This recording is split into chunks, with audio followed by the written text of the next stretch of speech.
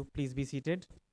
We'll now move towards the recitation of the Holy Quran from Dr. Qari Ikramullah Mohsin, Tamga Imtiaz, the Qari at the Senate of Pakistan.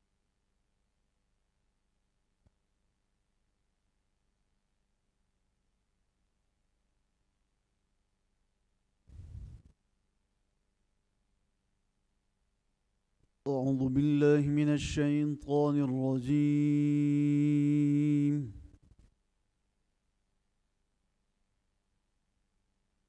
بسم الله الرحمن الرحيم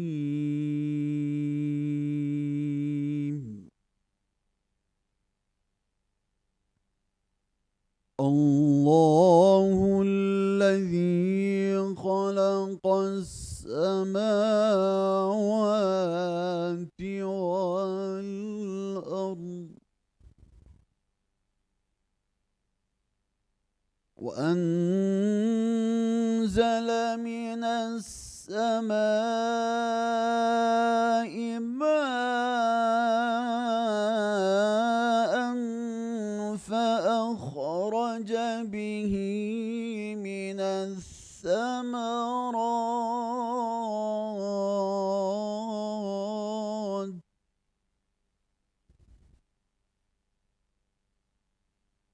وأنزل من السماء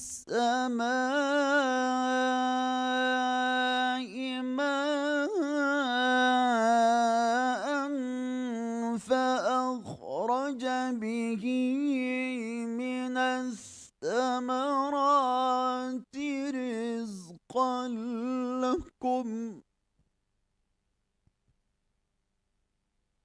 وسخر لكم الفلك لتجري في البحر بأمره وسخر لكم الأنهار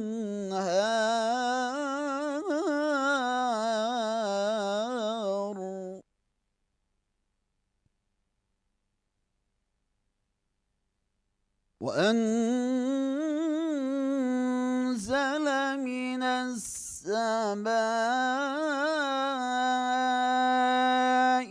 ماء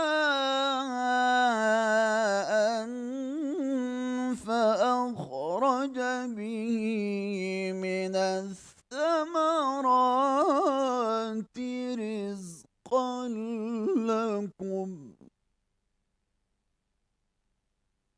وسخر لكم الفلك لتجري في البحر بأمره وسخر لكم الأنهار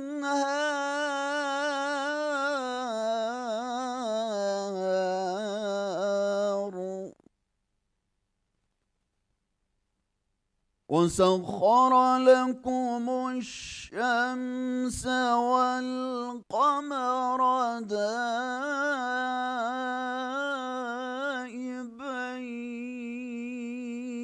دائبين وسخر لكم الليل والنهار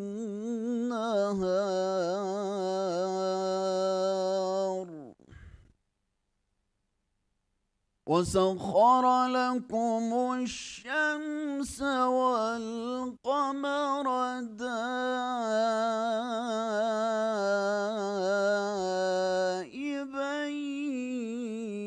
دائبين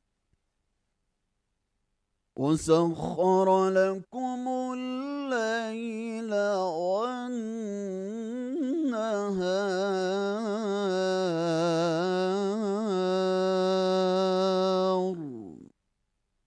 صدق الله العظيم. In the name of Allah, the most gracious, the most merciful. Allah is the one who created the heavens and the earth and sent down rain from the sky. Then He brought out fruits as food for you. He has made ships useful for you. to travel in the sea by his command. And he has made rivers useful for you. And he has made the sun and the moon both always moving useful for you. And he has made the night and the day useful for you. Allah has spoken the truth. وآخر دعوانا أن الحمد لله رب العالمين.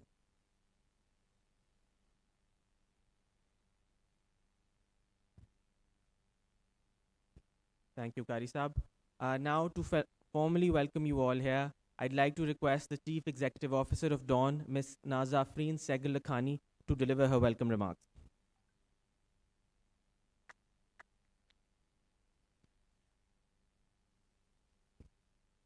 Bismillah ar-Rahman ar-Rahim. Assalamu alaikum and a very good morning to all of you. Distinguished ministers, esteemed speakers, partners, and participants. It is an honor to open the second edition of the Breathe Pakistan International Climate Change Conference, a platform that has grown into an important space for dialogue, collaboration, and action on one of the defining challenges of our time. Before I begin, I would like to extend my sincere thanks to all our partners, our speakers, participants, not only for their continued support in helping us to build this conference into the strong platform that it is today, but also for your understanding as we reschedule these dates. We deeply appreciate your flexibility and support at this critical juncture as Pakistan continues to engage in important efforts towards regional peace and stability. When we first convened this platform in 2025, we did so with a clear belief that climate change is no longer a distant threat. It is not a conversation for tomorrow. It is a lived reality for Pakistan, for South Asia, and for millions across the globe. Today, as we gather again, that reality has only intensified. Pakistan is among the most climate vulnerable countries in the world, facing increasingly severe floods, heat waves, water stress, and dangerously poor air quality. These are no longer abstract risks or rare phenomena, they are recurring shocks. Behind every statistic showing up on our screens are real lives. Farmers are losing entire harvests, families are forced to leave their homes, children are growing up in hazardous air, and communities are rebuilding after each disaster only to face the next one. The 2022 floods made this painfully clear, affecting over 33 million people and causing more than $30 billion in losses. They showed how quickly climate shocks can become economic shocks and how deeply they can undo years of development gains. In 2025, monsoon rains and flash flooding once again devastated large parts of the country, particularly in Khyber Pakhtunkhwa and Punjab, claiming at least 1,000 lives and affecting nearly 7 million people nationwide. Pakistan has also continued to face intensifying heat extremes. In Sindh, in 2025, prolonged heatwave conditions saw temperatures rise by 4 to 6 degrees. In parts of the province, temperatures climbed to around 49 degrees Celsius, placing immense strain on public health systems, energy infrastructure, and vulnerable communities. Such events prove that climate change is not just an environmental crisis. It is a threat to Pakistan's economic stability, public health, and the country's development trajectory. And the burden is not shared equally. Despite contributing less than 1% of global greenhouse gas emissions, Pakistan continues to face some of the most severe climate impacts. That imbalance must remain central to how we frame both global and local responses. At Dawn Media, we believe that journalism is central not only to documenting these realities, but also to shaping the conversations that lead to solutions. From the outset, this was envisioned to be a platform designed to bring together stakeholders who do not always engage with each other directly, and to create space for more aligned and practical dialogue. Our inaugural conference in 2025 brought together policymakers, industry leaders, development partners, and civil society to focus on climate finance, governance, and justice. It culminated in a shared declaration, a recognition that fragmented efforts will not deliver the scale of response that is required. This principle of multi-sector collaboration is at the core of this year's conference. Over the next 2 days, discussions will span climate finance, adaptation, energy transition, urban resilience, and regional cooperation. Across all of these themes runs a single thread: the need to move from isolated efforts to integrated action. No single actor can address this challenge alone. Governments set direction, the private sector drives investment and innovation, communities bring lived experience, and media informs and holds all stakeholders accountable. Real progress depends on aligning these roles into a coherent whole. For Pakistan, the urgency is immediate. It sits alongside deep economic and development pressures that are already shaping national priorities. Decisions on energy, infrastructure, agriculture, and urbanization will define not just our climate resilience, but our economic future. At the same time, Pakistan's voice within the global south remains critical in shaping fairness in climate finance, technology access, and capacity building. But we must also strengthen our ability to absorb and effectively deploy these resources. This begins with a shift in priorities at home. Pakistan must place greater emphasis on adaptation, strengthening flood defenses, improving urban drainage, building heat resilience, investing in climate-resilient agriculture, and expanding early warning systems. Globally, climate finance must better reflect on-ground realities. Adaptation must stand alongside mitigation. Technology transfer must extend beyond energy to resilient systems, and financing must reach where vulnerability is most acute. We must also manage the energy transition carefully, scaling renewables, modernizing our grid, and ensuring financing supports growth without creating unsustainable burdens. Finally, accountability is essential. Transparent tracking, consistent reporting, and independent verification must ensure delivery matches ambition. Because what gets measured is what gets done. Let this conference move us from discussion to alignment, and from alignment to action. Climate change is shaping our present, and how we respond will define what comes next. Thank you, and welcome to Breathe Pakistan 2026.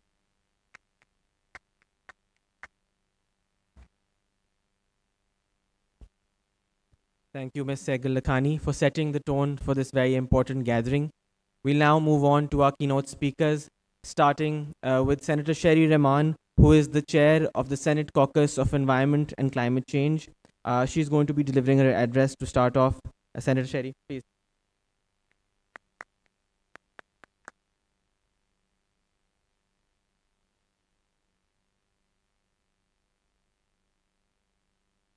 Bismillah ar-Rahman ar-Rahim. Assalamu alaikum and good morning to everyone. And thank you to Dawn for organizing and convening such an important and stellar gathering at a key inflection point in our lives, in our climate transitions, and in the middle of many conflicts. So, I'm going to talk about three things quickly.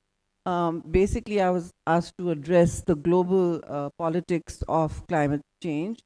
But as always, I'll go from global to local and dive into three things. One is, why is there such a gap between action and ambition, which there is, and we can talk about data points on that. Does climate finance even matter anymore?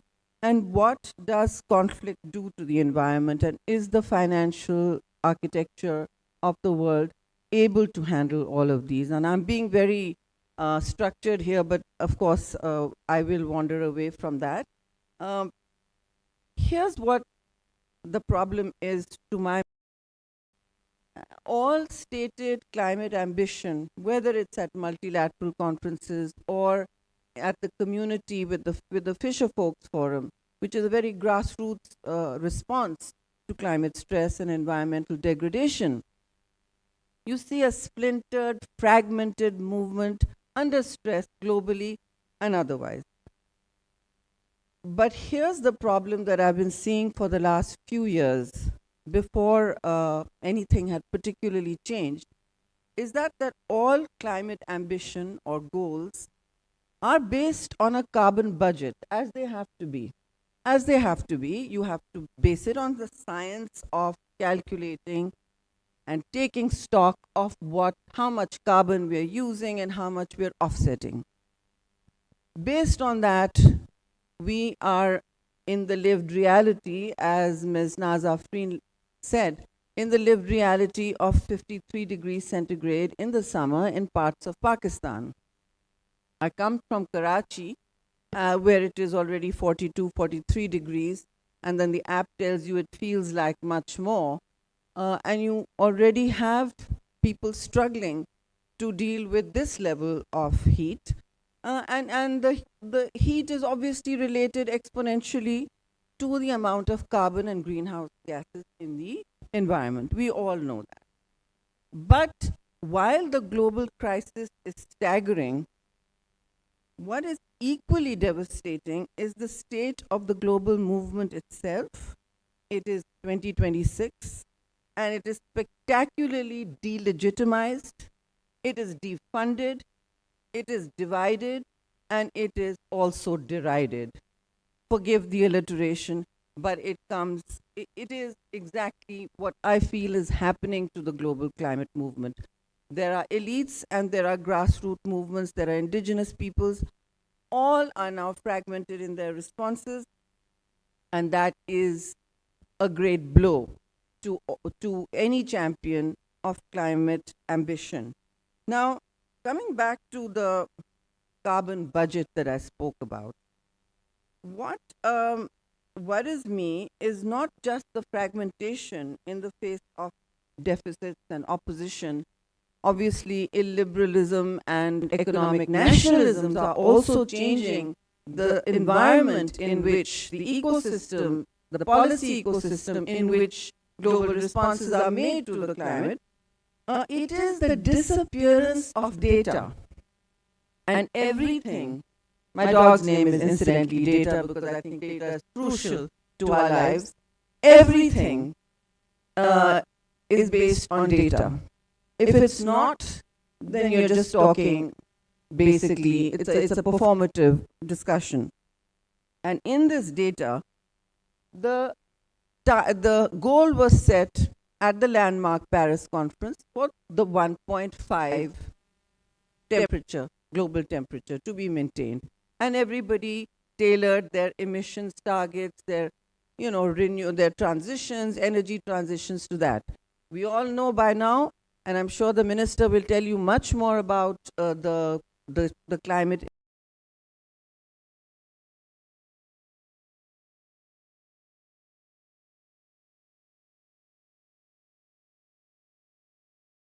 tone, but that's how it is. And so the minister will, I'm sure, tell you about climate injustice and its many forms and manifestations, because that doesn't go away. And speaking about it should not take away for the need for local action. They are sometimes considered one or the other. One is not a proxy for the other. So when we speak of that climate injustice, we all know Pakistan is a very small emitter, minuscule 1%, less than 1% emitter. And we do appreciate many countries that are still going ahead with their stated targets announced at Paris. But what really is now worrying is, and I come back to conflict, we have more than 60 active conflicts in the world right now. I link it to strategic security and all national security because conflicts are actually costing the environment much more than we know, compute, or understand. The data, ladies and gentlemen, is entirely missing. If it isn't, it's only 95%. 5%, and 95% is under-accounted. Surely, scorched earth, when the Mongols went through entire swathes of territory, they scorched the earth, as did Napoleon Bonaparte. They did not scorch it like our modern wars. Today's wars are devouring the environment, they are eating away our futures, and they are negating any spirit of collective action that is needed, because it is needed beyond borders. What you do in another continent does impact the heat wave I'm experiencing in Karachi. It's as simple as that. So while we apportion responsibility to each other, it is important to know that no matter what we say about the climate and 1.5 alive, 1.5 is no longer alive. We have already passed that trajectory. The heating is going past that, the emissions are going past that.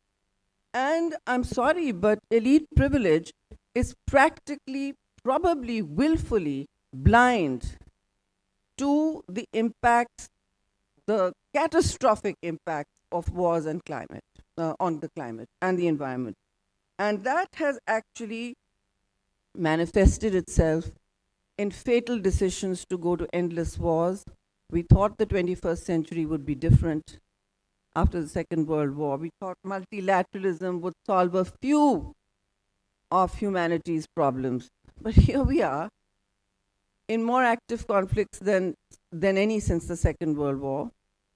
Some are internecine, some are protracted, some are far away, but we have one right next door.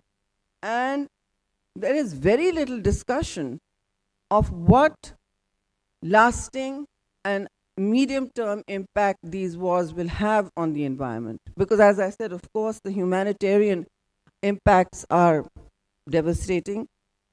But just to, clear the mind, we are next door to Tehran. That's a city that was water scarce just a few years ago, a year ago maybe, like Cape Town, and we're able to come back from that. We are very close to that here. Our urban scarcity is pretty serious in terms of water. But the human exposure and the pollution quotient, which is entirely within a border's hands, has gone up. It is no longer our own problem. I mean, you do have a neighbor impacting you, as you all know. There's a constant tussle going on about who burns more crops in the winter than does Pakistan do it or India do it, to a point where we can't breathe. And here we are at the Breathe Conference. So the Tehran exposure itself, it's a 9 million people city and 3 million in its environments. There were 14 million people impacted. Now, Pakistan, whose baseline crisis is actually pollution, not emissions. Emissions is different. The impact is different. It's global. But pollution is generated locally, and it is making us breathe very toxic air at least 1/4 of the year. And that 1/4 may extend itself as wars rage on, as the oil facilities that get burnt and attacked in these wars rage on, and there is no calculation yet of the destruction. People are doing back of the envelope computations, but there's no calculation yet of that is actually very credible and able to form part of a carbon budget calculus. Why is this happening? The Kyoto Protocol and the Paris Agreement never computed the carbon footprint of any war or conflict or military. Let that sink in. The Kyoto Protocol did not include any conflict or war spending or even a military movement footprint. Neither did the Paris Agreement. This has been the great silence. And now I think it's time to talk about it, because it will impact our coastline, it will impact the air we breathe, which is already the most toxic in the world at certain times, parts of the year. We have over 140,000 fatalities due to just air pollution. That number is going up.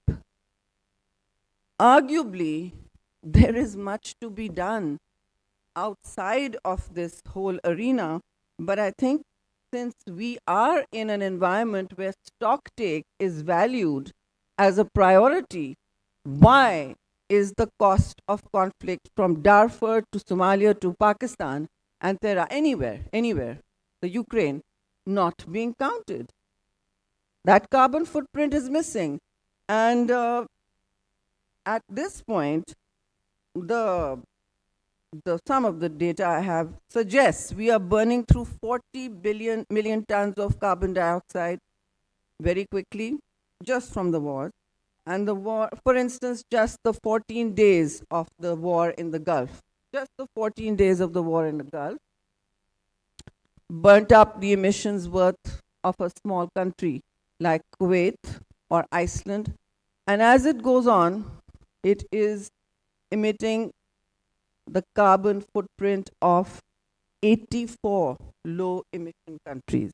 84 low emission countries. Now, 84 includes Pakistan, I'm pretty sure, because we're a low emission country. So that's where we are.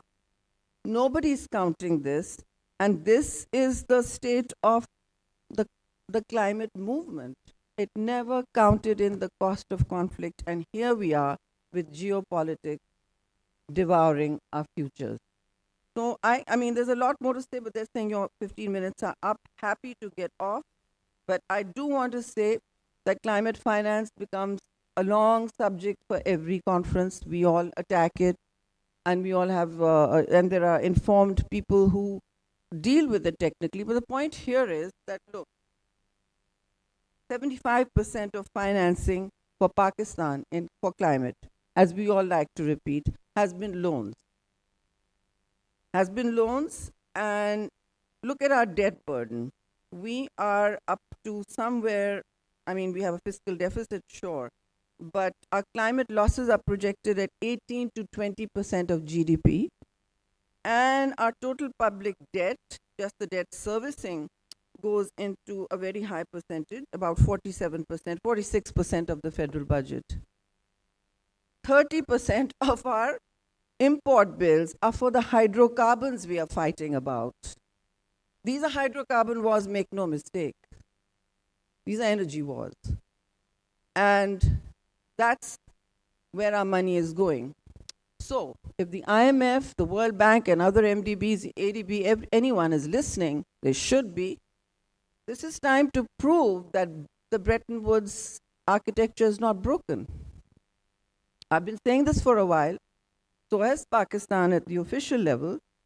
And it's important to find a reset for a country that clearly needs scalable, immediate assistance, not in the form of loans anymore, not financing that comes in dribs and drabs and is not agile, does not respond to the vulnerability on the ground.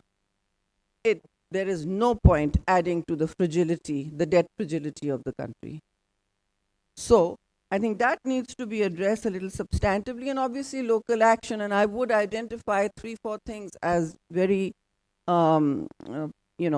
clear for and open for action. Some of them are doables. Obviously, you have to address water security. I'm sure the seminar will address it substantively. You have to address air pollution.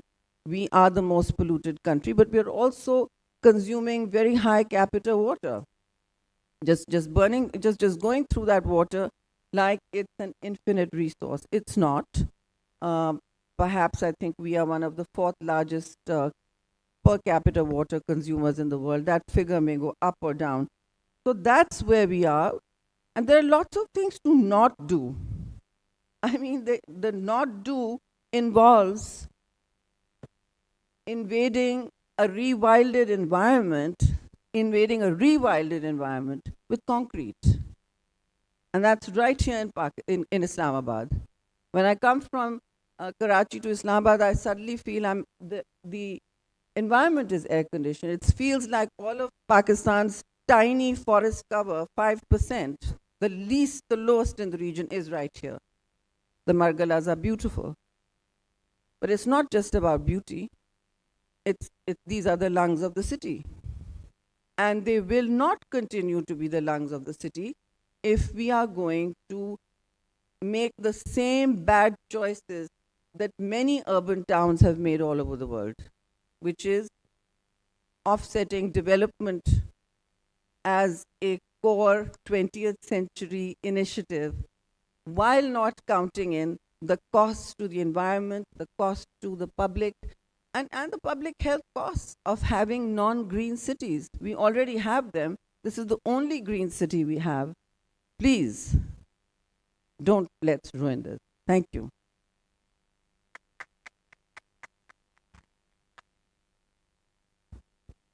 Thank you, Senator Saiba, for such a candid and powerful message.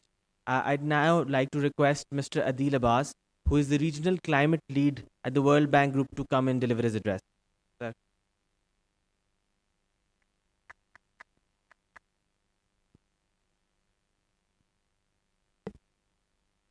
Your Excellency, esteemed guests, thank you very much. I'm really, really honored to be here. And it was a pleasure to hear your candid remarks, Your Excellency. And I will not necessarily directly respond to them, but I will maybe address and put some of those numbers in front of our audience as well. We all know why we are here.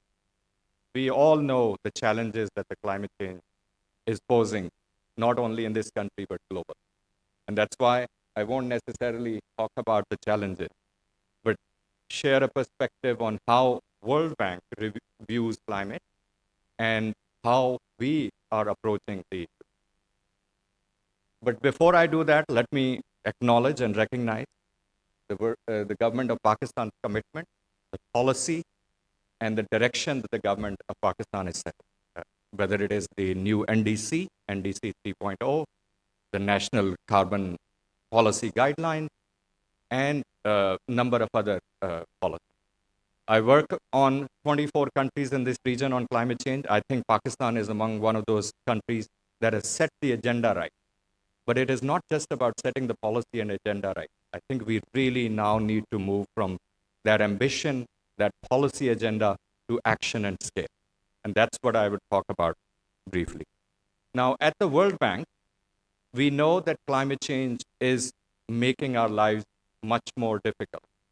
It's not just about air pollution, it's not just about heat waves, it's also not just about flood, even though they are devastating. It is really at the heart of climate is an economic development issue. And that's how we need to approach. We cannot look at how we used to do development before and keep repeating the same mistakes. As our lovely minister and friend always says, the definition of insanity is keep doing the same thing and expecting different results. So with that, just let me bring few points. We know that financing is really, really squeezed. There's global fragmentation. Many countries, not just developing countries, but developed countries who had been the source of financing for many development priorities, including climate change, are facing their own fiscal deficit. So within that environment, what can we do? From the bank perspective, just to share a few facts. World Bank is, and not very many people recognize this, is that World Bank is the largest MDB financier of climate action. Of course, that financing comes in different forms, but it enables about $39 billion of financing globally from World Bank was recognized as climate-related finance.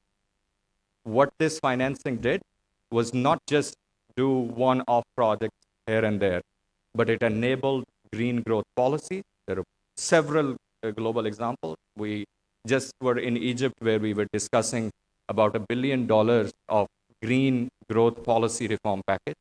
This has been done in many other countries. In South Africa, World Bank and its private sector arm, IFC, is enabling about $9 billion of financing package for clean energy transition. And this is happening around the world. Just last month at the World Bank's annual spring meetings, the World Bank has launched new landmark initiative because we want to move away from just the financing and counting these numbers to impact. One of those initiatives is called Water Forward. And at the core of the Water Forward is providing water security to 1 billion people. 400 million of that would be supported by World Bank and IFC financing, and we are crowding in about other MDBs, other financiers to add 600 more million people to provide finance. Similarly, another initiative, Agri-Connect, was launched. Agri-Connect aims to connect farmers through climate-smart agriculture practices with the markets around the world for at least 300 million people over the next 5 years. These initiatives are just examples of how World Bank looks at these and how we are looking at financing, from financing to scale and impact.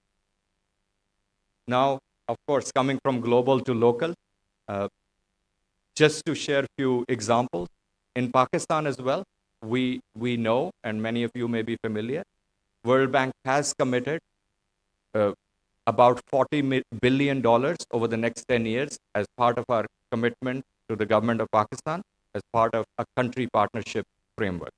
That 40 billion, 20 billion of which would be financing in different forms directly to government and private sector, and then leveraging another 20 billion. What does this financing do? Let me not just talk about what will happen in future, but what is already happening. In Pakistan, for instance, we talked about air pollution. This is Breathe Pakistan. Have a look at some of the projects that World Bank is supporting in Punjab, for instance. There's a $300 million project that was approved last year to work on air pollution issues in Punjab, the industry, the transportation, and other green financing initiatives. In Sindh, there's already more than $2 billion committed from the bank, and they're under implementation for flood response and housing reconstruction that is flood resilient in future. There are many, many other projects and examples, but I will not bore you and take more of your time on those. That all of that information is available, and later in the day, during the climate finance session, maybe I'll expand on many of those examples as well, on how we can use that financing to leverage larger amounts of financing so that we can really have low carbon, green economic development and build resilience in our community.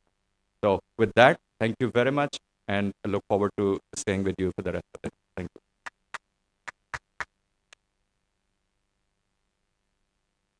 Thank you, Mr. Abbas, for nudging the room towards action instead of just policy, but also acknowledging the positive actions the government of Pakistan is taking, and telling us a bit about what the World Bank is pursuing in our dear country. I'd now like to request Mr. Mohammed Yahya, the United Nations resident and humanitarian coordinator for Pakistan, to come and deliver his address.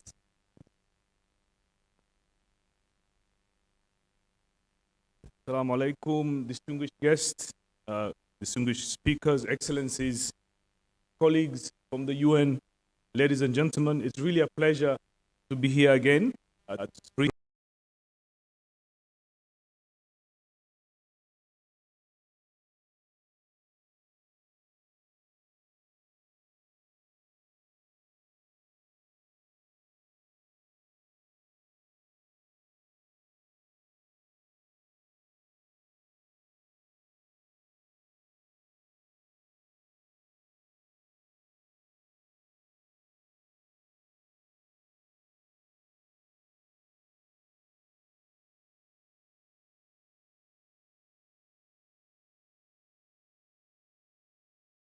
You don't have to be a scientist to see the receding glaciers.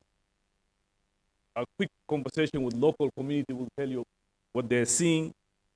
And for Pakistanis, I think you've seen these constant floods that damage every year. The country loses billions of dollars.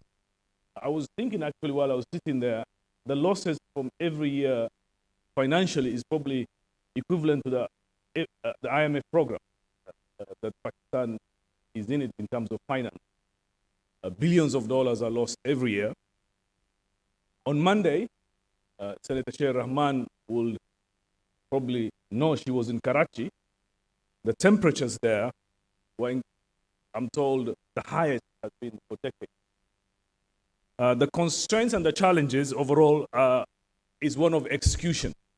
There's a lot of discussions around climate action, and countries like Pakistan are at the forefront of that, but we are seeing very little implementation. So today, it's worth re-emphasizing three realities to frame this critical moment. One is we know we are heading to the wrong direction. The current commitments of 1.5 degree, I think the consensus now is we'll probably end up at 2.3 and 2.5 Celsius by 2100. And what will that mean for a country like Pakistan? I think that is clear. This is not abstract for community. People are losing their livelihood, their homes. There's a real climate displacement already happening in Pakistan. So for them, translating commitments to action is what has been asked. And the reality is, a country that is at the forefront of climate impact, and you've heard from two previous speakers, have contributed very little, is also experiencing drought of solidarity. Nobody is coming to invest specifically when it comes to grant. So that is one critical issue. Where will the financing come? Where will the grant come for a country like Pakistan and others who are impacted on this? While expenditure in wars and conflict and weapons has never been higher globally. The second issue is around adaptation. The gap is widening. The costs to build resilience are growing. Again, financing is nowhere to be seen in terms of grants. I say grants because, of course, they're important concessional loans.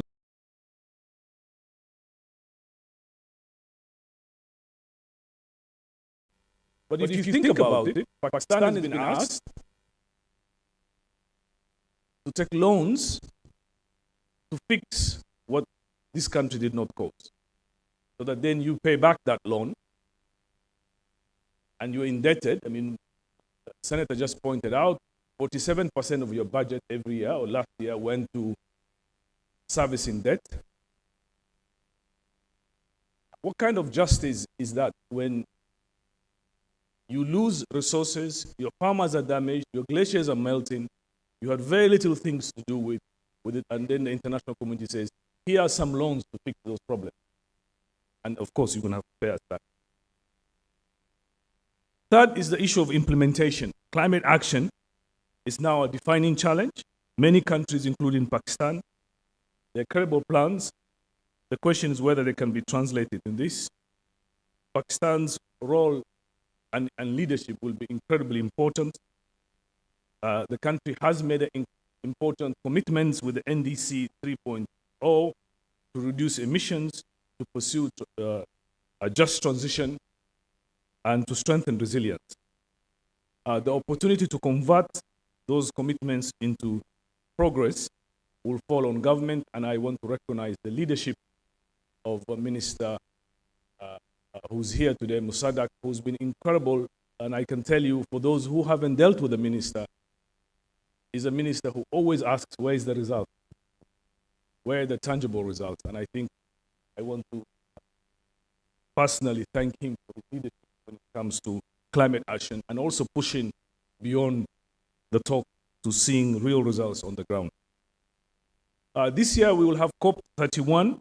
Countries will be asked to raise their ambition and show results. Pakistan has an opportunity to help shift the global conversation from promise to action.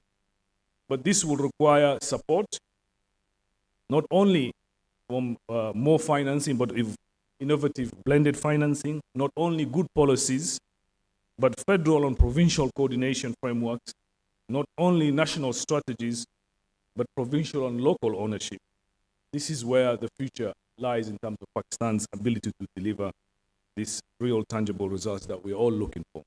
Excellencies, there is a tendency in the global debate to frame countries like Pakistan as victims of climate change, which is true, but that is half of the story. Pakistan is also a test case for solutions on adaptation at scale, on integrating climate finance and climate perspective into the development agenda, and also on international cooperation and practice. If progress is to be accelerated, especially in a country like Pakistan, I think it will send a powerful signal to the rest of the world. So United Nations, and my colleagues are all here, you will see we've done in huge numbers. We also have colleagues from our headquarters who are here, from UNEP. You'll hear more about from what the incredible work UNEP is doing in support of this, but entire UN system. We are committed to supporting the government of Pakistan through partnership, through financing frameworks, through bringing experiences, global experiences to bear as Pakistan take leadership in this important topic. Time is running out, but what happens next is still a matter of choice and collective action. Thank you very much.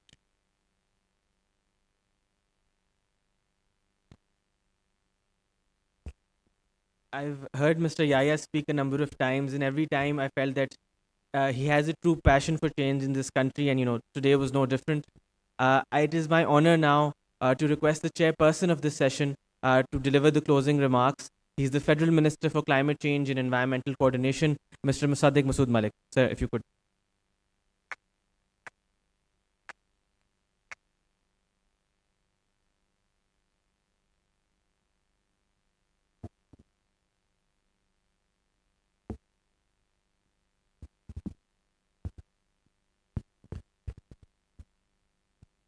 خواتین و حضرات بہت بہت شکریہ. Because most of my friends have spoken in English, I would take the liberty of speaking in Urdu. میں جب پچھلی صدی کی بات ہے، میں جب 7 سال کا تھا تو ایک لاہور میں اسکول ہے، ڈویژنل پبلک اسکول، وہاں پڑھتا تھا. تو وہاں پہ ہماری ایک آرٹ اور کرافٹ کی کلاس ہوتی تھی. تو اس کلاس میں ایک مرتبہ ہمیں ہمارے جو استاد تھے انہوں نے تصویر بنانے کو کہا، لینڈسکیپ بنانے کو کہا. اب 7 سال کا بچہ کیا ہی لینڈسکیپ بنائے گا. تو سب بچوں نے تصویریں بنائیں جس میں کوئی ایک چھوٹا سا گھر تھا، آسمان تھا، گڈیاں وڈیاں، کیونکہ لاہور تھا، ہوا میں گڈیاں رنگ برنگی اڑ رہی تھیں، اس وقت پابندی بھی نہیں تھی، اور آسمان پہ قوس قزح، رینبو جو ہے وہ سب بچوں نے بنائی. اور کسی نے نہ جانتے ہوئے کہ جگنو رات کو ہوتے ہیں، تتلیاں دن میں ہوتی ہیں، مگر 7 سال کے بچے کو اس سے کیا غرض، کسی نے جگنو بھی بنا دیے اور تتلیاں بھی بنا دی. یہ پچھلی صدی کی بات. ابھی کچھ 2024 میں اسی طرح کی ایک اور خبر الجزیرہ میں آئی کہ اسی شہر میں، میرے شہر میں، یہاں پہ کئی صدیوں سے ہم آباد ہیں، ایک چھوٹی 7 سال کی لڑکی کو یہ کہا گیا کہ خاکہ تو بناؤ، تصویر بناؤ لینڈسکیپ لاہور کی. تو اس نے بادشاہی مسجد بنائی، اس نے مینار پاکستان بنایا، اس نے اپنا چھوٹا سا مکان بھی بنایا، اماں ابا بھی بنائے، لیکن آسمان کا رنگ بدلا. اس نے نیلے رنگ کا آسمان ہی نہیں بنایا، اس کے گمان میں ہی نہیں آیا کہ آسمان نیلا ہوتا ہے. نہ جگنو تھے، نہ تتلیاں تھیں، اور نہ نیلا آسمان. اور یہ کوئی اکیلی بات نہیں ہے. ایسا نہیں کہ یہ صرف ایک بچی نے، 7 سال کی بچی نے، ایک بالکل اسی شہر میں جہاں میں رہتا تھا، اسی شہر میں ایک یکسر مختلف تصویر بنا ڈالی، رنگ ہی بدل ڈالے، سارے لینڈ کے ساری تصویر کے رنگ بدل دیے. بالکل اسی طرح گلگت بلتستان میں ایک آبادی ہے، ایک ویلی ہے جس کا نام روشن ہے. 22 اگست 2024 کو، 22 اگست 2025 کو صبح 4 بجے ایک گلوف پھٹا، اور سورج چڑھنے سے پہلے پہلے وہ روشن جو تھا وہ بالکل گل ہو چکا تھا. یعنی اس سیلاب نے جو آسمان سے قہر کی طرح، ایسا تھا کوئی سمندر آسمان میں ہے جو نیچے آبادی پہ آ برسا، وہ روشن تاریک ہو گیا. اس روشن ویلی، اس روشن گاؤں کا ہر گھر تاریک ہو گیا. یہ پچھلے سال کی بات. سندھ میں ایک صاحب تھے برکت علی، وہ پچھلے سیلاب میں جو سندھ میں آیا، ان کو 2 یا 3 نسل لگی. ایسی میں بہت سی کہانیاں ہر جگہ جگہ سنا چکا ہوں، مختلف پاکستان کے علاقوں میں، بلوچستان کی بھی کہانیاں ہیں. تو وہ 3 نسل لگی یا 2 نسل لگی غربت سے نکل کے ہاری کو 2 بھینسیں خریدنے میں. پوری 2 نسلیں لگ گئی صرف اس قابل ہونے میں کہ وہ اپنے بچوں کو دودھ دے سکے, تھوڑا بیچ سکے, کچھ کام وام چلا سکے, تو سیلاب آیا تو دونوں بہہ گئے,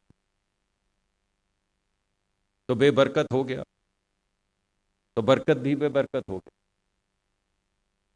اسی طرح ایک صاحب, یہ ہماری جو ویلی ہے خیبر پختونخوا کے اندر, جو بنیر اور شانگلہ میں چھوٹی کھیتی باڑی تھی, چھوٹی کھیتی باڑی, اور وہاں پہ جب ٹورینشل رین آئی اور فلڈز آئے, تو وہ ٹھیکے پہ لی ہوئی زمین, جس کا کوئی 50-70 ہزار روپے کا ٹھیکہ ہوگا, اور وہ کھیتی جو اس سے اگائی ہوئی تھی, وہ 4-5 فٹ پانی میں ڈوب گئی. اور پٹھان آدمی تھا, رویا تو نہیں, مگر بے نور آنکھوں سے دیکھتا رہا, بے نور آنکھوں سے دیکھتا رہا کہ بیج کہاں سے آئے گا, اور اب کھانا کہاں سے آئے گا, اور اب یہ فرٹیلائزر کھاد کہاں سے آئے گی, اس سب کے پیسے کہاں سے آئیں گے. اور بلوچستان میں تو آپ سب جانتے ہیں کہ کبھی قحط, کبھی بارش نہیں, کبھی زرخیزی نہیں, لوگ جپسیز کی طرح ایک جگہ سے دوسری جگہ پانی کی تلاش میں نکلتے. تو عجیب سا نہیں لگتا آپ کو, عجیب سا نہیں لگتا کہ ایک ملک 4 کونے, 4 کہانیاں, 4 چہرے, مگر ایک ہی بربادی. تو عجیب سا نہیں لگتا؟ بھائی مجھے تو بہت لگتا ہے. تو اس کانفرنس کا نام رکھا ہے, بہت اچھا سا نام ہے, بریتھ پاکستان, سانس لو. تو میں آپ کو بتاتا ہوں کہ سانس کیوں نہیں آتا. سانس اس لیے نہیں آتا کہ جہاں پہ 4 سیلاب گزریں اور 7,000 لوگ مر جائیں, جو جنگ میں بھی نہ مرے ہوں, پھر سانس نہیں. اگر 20,000 لوگ زخمی ہو جائیں 4 سیلابوں میں, 20,000, اور ڈسیبل ہو جائیں, لاچار ہو جائیں, تو پھر سانس نہیں. اگر 40 ملین, کتنے ہوئے بھائی, 10 ملین کا 1 کروڑ ہوا, تو 4 کروڑ لوگ ڈسپلیس ہو جائیں 4 سیلابوں میں, تو پھر سانس نہیں.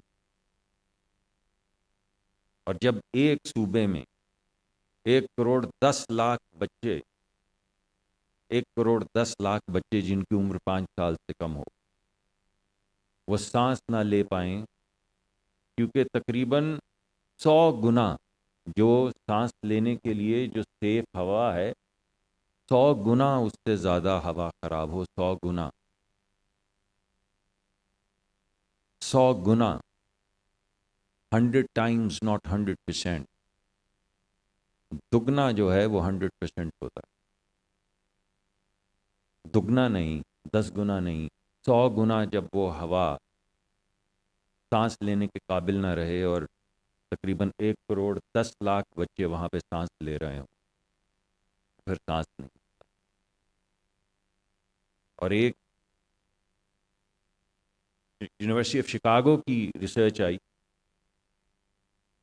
کہ تقریباً 6 سے 7 سال زندگی کے 6 سے 7 سال زندگی کے صرف ہوا کی خرابی سے, یعنی ایسی ہوا جو مضر ہو, جو لینے سے صحت خراب ہوتی ہو, 6 سے 7 سال زندگی کے کٹ جاتے ہیں اوور اے لائف ٹائم. تو میں آپ کو کہوں گا, آپ سوچیں, اگر کسی کے بوڑھے ماں باپ یا دادا دادی اللہ کو پیارے ہو گئے, کہ جب وہ آخری دموں پہ سانس لے رہے ہوتے ہیں اور آپ ان کا ہاتھ پکڑ کر بیٹھے ہوتے ہیں, تو آپ کے گمان میں کیا کیا نہیں گزرتا ہے, آپ کیا کیا دعا نہیں مانگتے کہ یا اللہ ایک دن دے دے, ایک, کہ وہ تمام باتیں جو میں کہہ نہیں سکا یا میں کہہ نہیں سکی, وہ میں آج, اگر ایک دن مل جائے, اگر 1 ہفتہ مل جائے, تو آپ کیا ہی نہیں کریں گے. 7 سال, ہر خاندان میں ہر بزرگ کے 7 سال اگر زندگی کے کاٹ دیے جائیں, بھائی پھر کہاں سے؟ تو اس وجہ سے یہ تمام چیزیں جو میں آپ کے سامنے رکھ رہا ہوں، یہ ہمارے ایسے لگتا ہے جب میں آپ سے بات کرتا ہوں کہ کوئی میتھ کے نمبر ہیں کہ 1 کروڑ 5 کروڑ. وہ منٹو صاحب کا یہ ایک شارٹ سٹوری تھی، میں یاد کرنے کی کوشش کرتا ہوں، بہت پرانی بات ہے، جس میں انہوں نے کہا تھا کہ ایک شخص کی موت تو موت گھر میں ہو جائے اور جنازہ پڑا ہو تو موت دکھتی، لیکن چاہے غزہ ہو، چاہے سیلاب ہو، چاہے تباہی ہو، جب 1 ملین 2 ملین 60 لاکھ 30 لاکھ، ایسے لگتا ہے کوئی نمبروں کا ہیر پھیر ہے، کوئی کھیل ہے یہ. تو یہ کھیل نہیں ہے. ابھی آپ نے سب نے بات کی، میں بہت شکر گزار ہوں، یحییٰ صاحب کا بہت شکر گزار ہوں، آپ سب کا بہت شکر گزار ہوں جن نے مجھ سے پہلے ہی وہ بات کر ڈالی کہ یہ آگ تو ہے مگر ہم نے تو نہیں لگائی. ہم تو 1% سے کم کاربن ڈائی آکسائڈ پروڈیوس کرتے ہیں جو دنیا میں پیدا ہوتی ہے، جس سے ٹیمپریچر بڑھتا ہے، جس سے گلیشیئرز پھٹتے ہیں، جس سے یہ تمام تباہی ہوتی ہے، سیزنز ویدرز بدلتے ہیں. یہ تو سب لوگ کہہ چکے ہیں، اور میں بہت شکر گزار ہوں آپ کا کہ آپ نے پاکستان کا مقدمہ سامنے رکھا. ہم تو 1% سے کم کرتے ہیں. 3 ممالک تقریباً 60% کے قریب، 57% کے قریب کاربن ڈائی آکسائڈ ایکویولنٹ کرتے ہیں، 30+20+16. اور 10 ممالک جو ہیں وہ تقریباً 70% دنیا کی کاربن، صرف 10 ملک، 190-95 ملک ہیں، 10 ملک دنیا کی 70-75% کاربن ایمٹ کر رہے ہیں. یہ گلگت بلتستان میں تباہی جو آتی ہے، گلگت بلتستان کے لوگوں نے وہاں پہ کوئلے کے کارخانے تو نہیں لگا رکھے، تو پھر ان پہ تباہی کیوں آتی؟ وہاں پہ تو کوئی کوئلے کا کارخانہ نہیں. گلگت اور بلتستان کے رہنے والے کوئی ایسی چیز نہیں کرتے جس کی سزا ان کو دی جائے. یہ جو سندھ کے اندر ہاری ہیں، ان نے کیا کیا کہ سمندر کا ٹیمپریچر بڑھنا شروع ہو گیا؟ بھائی کیا کیا ان نے؟ یہ جو بچوں کو جن کی میں بات کر رہا ہوں، جنہیں سانس نہیں آتا، انہوں نے کچھ گھر میں موم بتیاں جلا کے کیا ہوا خراب کی ہے؟ تو یہ ایک کلیکٹیو رسپانسبلٹی. مگر جو کر رہے ہیں وہ بھگت نہیں رہے، اور جو بھگت رہے ہیں وہ کر نہیں رہے. اور یہ تکرار تو چلتی رہے گی. آپ اس کو گلوبل انجسٹس کہہ لیں، گلوبل ہپوکریسی کہہ لیں، جو آپ کے جی میں آئے کہہ لیں، مگر حقیقت یہ ہے کہ جو بھگت رہے ہیں وہ کر نہیں رہے، اور جو کر رہے ہیں وہ بھگت نہیں رہے. یہ انصاف نہیں، یہ انصاف نہیں. ایسے نہیں کہ ہم انصاف کے طلبگار ہیں، ہم نے دنیا میں دیکھ لیا کیا ہو رہا ہے، تو ایسی تو کوئی ہمیں بھولا پن نہیں ہے کہ ہم کہہ رہے ہیں انصاف نہیں ہے تو دنیا اٹھے گی اور انصاف کرنا شروع ہو جائے گی. ایسا تو نہیں ہے، مگر یہ انصاف نہیں. تو اب سوال یہ اٹھتا ہے کہ کیا یہ معاملہ انصاف کا ہے یا رائٹس کا ہے، حقوق کا ہے؟ کیا یہ دنیا کی اس ہماری ساؤتھ میں رہنے والی جو بستی ہے، کیا اس کے لوگ نہیں ہیں؟ کیا وہ انسان نہیں ہیں؟ کیا ان کے انسانی حقوق نہیں ہیں؟ حقوق صرف پار ندی کے اس طرف کے جو لوگ ہیں ان کے ہیں. تو یہ حقوق کی بات ہے یا انصاف کی بات ہے، یا یہ پولیٹیکل ول کی بات ہے؟ اور پولیٹیکل ول ہماری بھی، صرف بین الاقوامی نہیں، ہماری بھی، میری. تو کیا یہ پولیٹیکل ول کی بات یا یہ صرف امیجنیشن، گمان کی بات ہے کہ ہمارے گمان میں ہی نہیں آتا؟ ابھی میں بیٹھا دوستوں سے بات کر رہا تھا، وہ کہہ رہے تھے کہ کلائمیٹ پہ کچھ بات زبردست نہیں ہوتی. میڈم شہری رحمان بھی مجھے کہہ رہی تھی کہ ہم اتنی بات کرتے ہیں مگر لوگوں کے گمان میں نہیں آتی، پوری دنیا کے گمان میں نہیں آتی.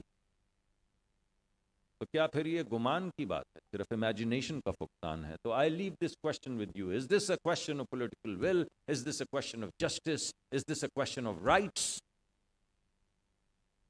اور is just lack of imagination?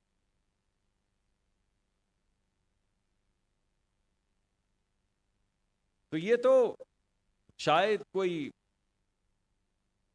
کوئی آمیزش ہے ان تمام چیزوں کی، جس کی سزا غریب ترین لوگوں کو ملتی ہے، غریب ترین ملکوں میں غریب ترین لوگوں کو اس کی سزا ملتی ہے۔ تو میں ایک دفعہ ایک صاحب سے بات کر رہا تھا، دوست تھے، تو ہم آپس میں معاملات یہی ملک کے اس طرح کی ترقی کے اور تباہی کے اور کلائمیٹ کی بات کر رہے تھے، تو انہوں نے کوئی مشورے دیے، میں نے بھی کوئی مشورے دیے، انہوں نے پھر کوئی مشورہ دیا، میں نے بھی کچھ مشورہ دیا، انہوں نے پھر زور سے مشورہ دیا، تو میں نے بولا لوک Charlie, we are doing this for our own children. So we are going to do this with you or without you. If we do it with you, it may take us 5 years. If we do it without you, it would take us 10 years. But by God, we are going to do it. Because we are doing it for our own children. تو ہمیں انصاف ہے یا نہیں ہے؟ یہ غرض ان لوگوں سے جو سمجھتے ہیں کہ دنیا میں انصاف ہونا چاہیے۔ ہمارے تو بچے ہیں، ہم تو ان سے انصاف کریں گے، تو ہم تو کمیٹڈ ہیں۔ ہمارے 64% لوگ 30 سال سے کم عمر کے ہیں، 64%۔ اور آپ دنیا کی کسی یونیورسٹی میں چلے جائیں، ویسے تو ہماری اپنی بڑی عظیم یونیورسٹیاں ہیں، یہ ہماری جے آئی کے کیا اور لمز کیا، اور میں ہر یونیورسٹی کا نام نہیں لے رہا، مگر ہماری اپنی بہترین یونیورسٹیز، اور ان میں سے نکلے ہوئے جو بچے بچیاں ہیں، ان کے ذہن میں بہت سے خاکے ہیں، بہترین خاکے ہیں، لیکن ان کے لیے راستہ نہیں ان کو ملتا۔ ہمیں دینا ہے وہ راستہ، ہمیں دینا ہے وہ راستہ۔ تو ہم آپ سے کمٹ کر رہے ہیں کہ ہم وہ راستہ دیں گے۔ اگر کلائمیٹ چینج صرف ایک کام کرے گی، صرف ایک کام، تو ان بچے بچیوں کو امپاور کرے۔ ہم نے ایک پروگرام کا اعلان کیا ہے، جس پروگرام پہ ہماری میڈم سیکرٹری جو ہیں آج کل تگ و دو سے کام کر رہی ہیں۔ ہم یہاں پہ ہر کوارٹر میں ایک کمپٹیشن کریں گے، اور تمام بچے بچیاں جن کے پاس ٹیکنالوجی ہے، جن کے پاس سمجھ بوجھ ہے، جن کے پاس سائنس ہے، جن کے پاس ذیل ہے، اور سب سے اہم چیز یہ ہے کہ ان کی آنکھوں کے اندر ستارے ہیں، ان کو ابھی بھی ہماری طرح بڈھے سے نکل نہیں ہو چکے، ابھی بھی سوچتے ہیں دنیا تبدیل ہو سکتی۔ تو یہ بلینز، ٹریلینز، 50 ملین، 100 ملین نہیں، ہمیں صرف تھوڑے سے پیسے چاہیے ان بچے بچیوں کو امپاور کرنے میں، کہ یہ اپنا راستہ، ارے بھائی ان کی ہوا ہے، they are breathing, they will find the solution. اور ان کی ایک کامراڈری ہے پوری دنیا میں، پوری دنیا کے ینگ لوگ، پوری دنیا کے یونیورسٹیز کے لوگ، ان تمام بچے بچیوں سے جن کے ذہن میں آج بھی ایک رومانٹک آئیڈیا ہے کہ دنیا بدلی جا سکتی، ان سب کو جوڑیں گے پوری دنیا میں۔ وہ وہاں سے ٹیکنالوجی لائیں یا ہمارے بچے یہاں پہ ایجاد کریں، ہم ان کو کمپٹیشن کے ذریعے پیسے دیں گے تاکہ وہ کام کریں جو کسی کے گمان میں نہیں۔ اور فیل ہو جائیں تو کیا ہو جائے گا بھائی؟ کیا ہو جائے گا؟ ادھر 10 ملین، 50 ملین، 100 ملین، 7 بلین کی بات ایسے کرتے ہیں جیسے کچھ کیڑے مکوڑے ہوں۔ تو کوئی 50-60 لاکھ روپیہ اگر کوئی بچہ زیادہ ضائع کر دے گا تو کیا ہی ہو جائے گا؟ اس کے ہاتھ میں بیٹ تو تھمائیں، اس کو سوئنگ تو کرنے دیں ایک دفعہ، اور اس بیوروکریسی کے چنگل سے نکلیں کہ سال بھر میں یہ کریں گے، 3 سال میں کمیٹی بنائیں گے، 5 سال میں یہ نہیں۔ چھوڑیں یار اس سب کو، آپ ان بچے بچیوں کو تھوڑے پیسے دیں اور ان کے راستے سے ہٹ جائیں، اور پھر آپ دیکھیں کیا تماشا ہوتا ہے۔ تو یہ ہے تماشا جو ہم لگانا چاہتے ہیں۔ کل میڈم نے، ہماری اٹالین امبیسڈر بیٹھی ہے، میں سلوٹ کرتا ہوں آپ کو، کل انہوں نے ہمارا ایک آئیڈیا ہے گرین یونیورسٹی کا, کل اس کی فائنلائزیشن میڈم سیکرٹری بیٹھ کر کر رہی ہیں. I salute you. It was a rolling conversation in Italy that I had just a few months ago, and the team was here yesterday, and we were talking about putting together a framework جس میں اکٹھی research ہوگی. ہمارے بچے بچیاں Italian بچے بچیوں کے ساتھ مل کے ریسرچ کریں گے.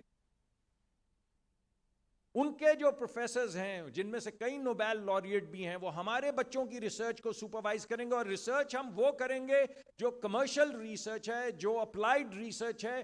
یہ ہیں وہ آئیڈیاز جنہیں جب دو لاکھ ڈالر یا $50,000 یا $40,000 ملیں گے تو ایک انقلاب برپا ہو جائے گا. تو آئیڈیاز کی دکان بھی کھول دی اس گرین یونیورسٹی سے. اور جس چیز کو ہم green field Pakistan pitch for climate کہہ رہے ہیں, اس کے ذریعے جو کمرشل آئیڈیاز ہیں, کمرشل آئیڈیاز, ان بچے بچیوں میں انہی میں بلینئر بیٹھے ہیں, روپوں میں نہیں, ڈالرز میں بلینئر بیٹھے ہیں. کیونکہ جس طرح کا کلائمیٹ ہمارا ہے, جس طرح کی تباہی یہاں آتی ہے, جیسے ہم زور سے کہتے ہیں بریتھ پاکستان, جو بچہ ہے اس کو ڈی کوڈ کرے گا, جو اس کا سلوشن لائے گا, اس کو پوری دنیا میں کوئی نہیں روک سکتا. جو پاکستان میں پانی فراہم کرے گا وہ پورے افریقہ میں پانی فراہم کرے گا, اسے کوئی نہیں روک سکتا. تو نہ جانے کتنے ہی $1 بلین آئیڈیاز اسی کمرے میں موجود. تو وزیر اعظم کے بہاف پہ, وزارت کے بہاف پہ میں آپ سے صرف یہی کہوں گا کہ یہی وہ آئیڈیاز, یعنی گمان کا جو فقدان ہے, سوچ کا جو فقدان ہے, اس گرین یونیورسٹی کے ذریعے اس کو دور کریں گے. اور وہ تمام starry eyed young men and women who are willing to swing the bat will empower them, and we will get out of their way. تو آج میں آپ سب کو گھڑی بھر کو کہوں گا کہ ایک لمبا سانس لیں اور روک لیں, اب جانے دیں. بس اس ایک سانس کا ہے جھگڑا. تو my friends, breathe Pakistan. Let's begin, and let's begin today. Thank you very much.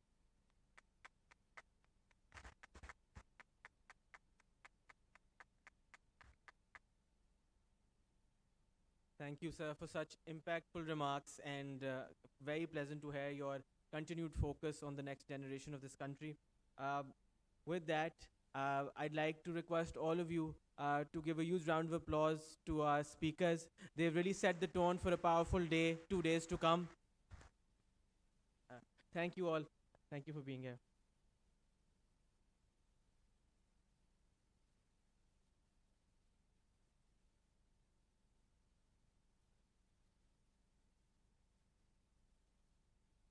Ladies and gentlemen, please remain seated. We're about to start session 2. And before we do, I'd like to request everyone to keep their phones on silent, please. Ladies and gentlemen, please remain seated. We're about to start session 2 immediately.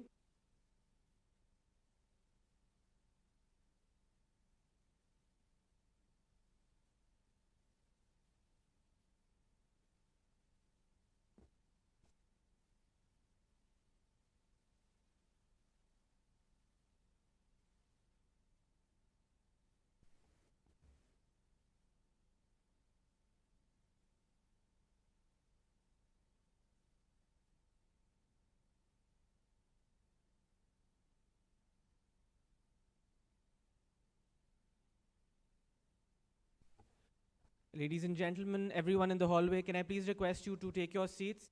We're now about to start session 2. Session 2 is Synergies between adaptation and disaster risk reduction. The session brings into focus the importance of aligning climate adaptation strategies with disaster risk reduction frameworks, particularly for countries like Pakistan that are highly vulnerable to climate-induced shocks. I'd like to now invite on stage our distinguished speakers, Ms.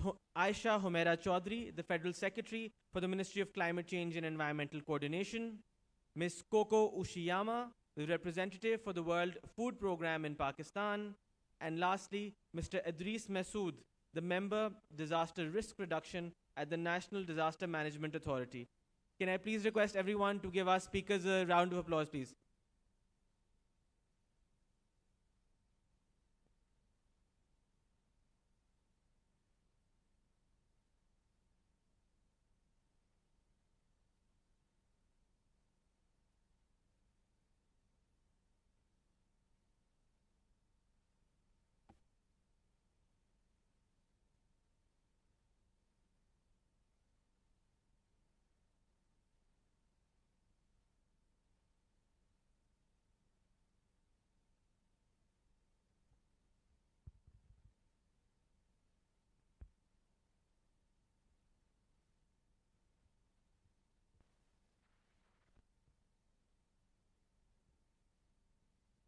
Okay. Good morning. Assalamu alaikum. Can you hear me?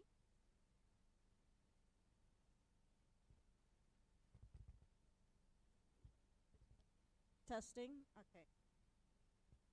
Assalamu alaikum. Good morning. A warm welcome to session 2 on the synergies between adaptation and disaster risk reduction. My name is Coco Ushiyama from the World Food Programme. I have the distinguished honor to welcome our 2 panelists, Ms. Aisha Humaira Chaudhry, Secretary of the Ministry of Climate Change and Environmental Coordinator, and also Mr. Mohammed Idris Masood, Member of Disaster Risk Reduction from the National Disaster Management Authority. It would be a 30-minute session. I will start with some scene setter and then ask 2 questions to each to our panelists. So let me start on this session with the scene setting about Pakistan. When we really examine the climate reality confronting Pakistan and many countries like Pakistan, 4 urgent truths become clear. First, as we heard, climate change is no longer a distant or abstract concern. It is actively generating disasters and are having profound and immediate impact on people's lives. Floods, heat waves, droughts, storms are not just environmental events, but they are taking lives, destroying homes and livelihoods, displacing families, disrupting health and education systems, and pushing already vulnerable communities deeper into poverty. In Pakistan, we saw this firsthand, most dramatically in the floods of 2010 and 2022, and again last year. These events overwhelm communities and institutions alike, and they stretch humanitarian systems to their limits. Second, these disasters are no longer isolated or exceptional events. They are becoming more frequent, recurrent, and compounding. Each shock lands before recovery from the last one is complete. The economic damage, as you also heard, is enormous. Lost infrastructure, lost productivity, shrinking fiscal space, and rising public debt. But beyond the headline numbers, the deeper issues are structural. Climate shocks are now reversing development gains, impacting communities into cycles of vulnerability and reshaping national development trajectory. In other words, climate change is transforming disasters from one-off emergencies into long-term developmental challenges. Third, our policy and institutional responses have not fully caught up with this reality. Disaster risk reduction and climate change adaptation have largely emerged from different disciplines, different institutions, and different planning traditions. Disaster risk reduction has tended to focus on preparedness, response, and recovery, often operating on short time horizons and driven by emergency imperative. Adaptation, by contrast, has focused on long-term planning, resilience building, and climate-proofing development. Yet for communities on the ground, these are not separate challenges. A farmer facing repeated floods or droughts does not experience response, recovery, and adaptation as disconnected agendas. It is one continuum of risk. And when our systems remain fragmented across institutions, policies, planning horizons, and levels of government, the result is reduced effectiveness despite higher expenditures. Put simply, adaptation and disaster risk reduction need to come together, not just in theory, but in practice. And finally, fourth, this integration is critical not only for better outcomes on the ground, but also for financing. At present, too much climate-related finance is still reactive, mobilized after disasters strike, through emergency appeals and short-term instruments. Integrating adaptation and disaster risk reduction opens a door to more predictable, efficient, and scalable finance. It strengthens the case for investing upfront in risk reduction, for aligning humanitarian development and climate finance, and for moving from crisis-driven spending to resilience-oriented investment. Again, this is not just a technical issue, it is central to fiscal sustainability and national development planning. That brings us directly to the purpose of this session, and synergies between adaptation and disaster risk reduction. If we accept that climate change is generating recurrent disasters, that these disasters are now structural development challenges, and that fragmented approaches are no longer fit for purpose, then the central question is not whether we respond or whether we adapt, but how we do both together, more efficiently and at scale. This session, therefore, will focus on 4 interconnected areas. First, policy coherence. How adaptation policies and disaster risk reduction strategies can be better aligned through integrated system-based approaches. Second, governance. How coordination can be strengthened across ministries, provinces, and institutions to reduce fragmentation and increase impact at scale. Third, implementation. How risk and plans are translated into practical, joined-up action at national, provincial, district, and community level. And finally, fourth, finance. How Pakistan and its partners can shift from funding reactive, crisis-driven plans only towards investing in predictable, resilient-focused plans. Together, these issues go to the heart of how countries like Pakistan can confront a climate reality that is already with us, and how they can lead the way in building climate resilience in an era where time is clearly running out. Again, I'm very honored to introduce our 2 distinguished panelists, who are the leaders in the disaster risk reduction and climate change adaptation sectors. Ms. Aisha Humera Chaudhry, she is a career civil servant of Pakistan Secretariat Group. She has senior leadership roles across ministries in the past, including Economic Affairs Division, Ministry of Food Security, Ministry of IT and Telecommunications, and now Ministry of Climate Change and Environmental Coordination. She has had also international experience serving as economic counselor at Pakistan's mission to the World Trade Organization in Geneva. She holds advanced degrees from various universities, including Harvard and Geneva and London School of Economics. Mr. Mohammed Idris Masood, also a senior Pakistani civil servant with experience in public policy, governance, and disaster risk management. Currently serving as member of DRR in NDMA, he is leading national DRR policy, anticipatory action, and provincial coordination. He has spearheaded major initiatives on multi-hazard risk assessment, disaster risk financing, climate change adaptation, and shift from reactive response to risk-informed resilience building. He also has various international and academic credentials, including diplomatic service in Vietnam, Laos, with a Master of Public Policy from University of Melbourne, also other degrees from University of Peshawar and National Schools of Public Policy, Lahore. Again, very excited to welcome these distinguished panelists as we start our conversation. My first question goes to Secretary Aisha. Pakistan has made significant progress on climate change, climate adaptation planning and implementation following the devastating floods of recent years, including the National Adaptation Plan of 2023, and more recently, the Flood Mitigation Plan for 2026 monsoon. Please share with us your assessment on the progress on advancing adaptation and Thank you very much.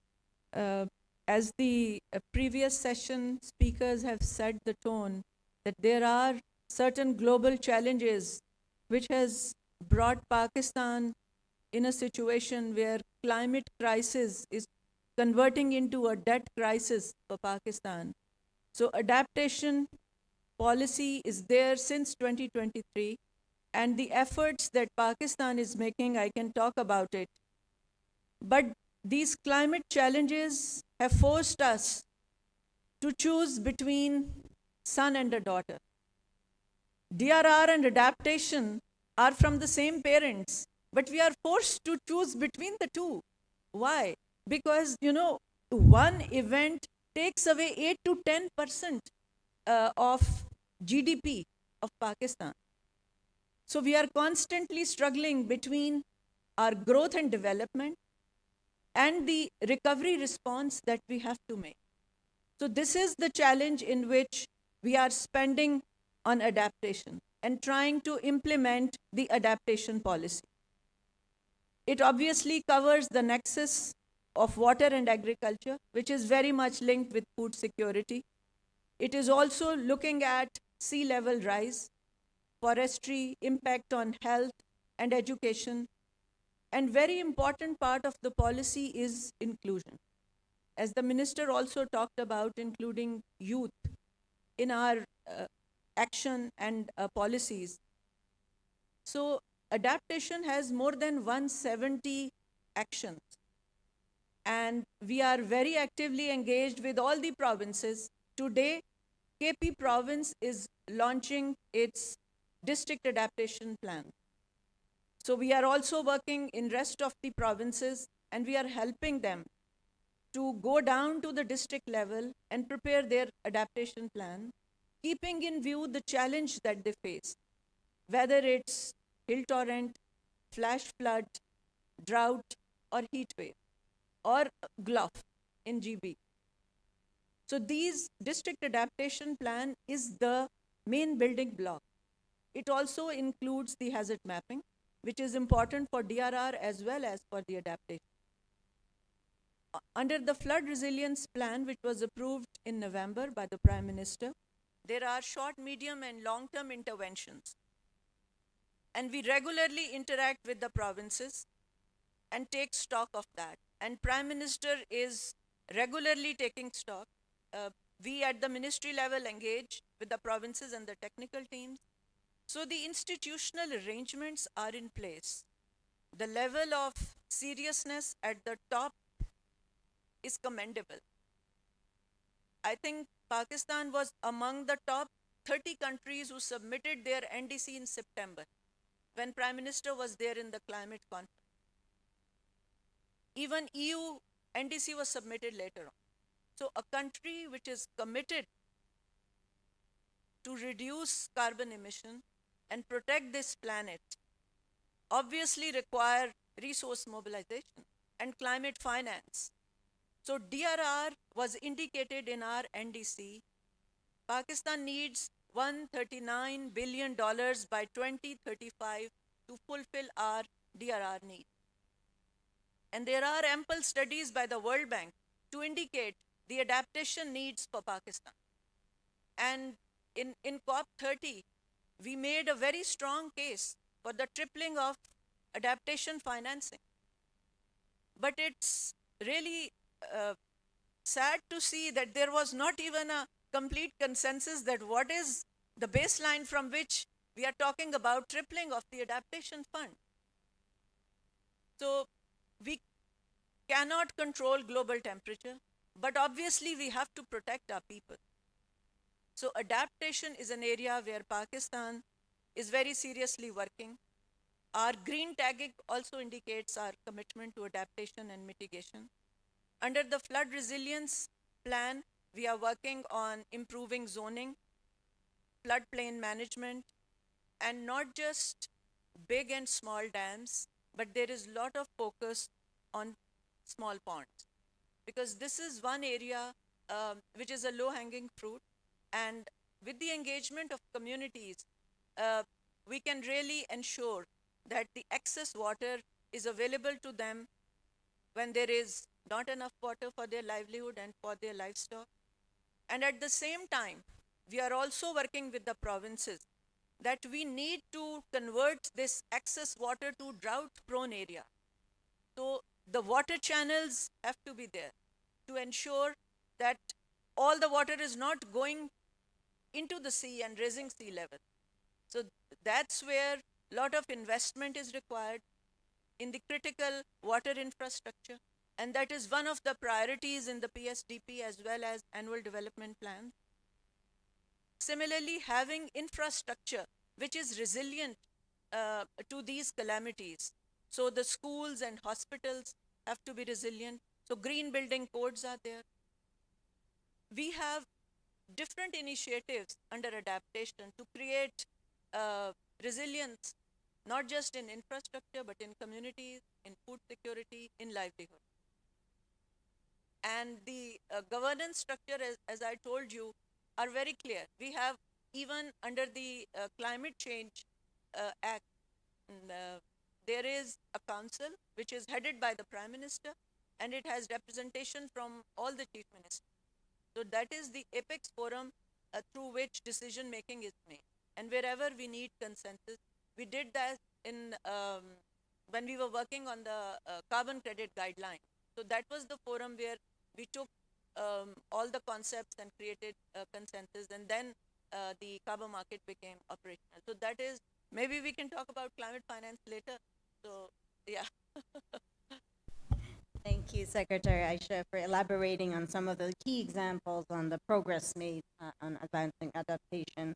And I took note of your point about having the same parents. I think that's really a key also to always remember. Member Mohammed Idris Masood, next question.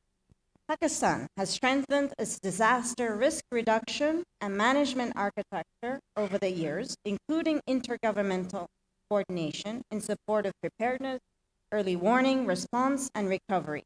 How does the current NDMA strategy align with medium and long-term climate change adaptation objectives? Thank you.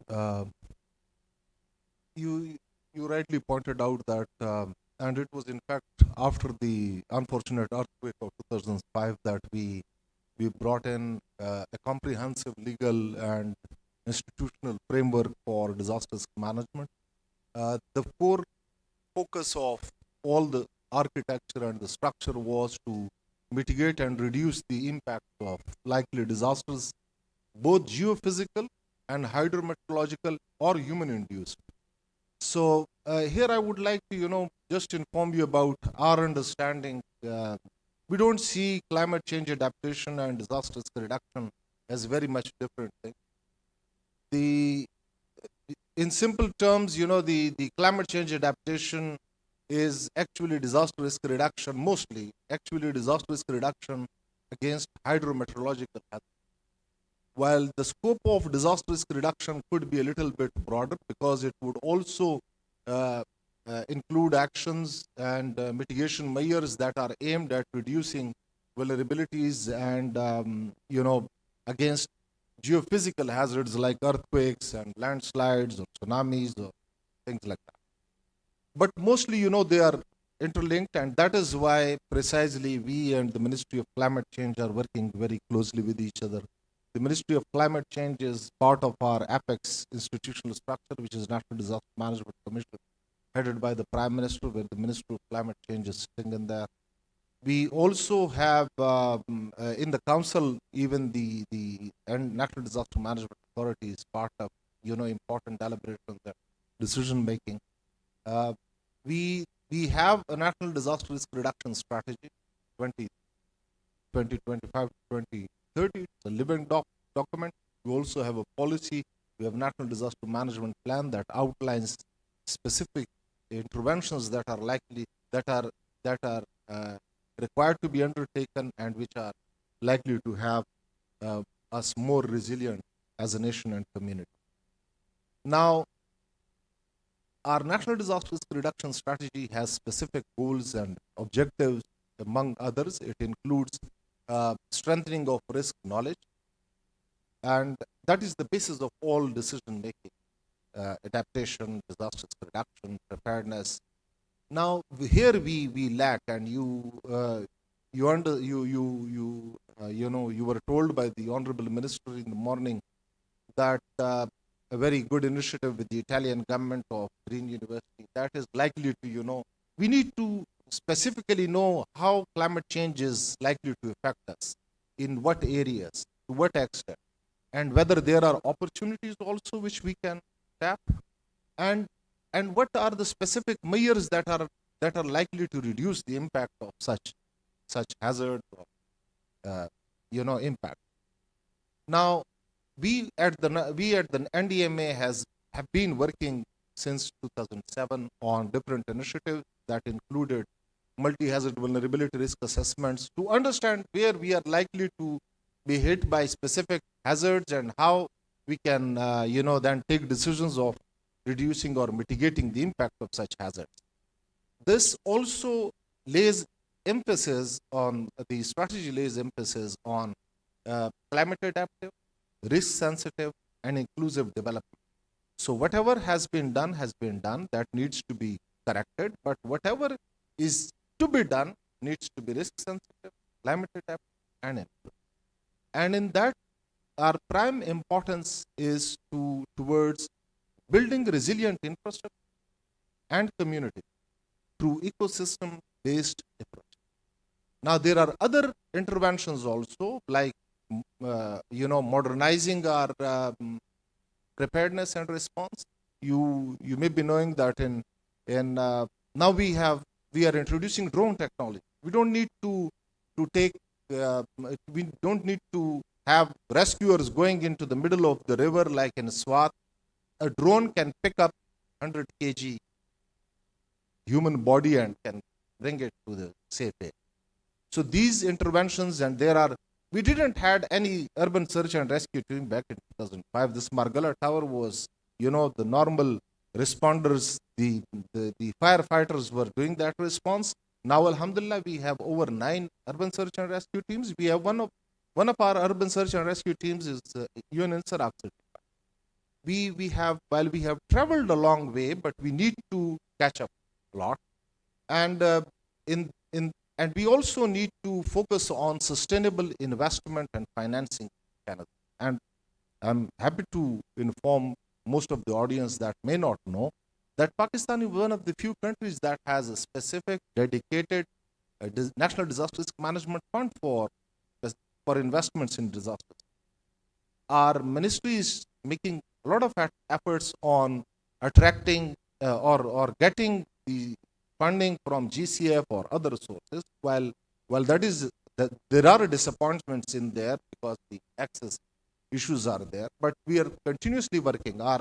We understand that our standard disaster risk reduction measures, primarily funded through Pakistan public sector development program, development partners contributions, needs to take we need to implement that vigorously, but the shortest possible answer is anticipatory action against specific hazards, which we are working with the communities and with the responders, and even the WFP is one of the contributors to such efforts. So So disaster risk reduction strategy and climate change adaptation, all these are very much linked, and contributing to both of them actually make us resilient. Thank you again for also highlighting that connection and the linkage between the two. We now have a bit more time, so maybe 3 minutes each, the final questions. Secretary Aisha, please, having listened to Member Idris, tell us about Pakistan's progress in terms of disaster risk reduction, particularly floods, and what are the ministry's priorities going forwards in terms of coordination, integration, adaptation, and financing for adaptation.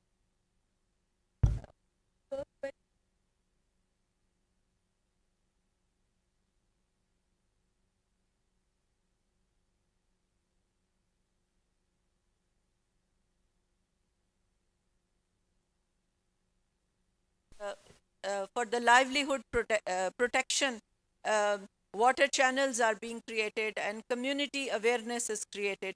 So we work hand in hand with PMD, which is the Met Department, and NDMA to ensure that these early warning systems are working effectively. So this is one area where we coordinate with the disaster related institution. But on the other hand, we also work on preempting these incidents. For example, these Gulf incidents can be preempted by having a good research of the highly dangerous Gulfs and then creating timely drains so that water is regularly released and the Gulf incident does not happen. So these are some of the adaptation related measures which need to be taken in for a long period of time, so that in every Gulf season we can at least minimize the Gulf incident. So for these type of events, kind of a preemptive work, again we collaborate not just with NDMA, provincial disaster management authorities, WAPDA, which has glaciology center, and we also work with Karakoram University. There is another one in Gilgit, another university. So, and the development partners. So the approach, whether it's early warning or disaster recovery and response, or creating long-term resilience against those challenges in the form of adaptation, I think the key is coordination, uh, having correct policy in place, and then taking all the stakeholders together, and always ensure that there is an R&D component, because this challenge is such that we must keep on looking at the latest research. So we have a center called Global Climate Impact Study Center. Through them, we have created a lot of collaboration with not just national institutions but international institutions as well. So we are also preparing short, medium, and long-term climate impact research. And just also to highlight some, GLOF was just one project. World Food Program is doing another project, which is water recharge. Again, we are collaborating number of provincial institutions, all the irrigation departments who are at the front line when they are Federal Flood Commission, the organization which are at the front line when these catastrophes come. Similarly, SAFER is another adaptation project where we are very closely working with UNICEF and an EC Mode, which is a regional organization, to enhance adaptation capabilities of the community. Thank you for really enriching us with those real examples, including on GLOF. And very much, I heard you on the research and development. I think Senator Sherry Rehman had also talked about the importance of data, but great to hear that there's also investment in the research and development area. Member Mohammed Idris, final question, 3 minutes, please. Follow-up question-wise, where do you see the strongest synergy, now that you've been hearing and also talking about synergies, where is the strongest synergies emerging to achieve climate resilience for the most vulnerable communities? Thank you. There is a lot of scope and room for further integrating and synergizing the efforts. We have now, Alhamdulillah, very strong institutional structure in the form of National Disaster Management Authority at federal level. Provincial disaster management authorities are fairly strong in all the provinces. They were not existing mostly during 2010 floods. Besides, NDMA was there, but except Khyber Pakhtunkhwa, the others were not existing in 2010. We have district disaster management authorities, but here is a challenge that we face. And the district disaster management authorities, though, are a sort of committees or the district administration leads that, but personally, I would like to see a dedicated department assisting the deputy commissioner or the district disaster management authority in championing disaster risk reduction and adaptation measures at ground at the district level. That would be a key for both the disaster risk management and climate adaptation at local level. They need to see which areas at the community level, which areas are vulnerable to what kind of hazards and what needs to be protected.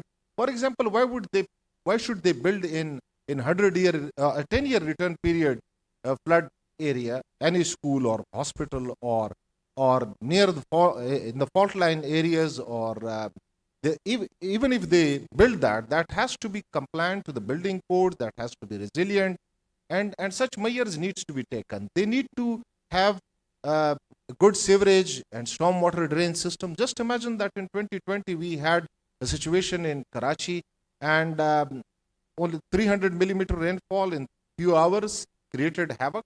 But with our emergency nature of development work that NDMA piloted, like we revamped 3 nallas, Korangi, Gujar, and Mahmudabad, and there are 48 other nallas or stormwater drains in Karachi.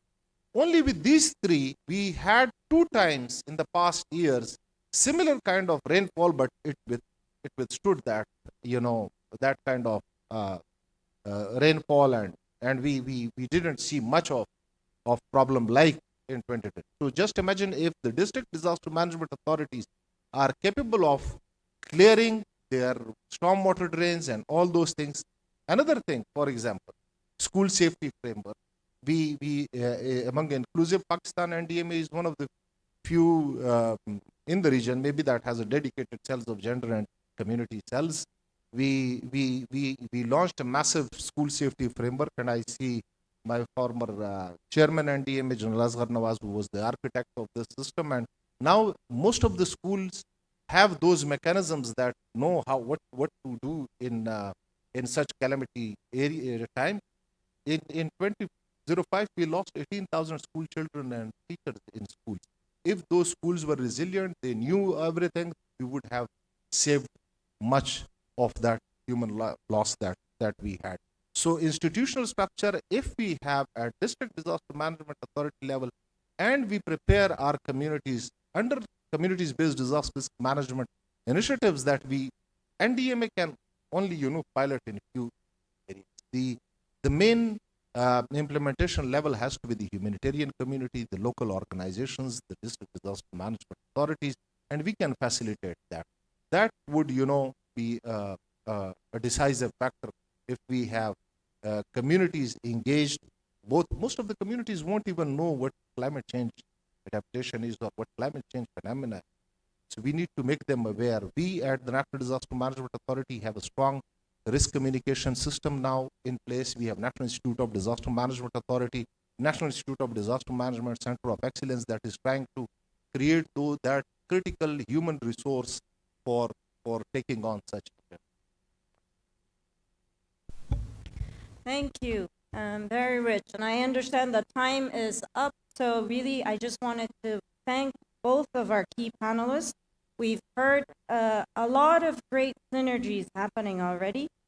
We couldn't touch on all the areas, but I think elements of policy coherence, governance, implementation, financing collaboration did come up.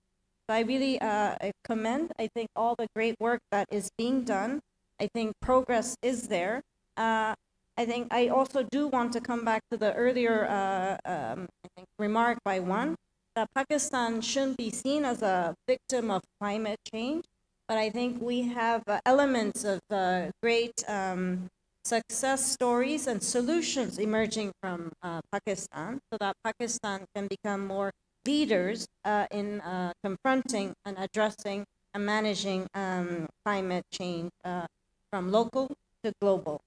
With that, I really thank our two panelists, and I look forward to also engaging with them and others as the sessions go by. Thank you so much.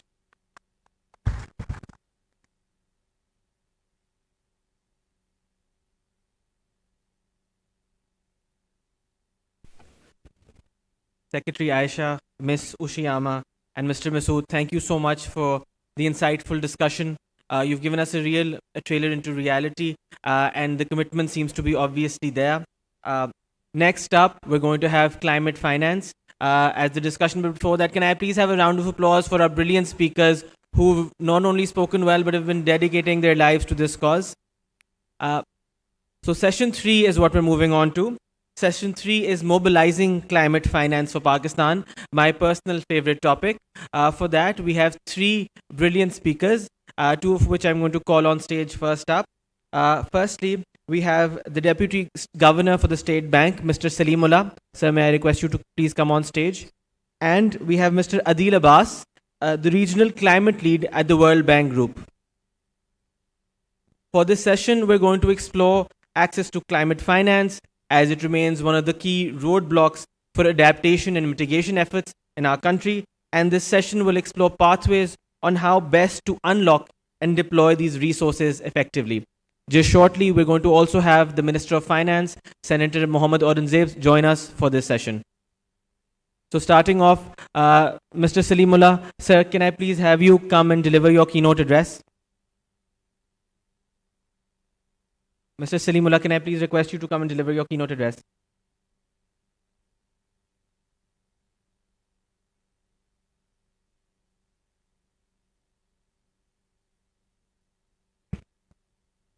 بسم الله الرحمن الرحيم اللهم صل على محمد وعلى آله وصحبه وبارك وسلم رب اشرح لي صدري ويسر لي أمري واحلل عقدة من لساني يفقهوا قولي. Distinguished guests, esteemed colleagues, ladies and gentlemen, Assalamu alaikum and a very good morning to all. It's indeed a great pleasure and honor for me to have the opportunity to interact with the friends of environment. Let me say this. Here the people are sitting here, they are the friends of environment. And let me congratulate the Dawn Media Group and the Breathe Pakistan team for organizing this second Breathe Pakistan International Climate Change Conference.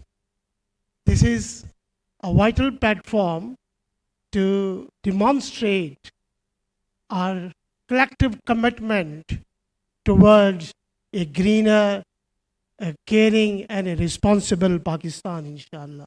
This also shows the commitment of the organizers with respect to having a smooth transition of the country and having an environment-friendly ecosystem in the country.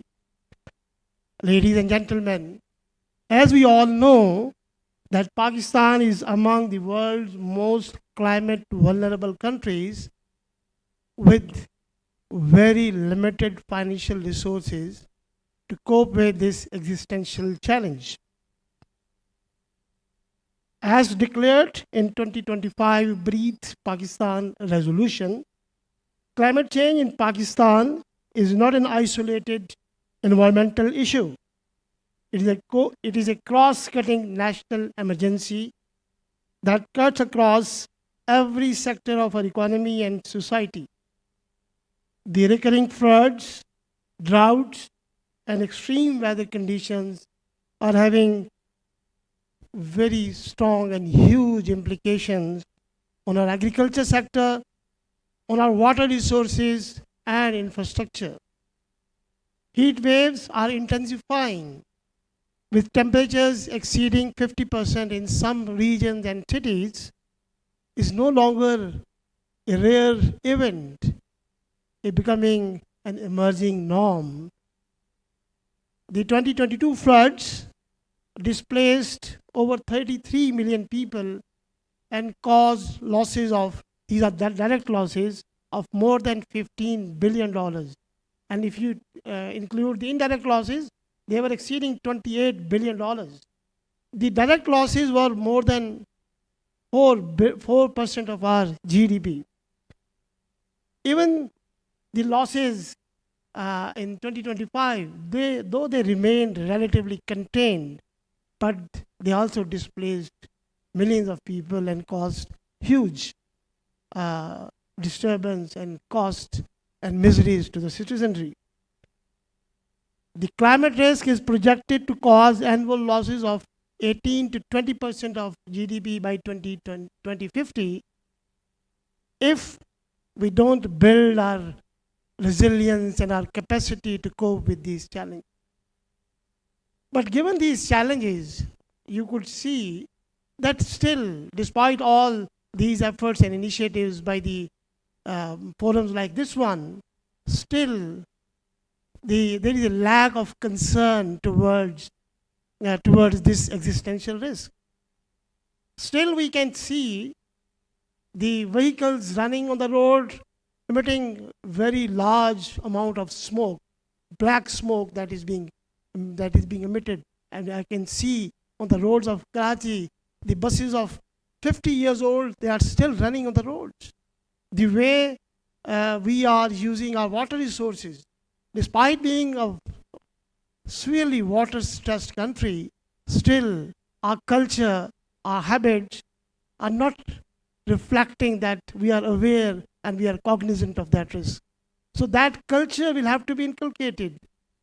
And that would require collective and collaborative efforts, numerous such forums, the interventions at school levels, the interventions at education levels, the interventions at various organizational levels, so that we would embed that culture that we must be responsible, we must be caring towards our environment. Otherwise, things are getting difficult and difficult with each passing day. So given this gigantic and existential risk, Pakistan demonstrating that we are a responsible country, despite the fact that we are contributing less than 1% in the GHG emissions. But still we committed that by 2035, we would be reducing our GHG emissions by 50%. But that is a very ambitious plan. And that ambitious plan requires a financing to the tune of more than $550 billion, my apologies. So this is a huge amount.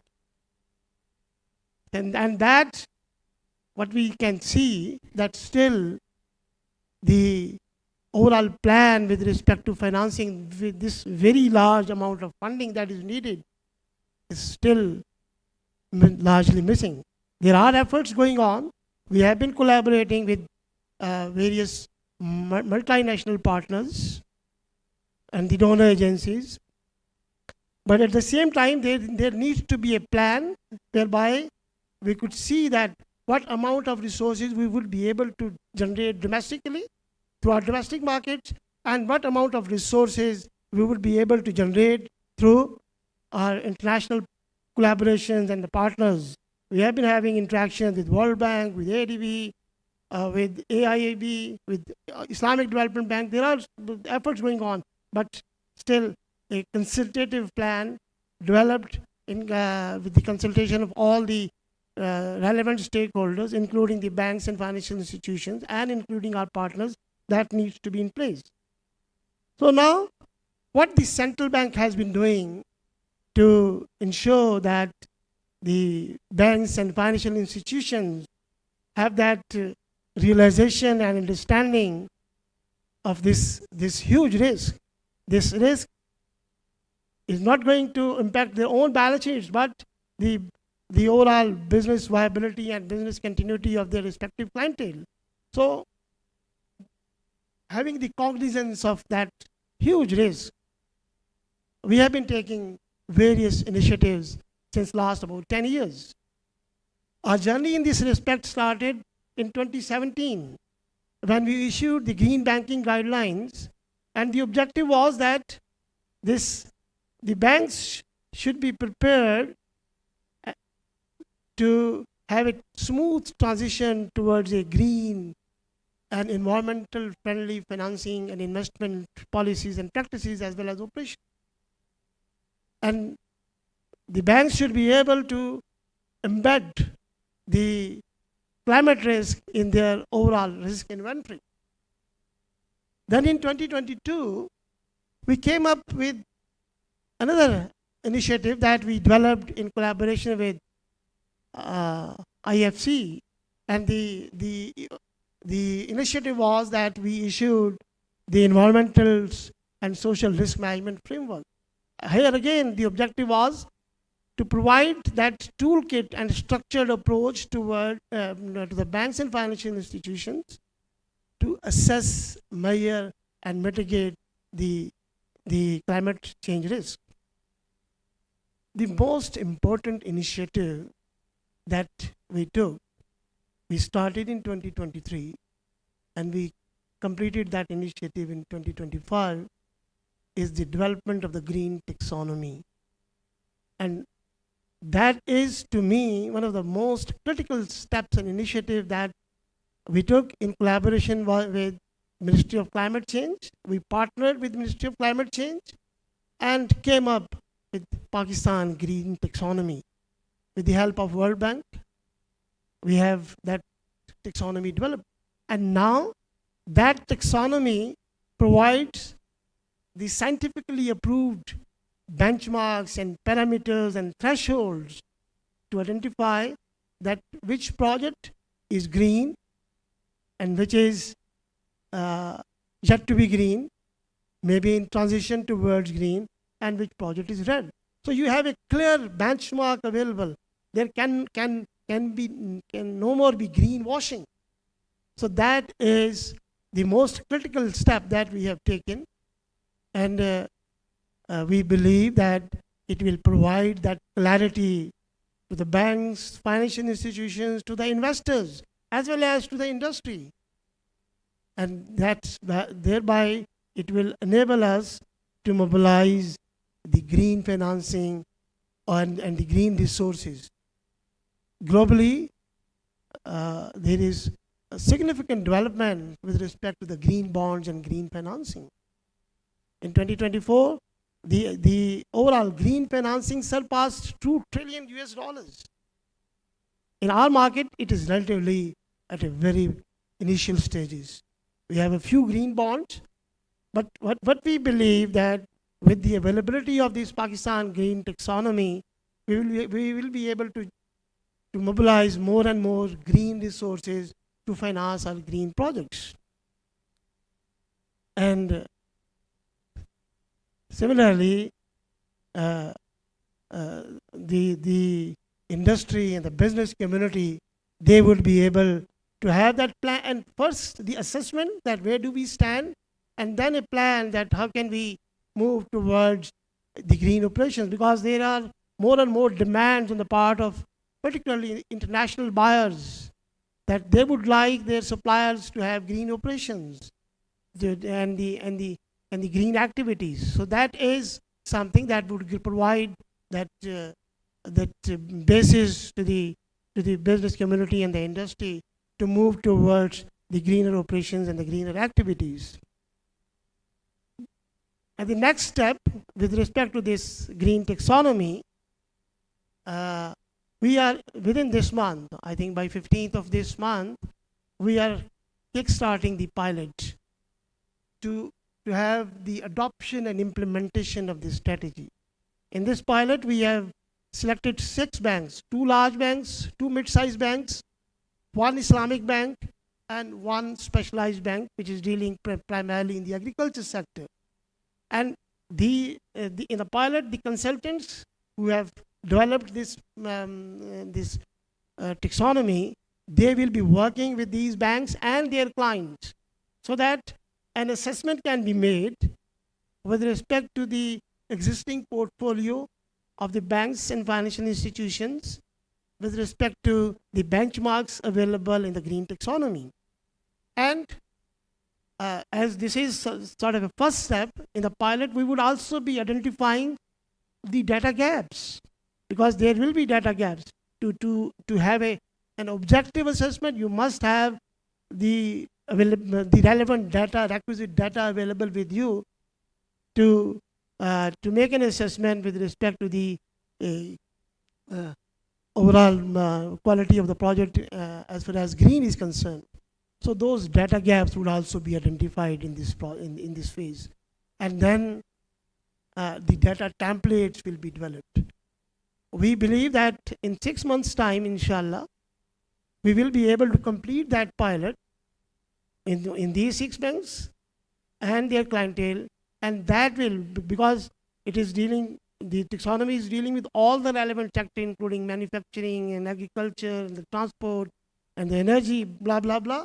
So those prototypes will be available. And with these prototypes, when these are available, now it will be made available to all the banks and financial institutions so that they should be able to make an assessment of their respective portfolio and educate and guide and facilitate their respective clients in moving and transitioning towards the greener operations.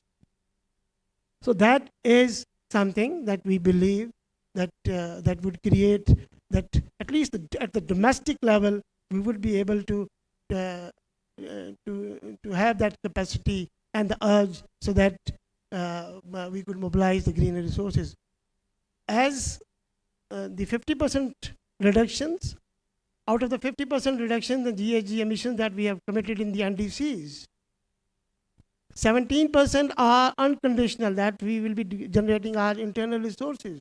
But 33% are contingent upon the grants and the concessional funding and the resources that we are expecting from our international partners and donor agencies. So these collaborations with international partners and donor agencies would also be critical so that we could have that requisite financing available. In the end, let me congratulate again Dawn Media Group and the Breathe Pakistan team for this beautiful initiative. Let me say this: you are the leader in that respect. I believe that, as I was saying earlier, because still people at large are not having that awareness and that realization and that understanding with respect to the severity of that risk. Media has a very, very critical role to play. And I highly appreciate the Dawn Media Group for having this initiative to create that awareness. Not only the awareness, but also the advocacy towards moving that environment and that policies. Thank you very much.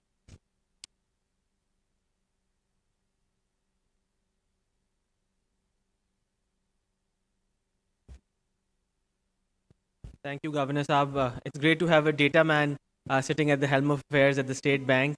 Now, I'm going to request someone who's spoken earlier today, Mr. Adil Ahmed. Mr. Adil Ahmed to come on stage and give us his thoughts on where climate finance is going for Pakistan. Please, sir.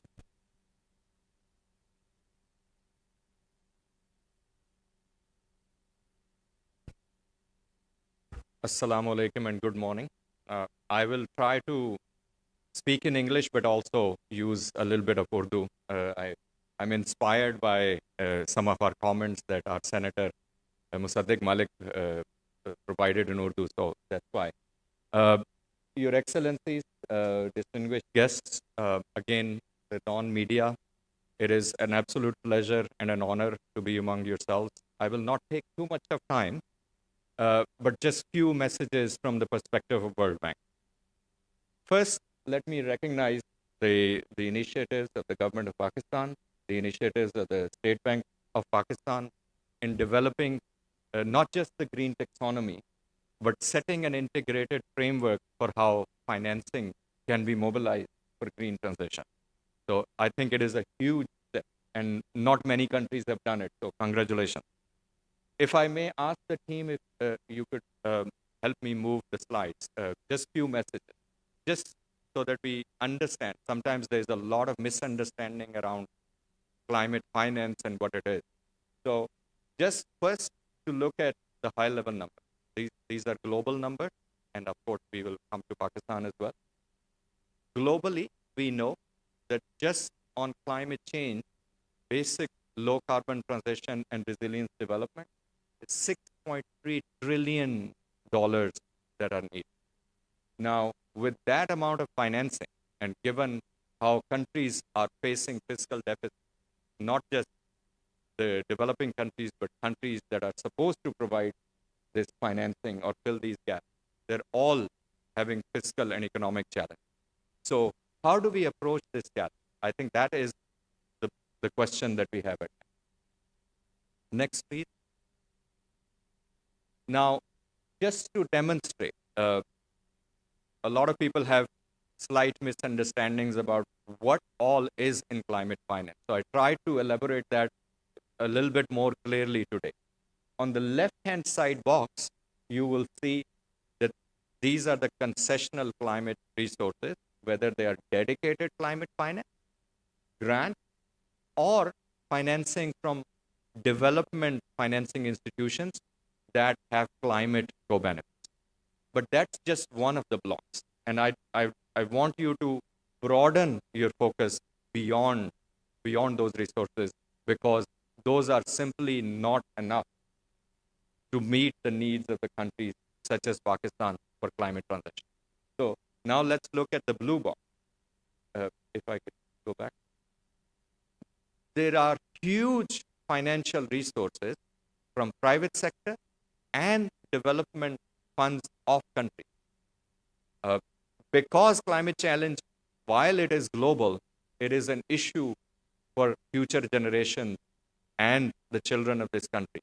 Therefore, it is a collective responsibility. Yes, we can advocate, we can try to mobilize more financing from international resources. We should still try to bridge that huge financing gap with any and all resources that we have at our disposal and bring in investment from private sector.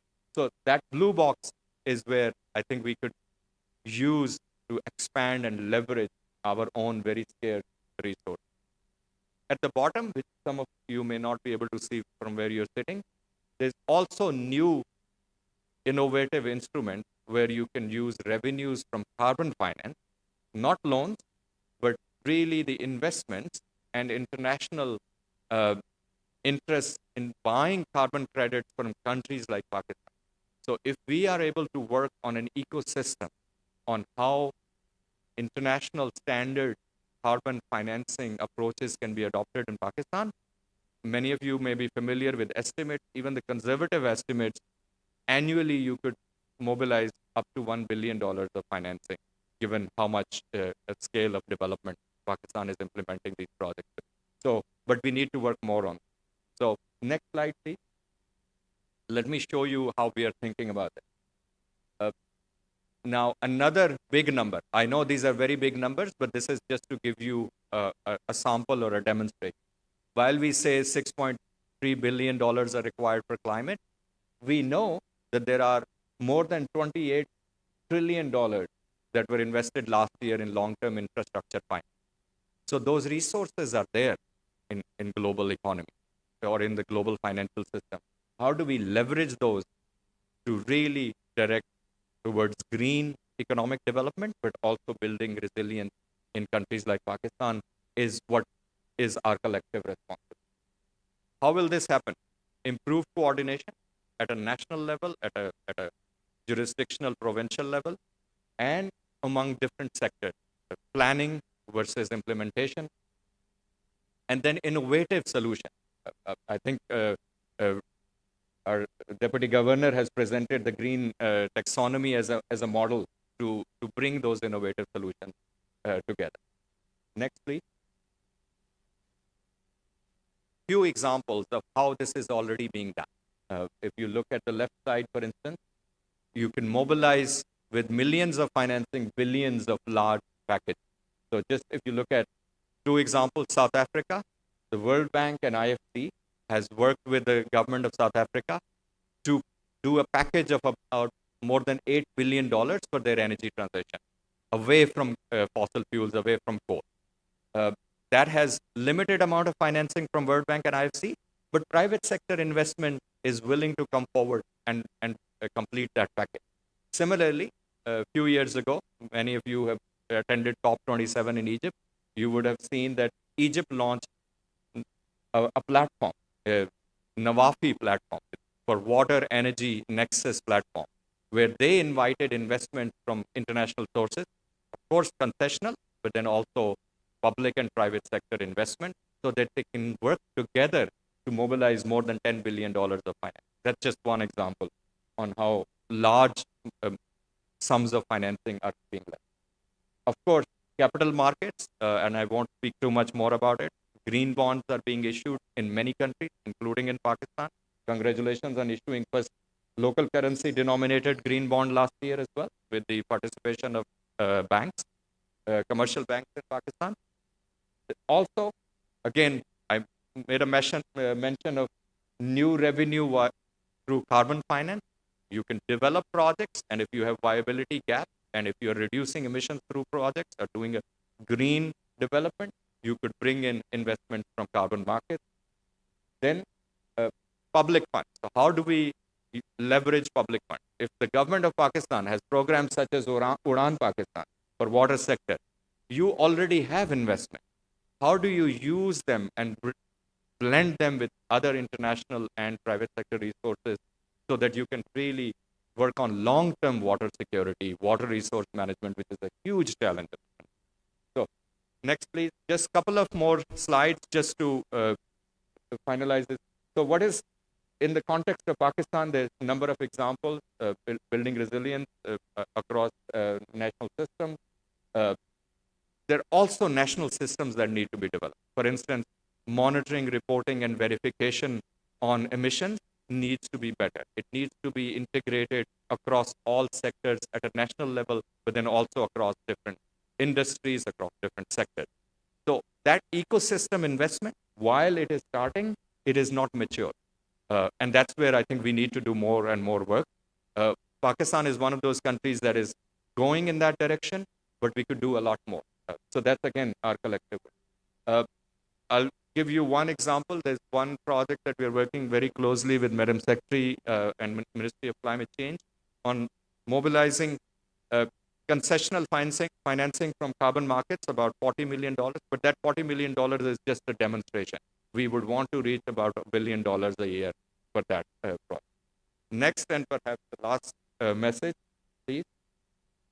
The path forward is from planning to execution, from planning to scale, from public and grant funding to scaling and leveraging both public and private investment, and ambition to coherence. You can't just have if I have one message, which would be that if you are going to change the direction of economy towards green and resilience, if you want to protect vulnerable people, you will need to move away from just some projects to economy-wide transition. And I think those are the systems that we are now, with green taxonomy, with other green bonds, with leveraging private financing, with leveraging other international financing, we're moving towards, but we have a lot of work ahead of us. Thank you very much. Happy to stay for a little bit more if needed for questions. Thank you.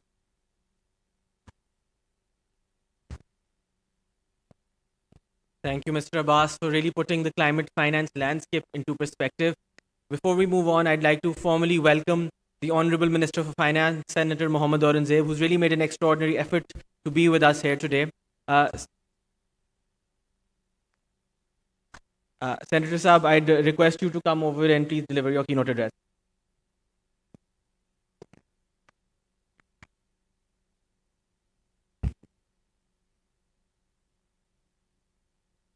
Bismillah ar-Rahman ar-Rahim.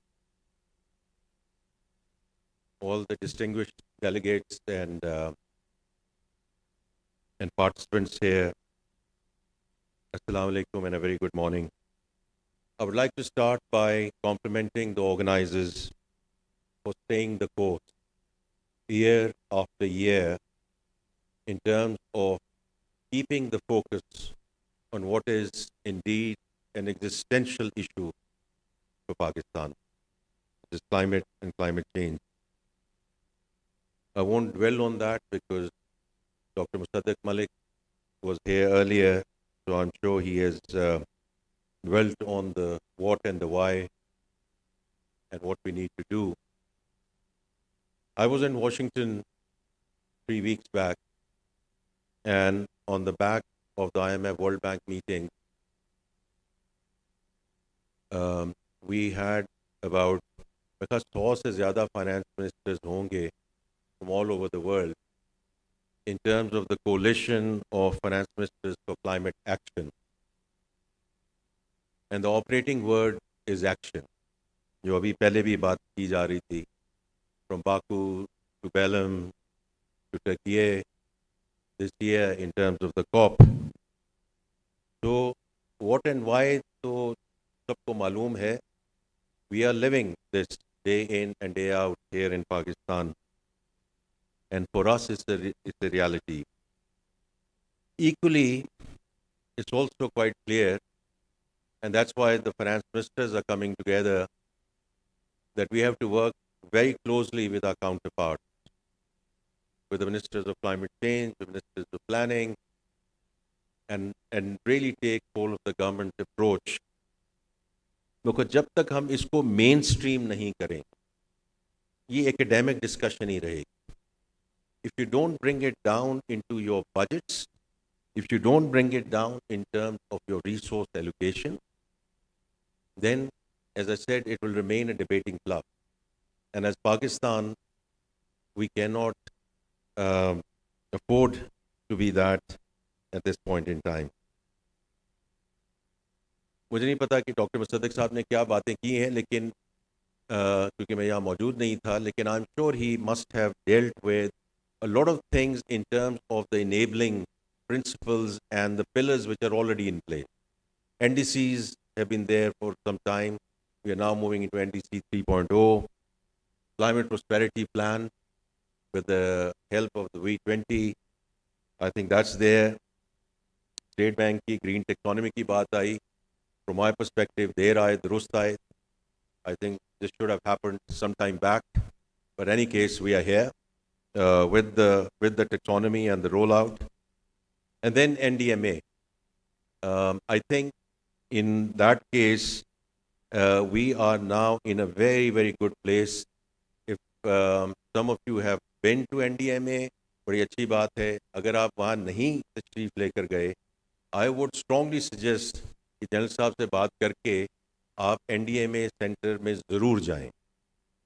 Because now the kind of AI-led early warning systems which are now in place, and if you've been in that center, you'll be absolutely mesmerized and surprised in terms of the information that we have.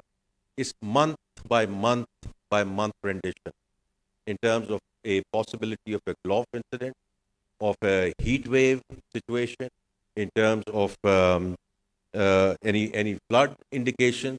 So from a preventive perspective, we now have a very good place in terms of our preparatory discussion. क्योंकि अब ये नहीं हम कह सकते कि जी ये अचानक हो गया, ये कल हो गया, ये परसों होने वाला है. We now have very scientific data available to us in terms of how and what we need to do around the policy measures and very specific measures that we need to take in terms of the of looking at these events.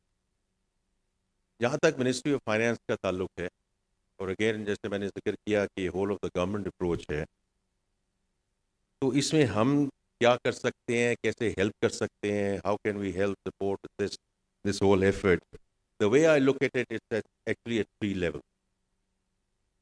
The first one is कि जो fiscal buffers को create करने की ज़रूरत होती, and it goes back into macroeconomic stability, and it's यहाँ बड़ी debate होती है कि what's the big deal about macro stability.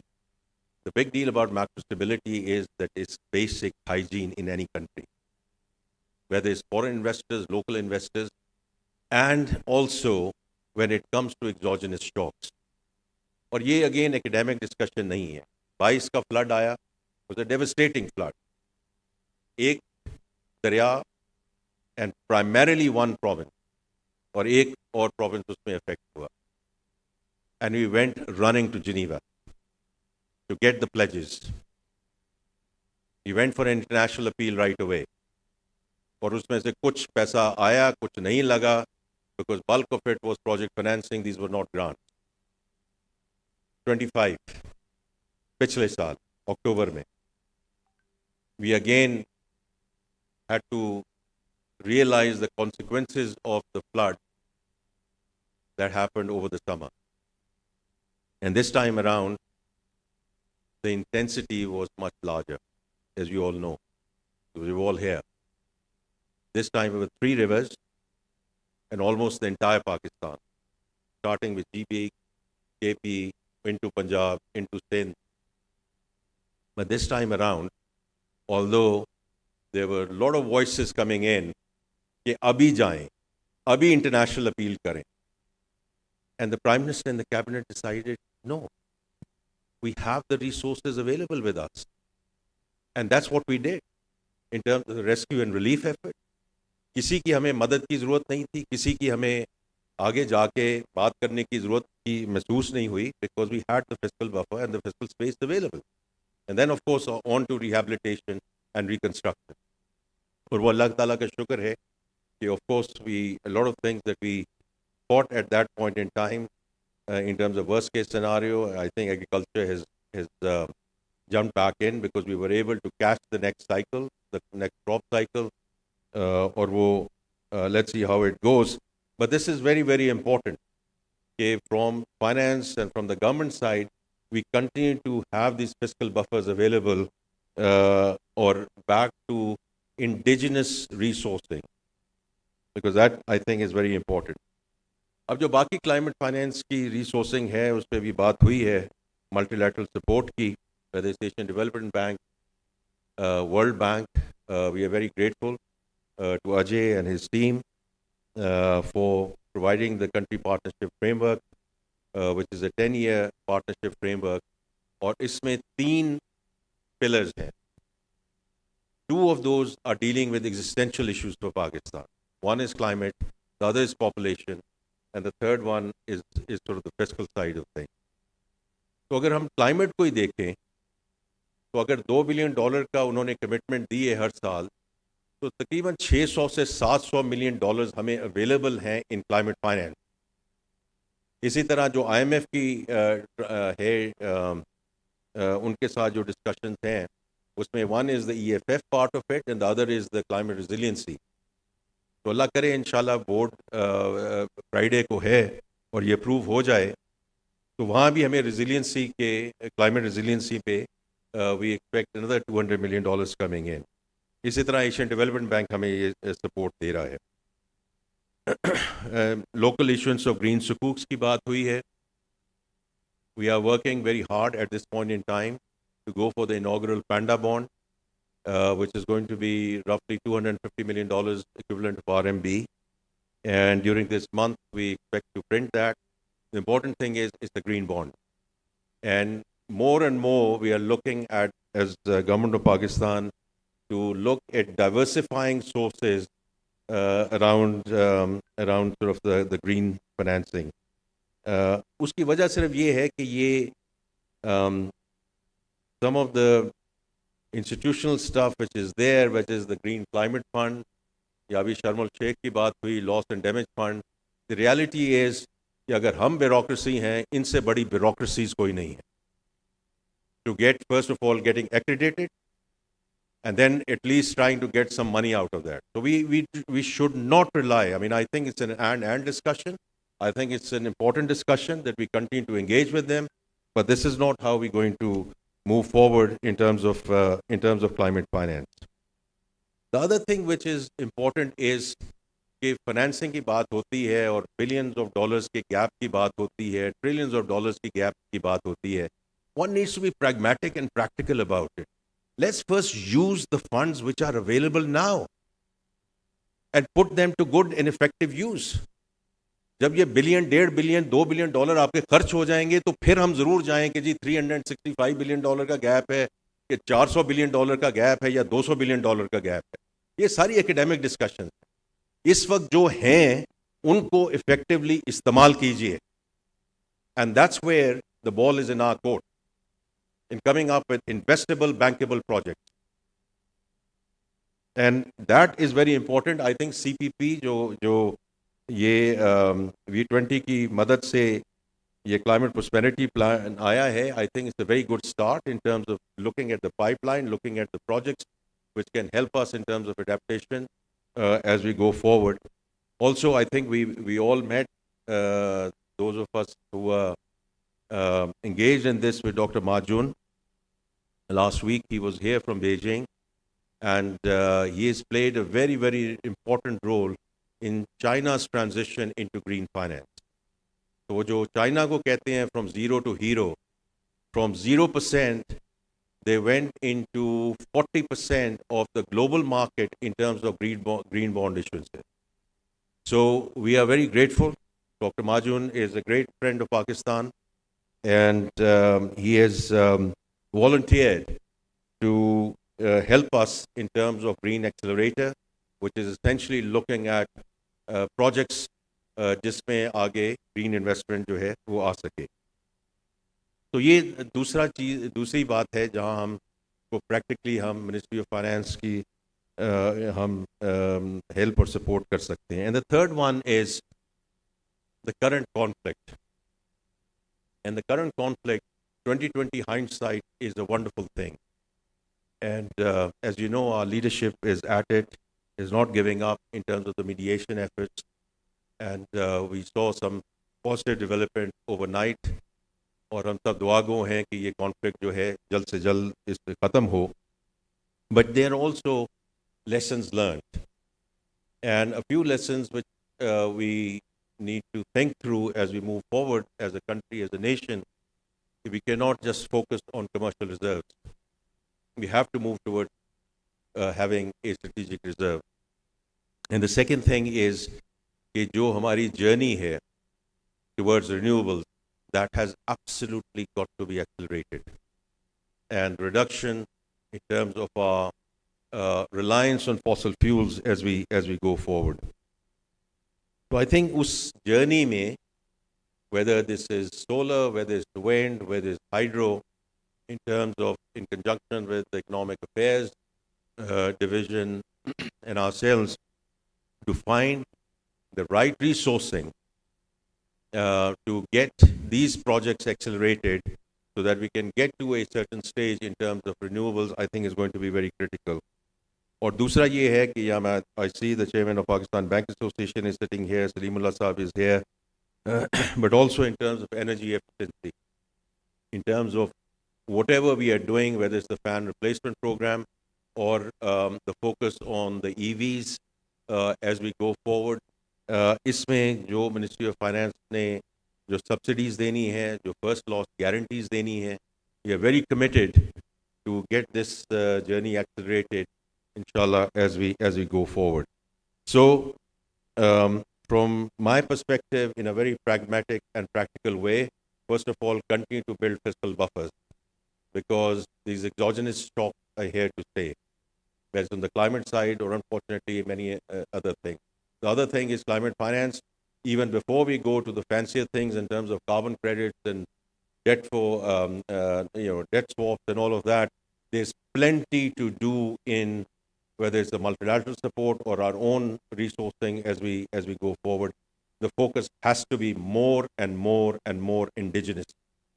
और आज सुबह भी मैं एक कॉन्फ्रेंस पे था जहां हम कैपिटल मार्केट्स की बात कर रहे हैं, over reliance on banks. Capital markets में बहुत गुंजाइश मौजूद है where we can actually come and gather these resources and move them towards green investment and green finance. So I think there मैंने chairman SCCP को भी आज सुबह कहा है और आज जो सारी बात हुई है कि we are going to put more and more focus on capital markets, on debt capital markets as we move forward in terms of green finance. And the last thing is anything that we can do and we are doing in terms of accelerating our journey towards renewables. Ladies and gentlemen, it's been an absolute pleasure. Thank you again and God bless.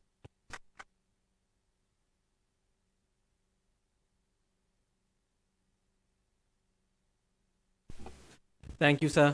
An absolute pleasure to hear how the finance department under your leadership is operating with such foresight, from partnerships with the likes of CVF to the issuance of the Panda bonds in partnership with the State Bank. I feel that Pakistan is really headed in the right climate finance direction, and most importantly, your and Prime Minister Saab's shared vision on self-reliance for our dear country.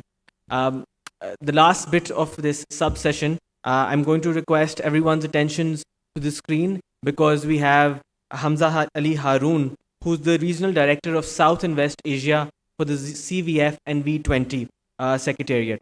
Hamza? Bismillah ar-Rahman ar-Rahim. Can you guys hear me? Great. I've been told that I'm extremely impatient. I've been told that countless times since I've joined the V20. And every time I get told this, I wear it with a badge of honor. It also reminds me of when the first assassination attempt was made on Bobby Kennedy back in the day. It is said that for days, he did not address how he felt with any of his close staff or media. But then out of the blue, during an interview I saw, and I paraphrase, he said, "I believe we all have one time around on this earth, and I don't know what's going to be in existence 6 months from now or the next year. I think we are here on earth to make some kind of contribution. So yes, I am impatient, and I hope that everybody is impatient." Excellencies, governors, distinguished participants, good afternoon and assalamu alaikum from Samarkand, Uzbekistan. I wish I could be there with you in person today, but I'm attending the ADB annual meetings being hosted by Uzbekistan. It is my extreme pleasure to be part of Breed Pakistan conference. We are proud principal partners of this conference and look forward to a strong partnership between CVF V20 and DAWN. So let me go back to what I said before. I am impatient. Not impatient in the shallow sense, not impatient because the work is difficult, but impatient because the stakes are just too high. The window is too narrow, and the people most affected by this crisis have already waited too long. The CVF and V20 group of finance ministers is the voice of countries living on the front lines of climate crisis.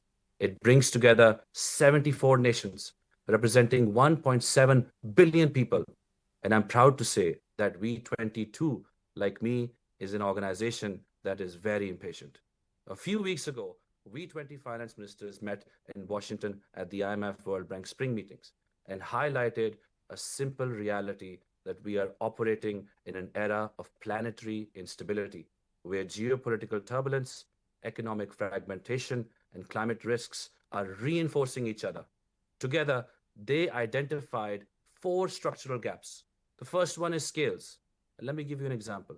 CVF V20 countries collectively need to mobilize $490 billion each year by 2030. And currently, we barely touch 90. So a 5-fold increase is needed there. The second is cost. V20 economies face a 1.2% higher cost of debt than advanced economies, generating roughly $62 billion a year in excess interest payments. Think about that for a second. $62 billion a year, money that could be building flood protection, money that could be building financing clean energy, gone in interest payments. And the third is coordination, with MDBs, vertical funds, and private investors still operating in silos.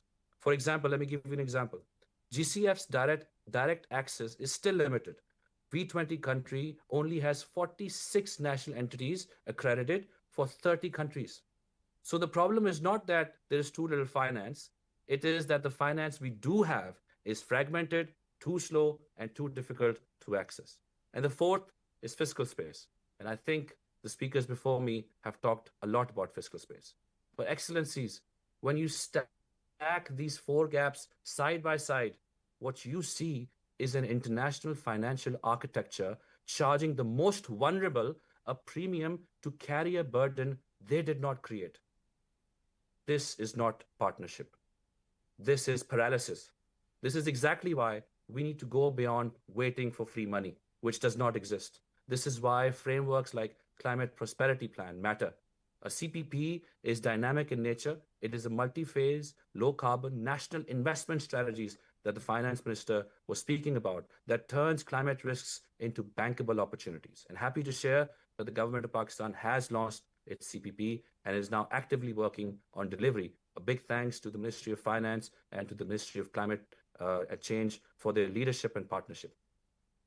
But let me be candid here. We are expert at making plans. Our plans are beautiful, they're elegant, they're comprehensive, they're carefully designed. But too many plans in too many countries have ended up collecting dust. Pakistan Climate Prosperity Plan must not collect dust. It must collect checks. It must mobilize capital. It must crowd in investment, and it must deliver. This is why country platforms, or what we call the delivery units, come in. A country platform is a whole of government and whole of society delivery system that connects policy, finance, and implementation. Country ownership is critical. There is no delivery without ownership. I also want to talk about a major initiative that the V20 is working on in the climate finance space. And I would like to draw your attention to the Vulnerability to Viability Compact. This compact is a strategic partnership between the V20 and the OPEC Fund and many other DFIs that is set to launch in June 2026. The compact is built around four main pillars that I spoke about earlier. The compact will scale concessionality. It will mobilize capital into water, health, education, and resilience programs. It will work to promote country ownership, and it will advance the shock responsive debt instruments that our countries need. This is the architecture we're trying to build. So let me close with three recommendations for your consideration. First, Pakistan should now begin delivery on its national visions, its climate prosperity plans. My secretariat stands ready to support the government in identifying and structuring a first set of CPP anchored deals. We have already delivered a pitch book worth approximately $5 billion of bankable projects across Pakistan, and we aim to double this number, hopefully by COP31. We look forward to working with the private sector on this as well. Second, the Pakistan country platform must be operationalized as early as possible. Pakistan needs a solid delivery architecture. Let the rest of this decade be about implementation. And third, we need external and internal resource mobilization. And we need concessional capital on terms our economy can handle. And when I say concessionality, I mean interest rates below the medium-term growth rate of the country. Excellencies, let me end by another quote from the impatient man. Some men see things as they are and ask why. I dream of things that never were and ask why not. They told me all my life that patience is a virtue, but I now believe impatient is a necessity. So let us be impatient together. Thank you, Dawn, for partnering with us and getting us here today. Thank you, Nazafareen, Segal Saiba, Shakil Saab, Sabine, Kiran. Now let's transform talk shows into investor sessions and let's get to work. Thank you, and I look forward to the panel discussion. Powerful and passionate is Hamza, always, if you've ever spoken to him before. And I hope that Hamza doesn't let the CPP catch dust like some of the other countries he was mentioning. With that, I'd request a round of applause for our speakers on stage. Thank you, sirs, for being here, and we'll move on to our panel now. We have a panel discussion on climate finance now. I'm going to request the individuals to come up on stage, starting with Anam Rathore, who is the program lead for Pakistan at the CVF 20. She is going to be the moderator of this session. We have Mr. Zafar Masood, who is the president and CEO of the Bank of Punjab, and also the president of the Pakistan Banks Association. we have Dr. Murtaza Saeed, the acting global head of ecosystem development and climate economics at the Asian Infrastructure Investment Bank. We have Mr. Shahzab Ali, the principal project officer at the Asian Development Bank. And we'll also be joined by two speakers online, Ms. Anuj Mehta, who is the advisor of the Asian Development Bank, and Mr. Alain Bouvard, the director, Department of Strategy, Policy, and Innovation at the Green Climate Fund. Anam, I'll let you take over.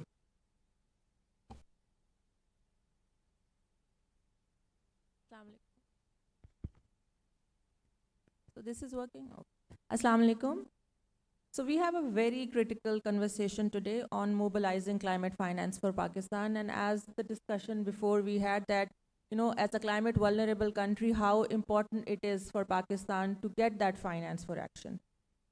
And we've already heard today that the issue is not just the availability of finance, but the structure, the cost, and the accessibility. Pakistan has already taken an important step forward through the Climate Prosperity Plan. So now we're shifting the conversation from individual projects to investment pipelines grounded in economic realities. But the real question now is, how do we move from these pipelines to capital? How do we align institutions, financial systems, and global partners to deliver at scale? To explore this, we have a distinguished panel representing multilateral development banks, the private banking sector, and global climate finance institutions.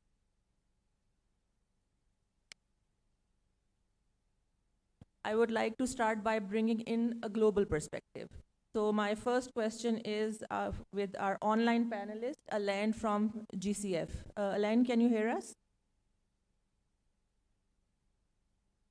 We've heard that the challenge is not just more finance, as it was previously said by the minister himself, but finance that is fit for purpose. GCF is entering a new strategic cycle at a time when countries like Pakistan are shifting towards country-led investment platforms to implement national vision and plans such as the Climate Prosperity Plan. The Ministry of Finance just recently launched Pakistan's Climate Prosperity Plan. Given all of this, from your perspective, Alain, how can GCF evolve its approach in terms of to the needs of countries, specifically when it comes to countries like Pakistan?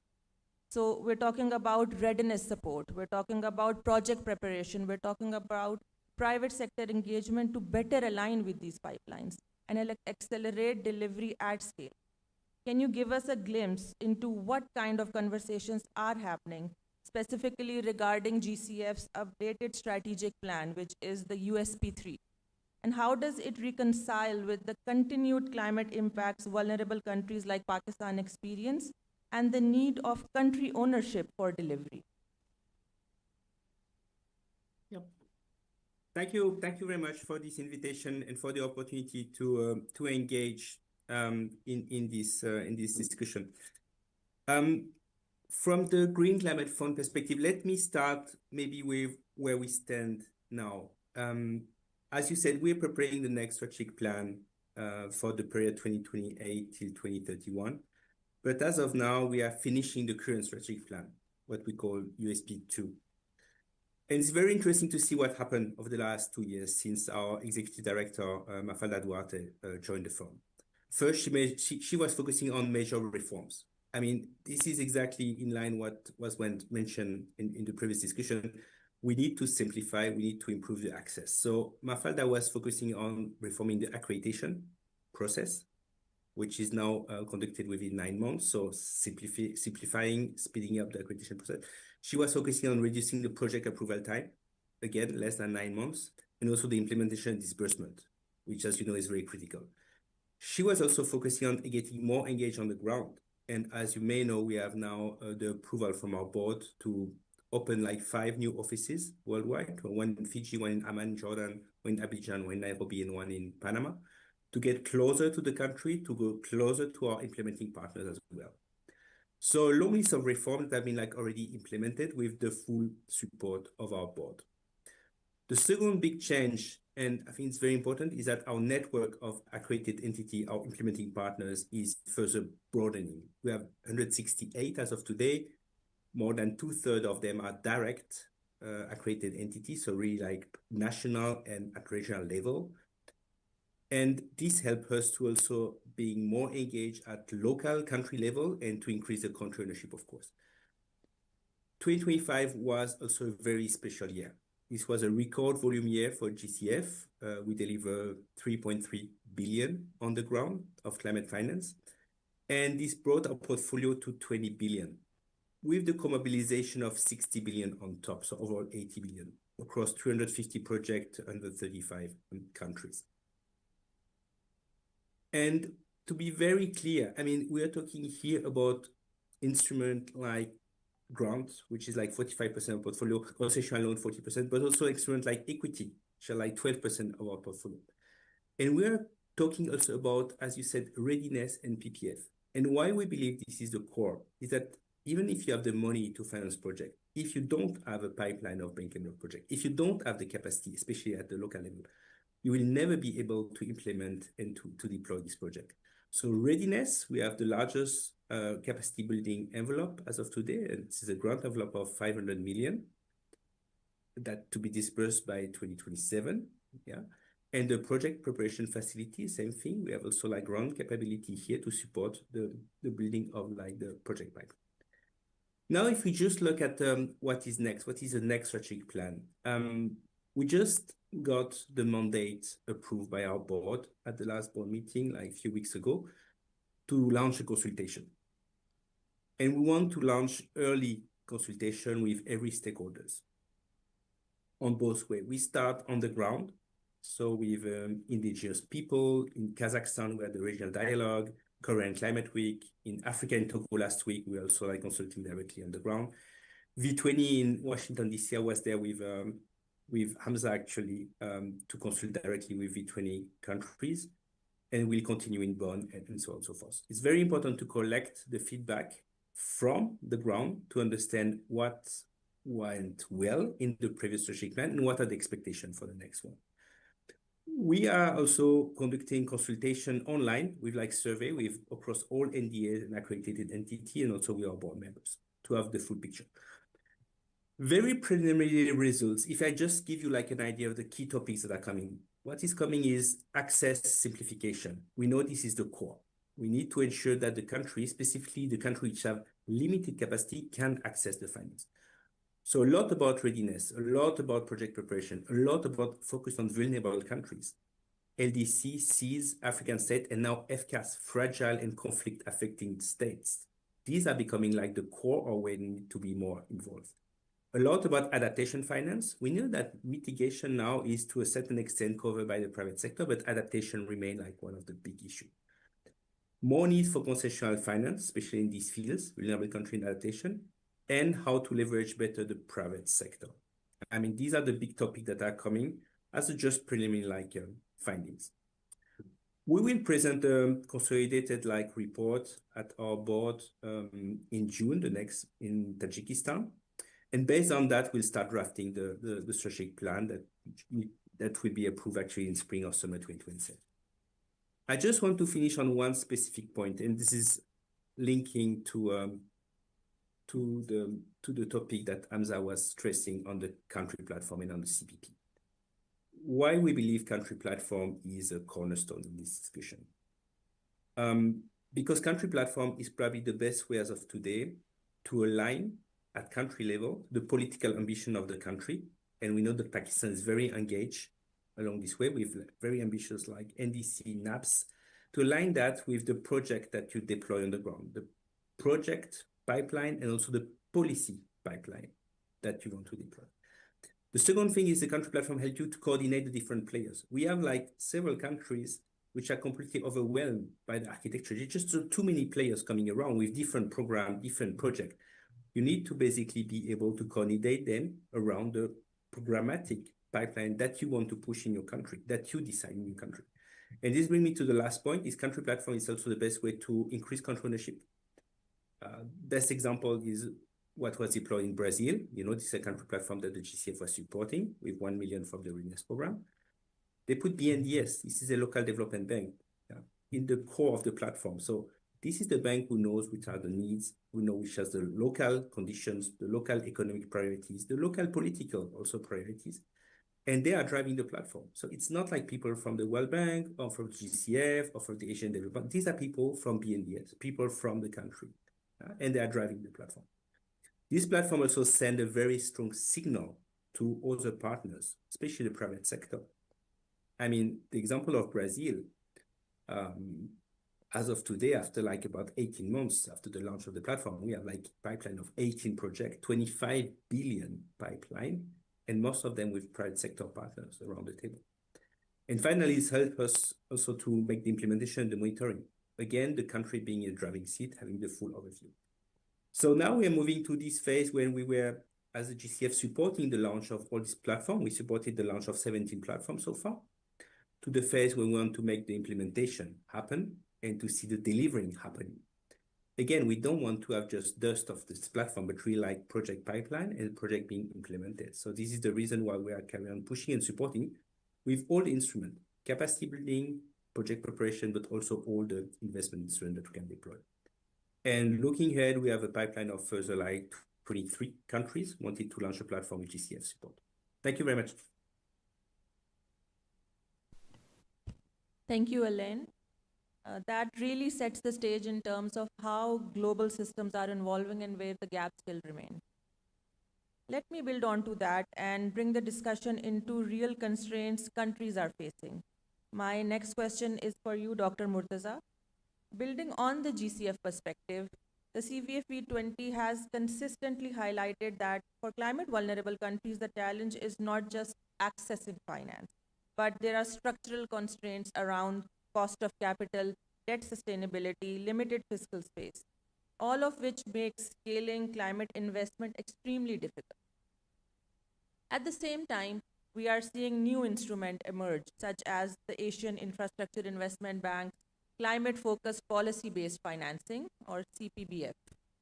Now, on to the question. From your bank's perspective, how can instruments like CPBF help countries like Pakistan address these structural constraints in a meaningful way, and particularly in lowering the cost of capital, strengthening policy environments, and enabling climate investment at a scale without exacerbating fiscal and debt pressure? And more broadly, what systematic shifts are still needed in the international finance architecture to make climate finance viable for countries which are operating under these constraints? Thank you very much, Anam, and I'd like to thank the organizers for inviting me on this panel. Before I answer your question, I would just like to give the audience an introduction to AIIB, which is the bank that I work for currently. The Asian Infrastructure Investment Bank is the latest multilateral development bank in the global community. It's been around for 10 years now. And as the name suggests, it basically is in the business of financing investment projects in Asia, but now increasingly also in other parts of the world. Pakistan was the first country that AIIB invested in 10 years ago and is among the top 10 recipients of AIIB lending. It's a very unique institution in that it is led by countries of the global south. They are the majority shareholders, and they also happen to be the countries that receive the most funding. No other multilateral development bank is like that. It's based in Beijing, and it has 110 countries that are members now. In terms of your question, I think there are 4 points that I'd like to make. The first point is that macroeconomic risks, the perception that developing countries are subject to a lot of fiscal risks, macroeconomic vulnerabilities, makes it very difficult for these countries to access climate finance. The second point is that without these countries mobilizing climate finance both domestically and externally, we will never be able to tackle the global climate change challenge. So we're in a bit of a conundrum. We don't have enough financing flowing to emerging markets and developing economies, and yet the global fight against climate change cannot be won without these countries being brought on board. My third point is that one of the reasons why these countries don't get financing is because the markets tend to over-exaggerate the risks in these countries. Markets are notorious for having a sort of herd mentality, particularly when there are risk-off episodes. There's a lot of capital that leaves emerging markets and developing economies, and that's an unfortunate feature of markets that we have to try to resolve. And my fourth point is that actually, as the minister was saying in his keynote address, unfortunately, it is the case that for countries like Pakistan to be able to mobilize the kind of financing that we need, we cannot rely totally on external financing.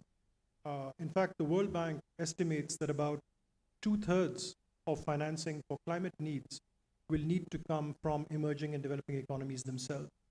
So while there's about 1/3 that we can try to tap externally through institutions like mine, through private capital markets, we will have to be much more nimble at raising our own resources and mobilizing our own domestic savings to be able to meet the climate challenge. So let me now unpack this a little bit in the time that I have. At the AIIB, as I said, our primary business is to fund infrastructure investment projects across Asia, including in Pakistan.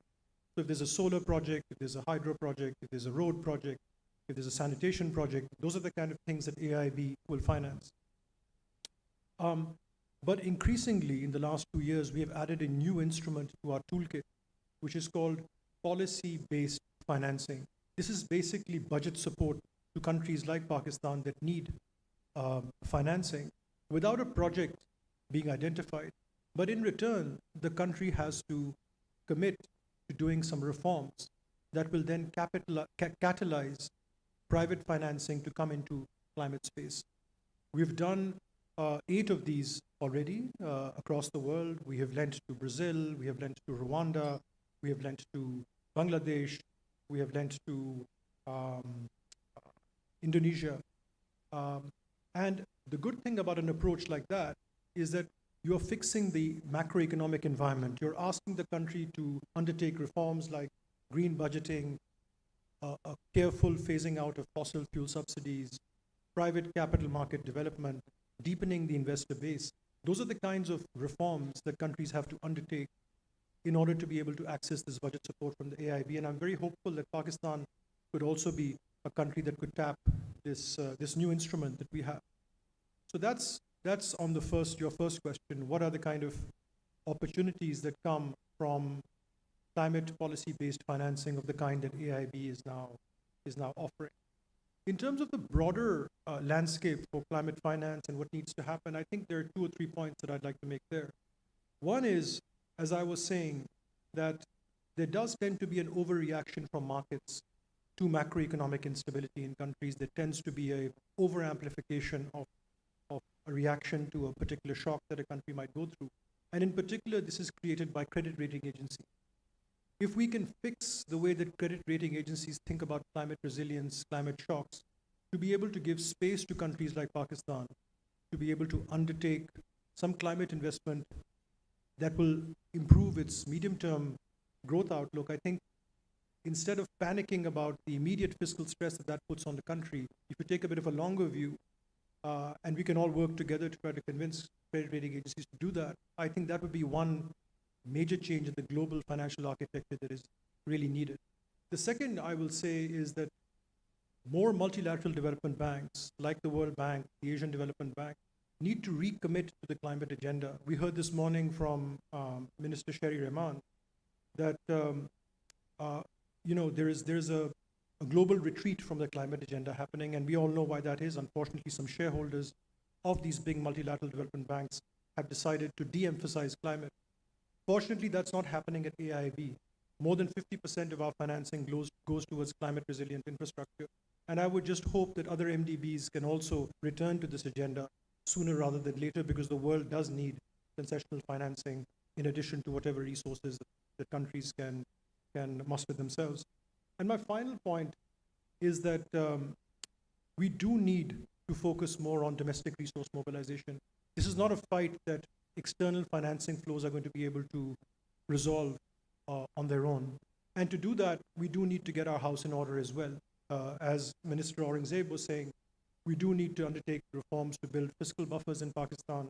We need to bring the level of macroeconomic stress down. Every 2 or 3 years, we have a crisis in Pakistan. Our reserve situation is not very good. So we need to be able to get out of this cycle of dependence on external aid. Because unfortunately, as I said, the reality is that 50%, more than 50% of your climate needs will have to be generated domestically, not just in Pakistan, but across the emerging markets. Thank you. Thank you, Dr. Murtaza. I think that's a very important reality check because even well-designed systems don't work if countries cannot absorb or sustain the financing. So on to my next question, which is for Shazab Ali from ADB. Shazab, if we move from constraints to delivery, the issue now is not lack of plans, but execution. Pakistan has no shortage of strategies, but the gap is turning them into bankable investment-ready pipelines. We're also seeing ADB significantly scale its ambition globally and regionally, from major initiatives like the Pan-Asia Power Grid and other regional connectivity programs. So my question to you is, given this shift towards large-scale system-level investments and regional integration, how is ADB thinking about its pipeline for Pakistan when it comes to climate finance, particularly in moving beyond standalone projects toward integrated energy infrastructure and resilience systems?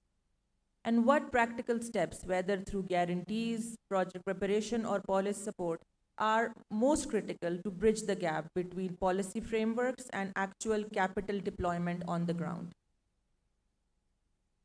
Thank you. Thank you very much, and thank you to organizer for calling me, and it's an excellent initiative. So just to start with, first I would like to explain that how the ADB strategy works.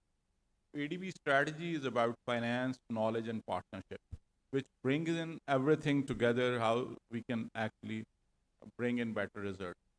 So if we move to Pakistan, I think the biggest thing or most important thing which has happened from ADB's perspective is that we have just now in this year approved a country partnership strategy for 5 years, starting from 2026 to 2030. And it has three main pillars. One is private sector enablement, second is inclusion, and third is resilience and sustainability. So the important thing is that all these pillars have to work. So when we see that in the context of Pakistan, because as you have rightly pointed out, that there are a lot of policies which are already in place. For example, last year green taxonomy was approved, which gives the right kind of enabling environment. Then we have national clean air policy, we have national adaptation plan. And right now, the government has just come with this CPP. And the CPP most, interestingly, when I was going through CPP, the most exciting thing about CPP is that it has actual projects listed, which can be done. There's a list of projects which are workable, either they are bankable or they can potentially convert it into a bankable project, which is something which is very encouraging when you see in this overall environment. So now, based on that, if you correlate all these things together, and with our approach in terms of finance, knowledge, and partnership, the second thing is that there's our internal institutional philosophy which talks about one ADB. And within ADB, we are very fortunate from that perspective that we have all the three pillars which are working. One, we have sovereign financing, which is available and which works very closely and in close contact with all the developing member countries, and which supports them both on the knowledge side, partnership side, and in actual delivery of infrastructure projects, as you rightly pointed out, that we are working on a regional grid, and we have allocated about $50 billion for creating a regional Asian grid. And there's another $20 billion which has been allocated for digital transformation in the same project. So if we move to our institutions, we have a sovereign side, we have a non-sovereign private sector operation side, and there's a third side, which is our market development side. So with all these things, we work together for the ecosystem. So if now we move to ecosystem, that how it will be actually be done. Because on the ecosystem side, there are things which have to be done on the policy and regulatory side, on the upstream. If we come to the midstream, then we need to have product preparation facilities for making and the capacity for making the projects bankable. either they are on the private sector, or maybe if they are PPPs, public-private partnerships, to how to structure them rightly, so they can mobilize the right kind of financing structure from all segments of the market, whether that be banking markets or capital market. And third thing is that on the downstream, in terms of actually driving the projects, whether they are sovereign projects or private sector operations. So all these instruments are right now available. And as you've already said, that we are working with, if we go on the private sector side, we have projects like Recordec. If we go on the other side, then we have heavy investments on the energy side. But now how to relate all those things, or how to connect those things? Right now, we are working with a sector development program, which is specifically for air quality within climate change. And that is spread over a period of about 5 to 7 years. And that's an initiative about $1.5 billion. So that precisely work on the overall ecosystem, which is very important for people to understand that we simultaneously will work with all the stakeholders. The first portion is how to improve for example, in case of air quality, how to improve or operationalize whatever we have right now in form of national clean air policy, what improvements are required, and how it can be coordinated with all the provinces. Because the country has a very diverse structure in terms of working at the federal level, then there are provincial level, and how to sort of coordinate between them. Then the second thing is that they need to have the right kind of data collection and availability of data and MRV around that. So once we have that data, we have our carbon policies in there to provide that viability gap bridging. So from there, then we will move on to actual preparation of the projects.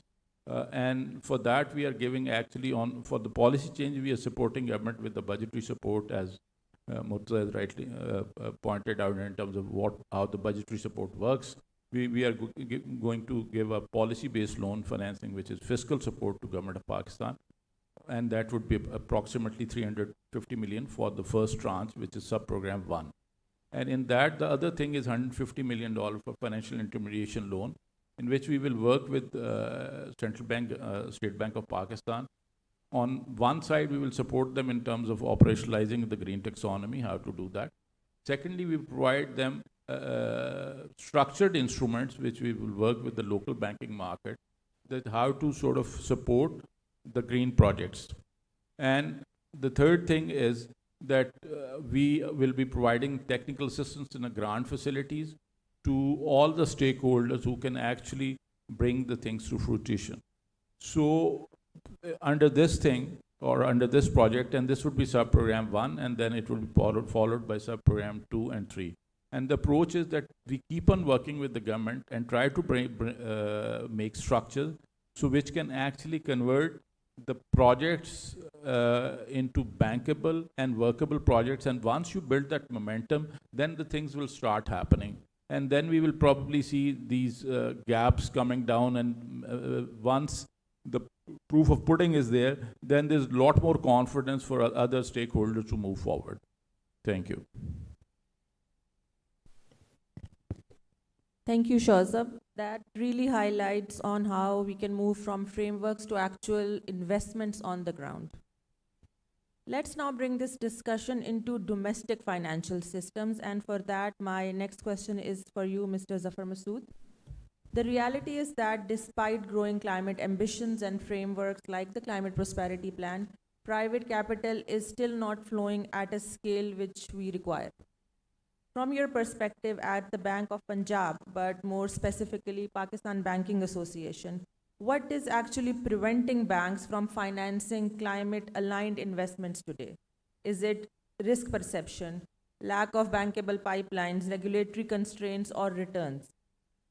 And more importantly, what specific changes, whether in risk-sharing mechanisms, policy signals, or significant incentives, would give banks the confidence to move from selective participation to a systematic financing of climate investments at a bigger scale? Gee, thank you very much. I have to pick a bone with Breathe organizer. मुझे बड़े difficult spot में डाल दिया आपने, because there is a limited ideas that one can talk about, the issues one can talk about. वो सारे लोग तो कवर कर गए हुए हैं वो, तो अब मुझे आपने लंच के दरमियान डाल दिया है, लोग लंच का भी वेट कर रहे हैं और सारे जो मेन इश्यूज है वो एड्रेस हो गए हुए हैं. तो I have to be go down a bit granular on what the real issues are and how those could be addressed. Um, you know, there's no scarcity of funding out there, both locally and internationally. But it's really, and I'm going to divert the discussion a bit from purely economics and finance to more towards what the real issues are, as far as I'm concerned. It's really about the mindset issue. It's really about the issue of awareness. It's about creating a narrative, and I must compliment a great job done by Dawn Breathe in this context. We need to make people realize how climate could impact them individually, and then you will see the urgency for climate adaptation and the mitigation of it as well. Climate, ladies and gentlemen, is an inclusive agenda. It is, it's not an individual or an organization or a nation's problem. It is a problem across all the nations. And, you know, and to be honest with you, I think it's something which we need to collectively work on towards addressing, because the climate repercussions doesn't have any borders. And we've seen that in our case time and again with our neighbors. When there is a problem there, we get impacted on the climate side too. The funding requirements are gigantic. There's a lot of talk about what amounts are required. I just quote one number, which is $350 billion estimated to be required by 2030. And that's other than the possible flooding that could impact the damage. And just to put things in context, in 2022, the damage was $30 billion, and 8 million families were displaced.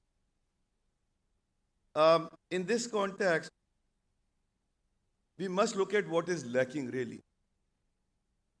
First and the foremost, to my mind, is the better coordination amongst various, federating units. The provincial governments have the projects. The funding are channelized or rests in the federal government. And better collaboration with the private sector is also the need of the hour, which perhaps require more attention. Other than that, as far as Pakistan's context is concerned, there is a serious lack of expertise. Lack of expertise to conceive the projects to begin with, and then converting those projects into bankable projects for raising financing. The access to foreign currency financing is another challenge because of our external account challenges. And there's a large component on most of these climate compliant projects, which is foreign currency, and we have that constraint too. The fiscal constraints obviously, unless you create the incentive, and I know, Minister Saab इस बात के बहुत बड़े दाई हैं कि आपको हर एक के लिए incentive बनाना पड़ेगा, तभी market react करेगी, otherwise people don't react. The fiscal constraint is very much there to create that incentive for people to undertake, high risk, long-term novelty ideas. And of course, there is a serious lack of patience capital. Venture capital का ecosystem exist नहीं करता हमारे यहाँ, और debt capital market तो बिल्कुल है ही नहीं. वो finance minister साहब ने भी आपसे बात की. These are the need of the hour. To my mind, these are the structural, gaps which are out there. Now, climate in nutshell is actually frontier financing. It's a priority sector financing indeed. And nowhere in the world, and ladies and gentlemen, when I say nowhere in the world, I mean nowhere in the world, priority sector or frontier financing is done without the support of the government, without the support of the sovereign. Even in the quintessential capitalist economies like United States of America,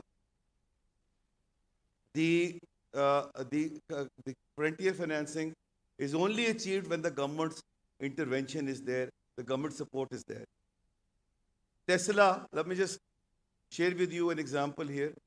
Tesla was initially conceived and funded through a Department of Energy under Ministry of Defense in USA's concessional financing arrangement. And I don't know why we are so averse to the idea of not asking for this support from the federal government. Our challenge, however, and one needs to be realistic about it, is on the fiscal side. Fiscal side, as far as the federal government is concerned. But the provinces are long on liquidity.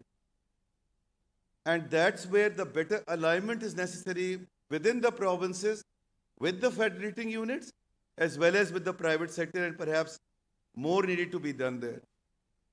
And let me assure you, ladies and gentlemen, if we'll be able to address all these issues, then banks will respond. The problem with the banks is that they can't respond in a vacuum. Whenever, such things have been taken care of, banks have responded really well. In Punjab, we have done 25,000 bikes in the last 18 months.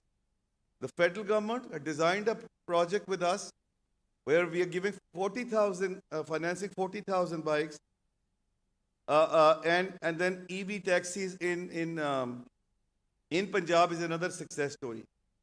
The biggest success story, of course, is the State Bank of Pakistan's solar scheme, where 2,000 megawatts were installed, 4,500 installations were done, and 95 billion rupee of financing was achieved.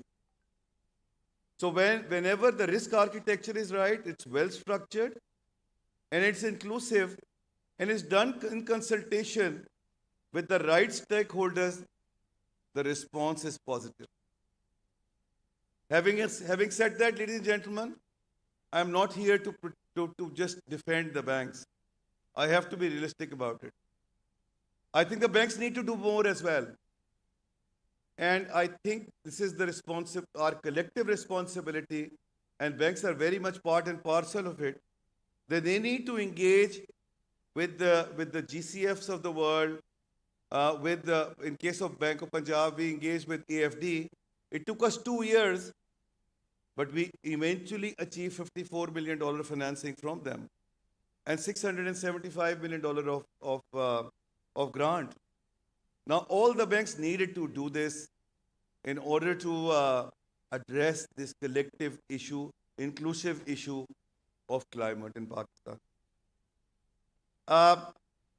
5 things which are needed to be done, in my humble opinion. One is to declare climate emergency, not just as a policy, as a statement, but as an action. We need to change the narrative of how this will impact any individual and their future generations if we will not address it now. And we need many more breaths. One breath will not do the job, really. Number 2, we need to make sure that the policies which are prepared are inclusive. They have the representation from the banks, from the regulators, and mainly from the business group, because they are responsible for executing it. And create an incentive all the way through. I also have to share with you that the time is ripe. This is the time when the feel-good factor is out there in the international community, and we really need to go ahead collectively and grab that opportunity. Salimullah Saab already talked about taxonomy. Operationalization of taxonomy is required as of yesterday, really. And the more involvement of the private sector is necessary there, sooner rather than later. More inclusive, the provincial engagement is necessary in the execution of the projects under taxonomy. Number 4, better engagement is necessary with ADB, with AIIB, with GCF. And merely funding is not the only thing that is needed from them. We actually require the technical support for conceiving the project and make them into a bankable project. Lastly, I'm going to suggest something very radical here today. Salim Saab is also there, Minister Saab is also there. Mr. साहब की मैं थोड़ी सी attention चाहूँगा, ये मैं ज़रा radical बात करने लगा हूँ, आपको बड़ी पसंद आएगी मिनिस्टर साहब. मेरा ये ख्याल है कि हमें बहुत सीरियसली कंसिडर करना चाहिए to have a climate specialized bank. Yeah, one of the DFIs should be given the mandate to do the climate specialization. Without that specialization, अगर आप एक्सपेक्ट करेंगे कि हर बैंक अपनी कैपेसिटी को बिल्ड करे तो गालिबन ही एक चैलेंज होगा. और इसके साथ साथ जो इकोसिस्टम डेवलप करने की बात है about pension fund and insurance is also something which is an absolute must to move forward, ladies and gentlemen. Thank you very much.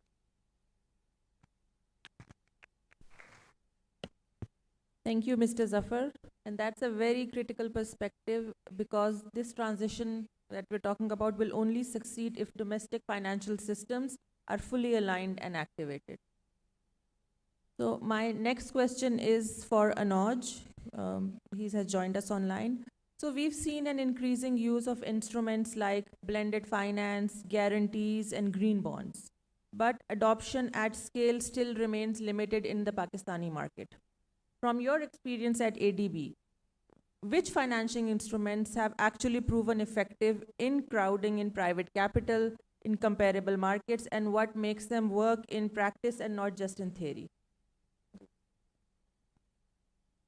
Well, thank you very much. Firstly, I hope you can hear me clearly on the other side. You can hear me, I hope? We'll take a small break. We'll just pause the panel discussion right now because the minister has to speak, and then we'll move to your question. All right, I'll wait. If I could request the Honorable Minister for Climate Change and Environmental Coordination, Mr. Musaddiq Malik, to please join us on stage.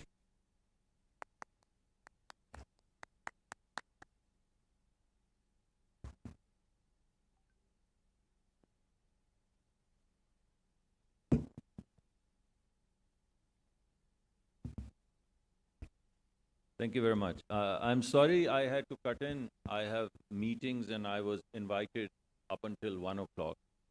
So my apologies because the question was already posed and I feel terribly bad. But it was overrunning and my choice was to I volunteered to leave as well because I didn't want to interrupt, but please accept my apology for that. I'll start with a very fundamental something. I've heard everything. And if all of what you have said is true, and if it is truly as glorious as everyone is saying it is, then why are the climate outcomes not coming forth? I'm not saying give me 15 outcomes which have improved over the past 3 decades. I'm asking for one. Has the burden on environment, has the air burden improved? And I had a conversation this morning about air burden.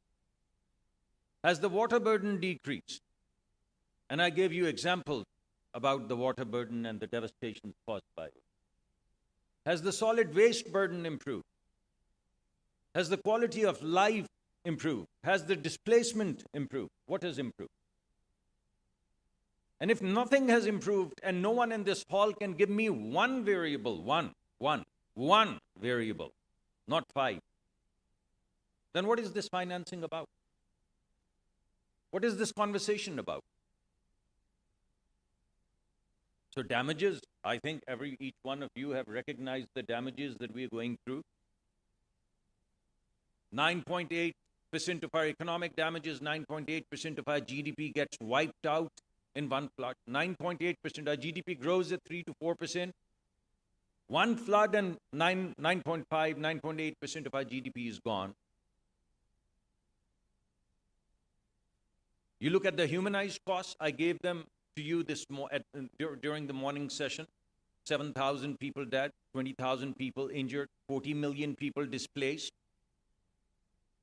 60% of the population under the age of 30, a big chunk, 40 to 45% school-going kids, they get displaced for 4 to 5 months. They were displaced for months, 6 months, 8 months in sin. If they were displaced for 90 days, that's 1.8 billion school days lost. So, must not be working. Must not be working.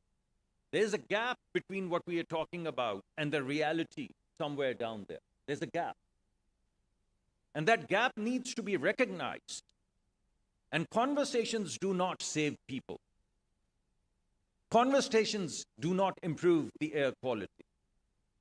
Something real has to happen between all of these billions and billions and billions of dollars of conversations and the reality that I'm stuck with when I go to Gilgit-Baltistan and I look at the devastations there in the hand of cloths. There's a gap. And I'm urging all of our partners and all of the audience and myself, my primary responsibility, I am first, that this has to change. And somehow or the other, talking about these conversations from process to funding has to change into outcomes. And outcomes have to be people-centric because we are a poor country. That's my first argument. Now let's root cause it. Temperature rise, greenhouse gases, all the emissions in the world, what do? They raise temperature. What does the temperature do? It basically makes the glaciers melt. What do the glaciers do? They come as floods. They blow away our kind of barges and our water systems and our canals. They flood our community. And then on top of that, the seasons change. And because we do traditional agriculture, that begins to create food security issues for us. So from emissions to food security, from emissions to devastation, from emissions to heat capsules because of the changing weather, and from these emissions to deserts, is basically what's happening. Now the fundamental question is, where are the emissions coming from? As I said this morning in Urdu, and now I say it in English. 3 countries, 2 at our border, 3 countries in the world produce 57% of the carbon dioxide equivalent. 3 countries. 10 countries produce 70 to 75% of the carbon dioxide equivalent. 10 countries. Now the irony is that the same 10 countries get about 80 to 85% of the green financing.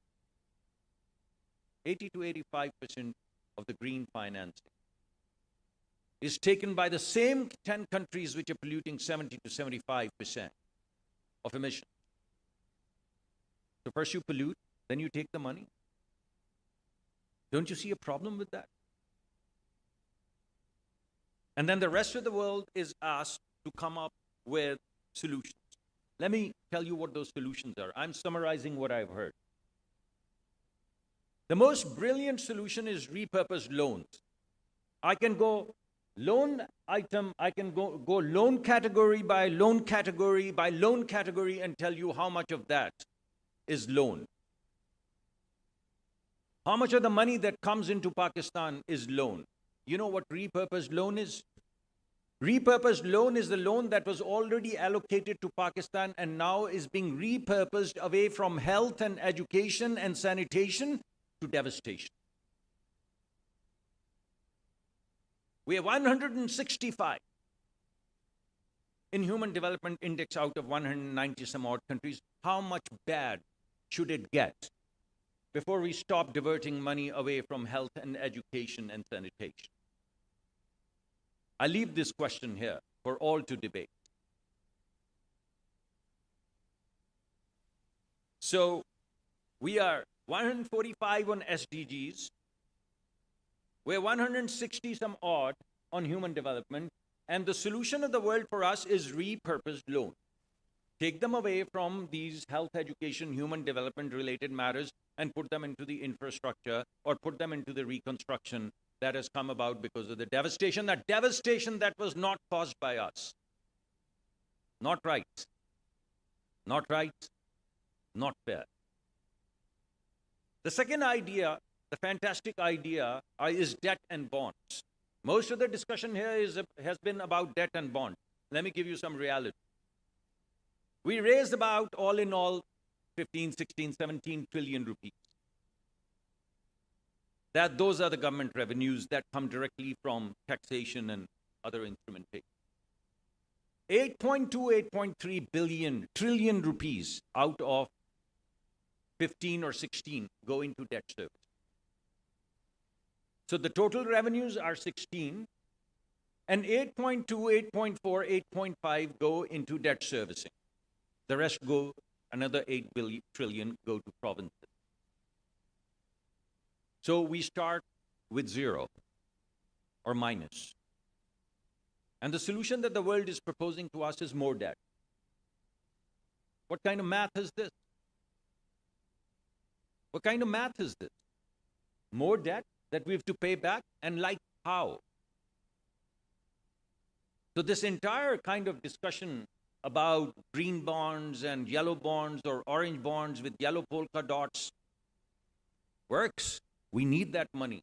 And under dire circumstances, we would take that money. But I would bring to your attention that we are not polluting. It has to be real, it has to be fair,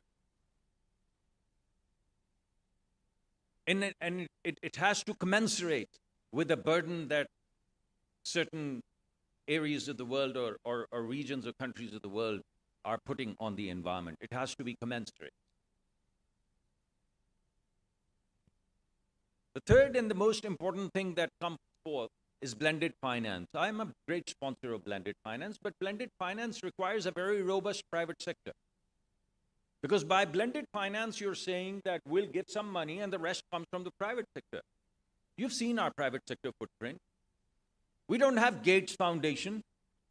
We don't have GlaxoSmithKline Foundation. We don't have these foundations here. Even our largest corporations, you would consider SMEs. So what blended finance and from where? So I'm demystifying financing for you. I'm simultaneously and ironically grateful for the support that I get. I'm most grateful for the support that we're getting because we would not be able to pull through. But I would be amiss if I did not highlight the true nature of what we discussed. So I'm bringing it to the fore. What is our solution? We have divided climate into two components. There's a bucket where the public rate of returns are high. When you go and you put together these little kind of stones interwoven with wires in Gilgit-Baltistan, you can't make money out of it. But the public rate of returns, the benefit that people of Pakistan get from putting that stone wall, which protects them from devastation, is enormous. And I'd give you many, many such examples. This is just one. We'd be most grateful. And we'd continue to work with the development partners and all of the people who've been supporting us, and most of all, the Asian Development Bank, the World Bank, and the UN system. They have done a tremendous job helping us put the early warning systems, helping us putting these stone walls, trying to save these poorest of the poor communities from devastations. We are most grateful, and we will work very hard, I promise, to create the world-class projects for you, for your consideration. But then there's another bucket. And that is where the private rate of returns are high. I have a friend whose wife I just saw here somewhere. There. They've come up with a solution that works on solar system and provides communities clean drinking water for free, F-R-E-E. And they create, because of the technology that they've created, north of 15, 16, I don't know, they don't give those numbers, they're very secretive about them, IRR. How about that for an idea? That doesn't need anyone's grant. That just needs idea. An idea that can be unleashed, an idea that can be financed, and anyone sitting here, including my friend sitting here, who's a very dear friend, if she can finance, if we can bring these kids to these very rich people and very rich organizations, our very rich is your kind of middle tier. But there's enough of this middle tier in Pakistan. I have a commitment from a friend of mine who, for reasons of philanthropy, has told me, don't name me. And he in Karachi told me, I would give you whatever amount of money you need if it is for the youth. And he said, take the money. And I said, I don't need your money because no politician should be deciding who should get money. You come to the table, just sit around the table, listen to these guys, and if they make sense, give them your money and take equity from them. That's our solution for areas where the private rate of returns are high. And as I told you this morning, we have this idea, we're calling it Greenfield Pakistan's pitch. Pakistan's pitch to the youth, from the youth, for the youth. This pitch is going to come from the youth. Our pitch is to the youth. And the solutions are going to be youth-driven. And some of the people whom God has given a lot, and many of the organizations who are fundamentally affluent, God bless them, if they're willing simply to come to the table and sit there, God, what does it take to just come and sit there? No one is asking for the money. There's no government fund that I'm proposing.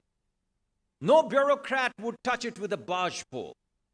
No politician would tell you what to do. All we are asking you is to come to the table and just listen to these people and fund them. And then you see where it all goes. We're calling it Greenfield Pakistan's pitch. As I said, from the youth, to the youth, for the youth. We're also creating this green university where we would like our youths to interact with kids in the Netherlands and in Spain and in the United States and in the United Kingdom. And this morning I mentioned Spain, and I would be amiss if I do not mention the Green Compact that we've developed with the United Kingdom.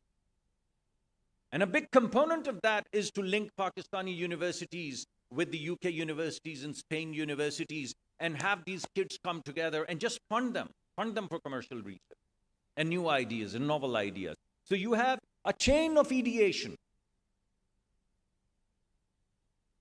You have a pipeline that private equity and venture capital dreams for. So we've structured the pipeline that the private sector is dreaming for. The private equity or venture capital or angel investments, no matter what part of the risk capital value chain you belong to, will have a solution for you. But come to the table. I only ask you to come to the table and start thinking, in addition to these grants and these loans and these bonds, think business. Think new business creation. Just about 15 years ago, the two most polluted cities in the world were not New Delhi and Lahore. They were Beijing and Shanghai, somewhere out there. Right now, they're the exporters of 75 to 80% of the world's solar technology. They used that enormous demand function to their advantage and created a whole cluster of solar technologies that no one can defeat now. But there are new revolutions brewing. There's an electrification revolution brewing. There's a battery revolution brewing. And all of these revolutions, we have copper. All we are doing is trying to get into that business, the new revolution that you haven't yet seen, and unleashing our youth and their fantastic ideas and your capital onto this new revolution. That's what we're trying to do. And I have urged, and it didn't work, and I'm nearly 100% sure, like many of my ideas, this idea is never going to work. There are public sector universities all over the world, all over the world. They come from taxpayers' money. I'm not talking about the IP generated by the private sector. I'm talking about the IP generated from public taxpayers' money. And if you believe that environment is a global good, and maybe we don't, many countries are saying no. But if the system believes, if the United Nations believes, if basically the World Bank believes, if the Asian Development Bank believes that this is global public good, then how about putting all of the IP that is coming out of these public sector universities into a cloud? And I'm calling it a green cloud. And giving it the access to that cloud without any protection to the youth to come up with creative and innovative solutions. So if you have a green cloud, and you have a green university, and you have a green field, the business plan, the business competition that I'm talking about, you have a green revolution brewing for real. Now, this is a real solution which doesn't need money. It doesn't require billions, it doesn't require trillions, it requires no multilateral organization to come and say adaptation would take 250 or 150 billion. Where is that going to come from? Is this a joke? When someone says $200 billion, do they not know how many zeros are there to that? So my friends, we have a solution. We have a solution which is our commitment that we create world-class projects for all of the funds to meet the hurdle rates of World Bank and Asian Development Bank and the UN system and so on and so forth. We committed to doing.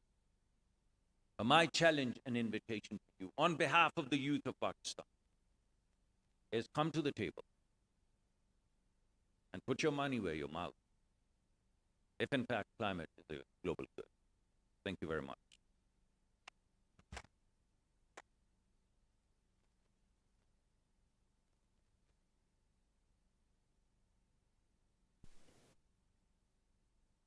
So we'll continue with the panel discussion. So Anuj, back to you. And I think your question was about blended finance guarantees and green bonds, and the Minister Saab had a few comments on that. So we'll keep those in mind to ensure that when we talk about these financing instruments, they're real and fair, like he said. But we've also seen that globally these, financial instruments are being used a lot, but in Pakistan, the scale remains very limited. From your perspective at ADB, which financing instruments have actually proven effective in crowding in private capital in comparable markets? And what makes them work in practice and not just in theory? Again, keeping in mind the minister's comments on, how the private sector in Pakistan is not very strong. Keeping all these things in mind, how Pakistan is climate vulnerable, we don't have a strong private market, we want real, fair financial instruments. How can Pakistan apply these instruments more systematically, particularly to de-risk, reduce transaction costs, and build a pipeline that investors can, engage with at a bigger scale? Thank you. I hope you can hear me. I think I was going to apologize firstly for sort of standing in between lunch and the audience there, but also I think this is it's a great point to come in because of the remarks of the minister just before me, which are all really fine points that he raised. I think what I'll try to do is, from my perspective, try to maybe give 3 or 4 messages, I think, which may sort of relate to some of the discussions previously, and 3 or 4 examples. Firstly, thank you very much for having me here. Sorry not to be there physically. from ADB's perspective, and Pakistan is an extremely important member for the ADB, having been a founder of ADB back in 1966. We've had an office in Pakistan since 1989, almost 50 billion worth of assistance to Pakistan in different forms. So it's a very long-standing relationship. When I look at the climate finance issue, which has been very eloquently raised by a number of speakers before me, I think four things very important to sort of talk about, which lends into the instruments I'll talk about after. I think number one is scale. So we've discussed, as some of my colleagues over here who are also in the V20 know, the first thing is scale. There simply isn't the amount of concessional finance that we would like to have to make a lot of things work. Pakistan itself, I think the speaker before me mentioned, or the one before the minister mentioned, $350 billion worth of needs just in Pakistan. If you're looking at Southeast Asia, it's 200 billion a year. If you're looking at Asia Pacific, it's 1.7 trillion a year. And finance is basically will go to a market where there are great opportunities. That's a simple fact.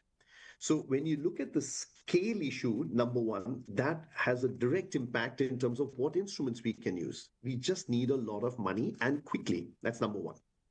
Number two is leverage.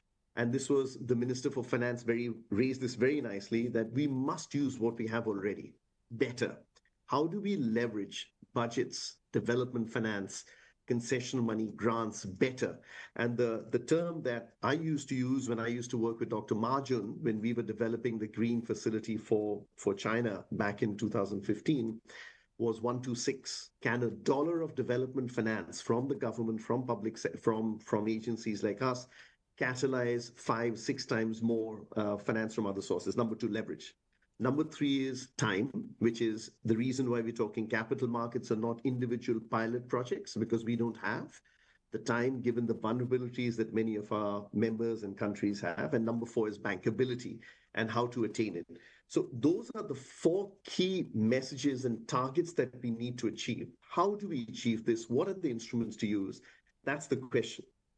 Now, rather than academically talk about, the approaches, let me give you some thoughts and examples. So I was the country director for Thailand until about 2 months ago, and I was working there for the last 5 years. One of the instruments that we worked with in Thailand was the creation of a sovereign sustainability linked bond. Now, this was the first in Asia Pacific, a sovereign SLB. It's raised almost $1 billion for Thailand. It was 3 times oversubscribed. It could have been 3 times bigger. And it's a long duration finance. That's what you want. It's a 15-year maturity. Similar to the sustainability bond that was done in Thailand, we also worked in creating over the last 5 years a green social sustainability bonds initiative for Southeast Asia. Just if you hear the numbers, just the direct work that ADB did with the governments of Southeast Asia, mostly Thailand, since it was mostly being spearheaded by me in Thailand, was 5 billion issuances in the last 5 years. Just 5 billion from us directly, us working with the governments in raising the money from the markets. That has directly led to further issuances by the government, which has raised another $15 billion. So in terms of scale, capital markets work. They work, and they work fast if the instrument is well designed. That is a very, very strong example of how money has been catalyzed from the capital markets. Does it require a taxonomy? Yes, it does. We did that. Does it need the bond to be structured better? Yes, it does. And then the third part is affordability, which the minister very rightly raised. The issue with a lot of bonds or capital market, access to money is that, of course, there is a private sector return that the investors want. Can you make that bond more affordable? Yes, if we structured with incentives, with support from different agencies like the GCF, like ADB. There's a very good example of such an issue, a bond which was issued by Uruguay, which is heavily focused on nature. And that has a step up, step down. So there you have concessional finance available, which says if you hit a target faster, the cost of the coupon will be lower. So you can build in affordability with the right incentives into various bond structures. So that's one example I wanted to mention. Thailand bond, Uruguay bond. They work, they raise money fast, and they can be well applied. Number two is, and this was again mentioned as an idea by the minister, about national green banks. A slightly different twist on it is creating national green facilities. So we've done this. We've worked on national green finance catalytic facilities, both in China. The first one that I worked on back in 2016-17 was the Shandong Green Fund. And more recently in Indonesia, which is called the SDG Indonesia one. The basic element is the same, to create national funds or regional funds at a bank in the country with the money to be used for de-risking projects. Now, whether we call this blended finance or leverage finance, the basic idea is that you have development money sitting there in a fund locally in that country, helping both develop the projects, but more importantly, reduce the risk of that project. Now, what is the risk? In certain projects, such as, and in Pakistan, one big issue is water, wastewater, floods. The revenue streams may not be that clear. So can the fund provide some assurance in terms of the revenues going up or an annuity support for that? Maybe. So the structure of such national funds will be different. In Indonesia, we'd linked it to SDGs. In China, it was linked to green outcomes and indicators. And how that money is used can also differ. There's a viability gap fund, which has been set up for PPPs, which can provide both upfront money, and it can also provide an annual support like a revenue guarantee. These examples exist. So a national green fund, which basically does de-risking, whether at a general level, climate, or specific level. It could be for clean air, it could be for floods. These are examples which have existed in different parts of the world and are really good ways to go forward. The third example which I want to mention is payment for ecosystem services, something which is becoming increasingly popular. So ADB created something called the Nature Solutions Finance Hub. We launched it at COP. This was about 3 or 4 years ago. It's working now to do what? It's trying to build a pipeline, one of the big issues. So in a challenging area like biodiversity, so this is forests, this is landscapes, this is species protection, coastals, mangroves, we've got a blend of funding from different sources. This is the European Union, the German government, etc., OPEC fund, Saudi fund. They are supporting both the development of a pipeline of projects. So this is working with the communities on the ground, with local government agencies who may be very strong in environment, but not in finance.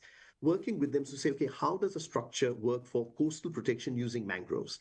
So there is technical assistance in there to develop the projects and strengthen the institutions. Extremely important. But there is also a de-risking fund that we've already got a little bit money for, but more is coming. That basically says, how do we help develop a revenue model for the underlying projects? Now, one great example of that is PES, Payment for Ecosystem Services. This has already been tried in a number of countries, whether we talk about in Brazil or Chile or Costa Rica, but also in our part of the world. So in the Philippines, in Vietnam. In Vietnam, Payment for Ecosystem Services, simple idea that those who are going to benefit from the protection of nature should pay something towards it. So hydro plants, water service companies, water supply companies, tourism, they provide a certain amount of money sitting in a fund which can then pay for the restoration of the biodiversity, whether it's planting mangroves, reforestation, etc. These are 3 or 4 examples of instruments which, could work. Now, if I pull back, just because I've given a random selection of examples, almost responding to some of the previous comments, is if you look at this, you've got two approaches to instruments. One is instruments which can bring in money from outside. This is your capital markets, your bonds, asset monetization, disaster relief bonds. So this is structuring instruments which can raise money from outside sources. But it doesn't mean that you can ignore the other part of the equation, which is developing the projects.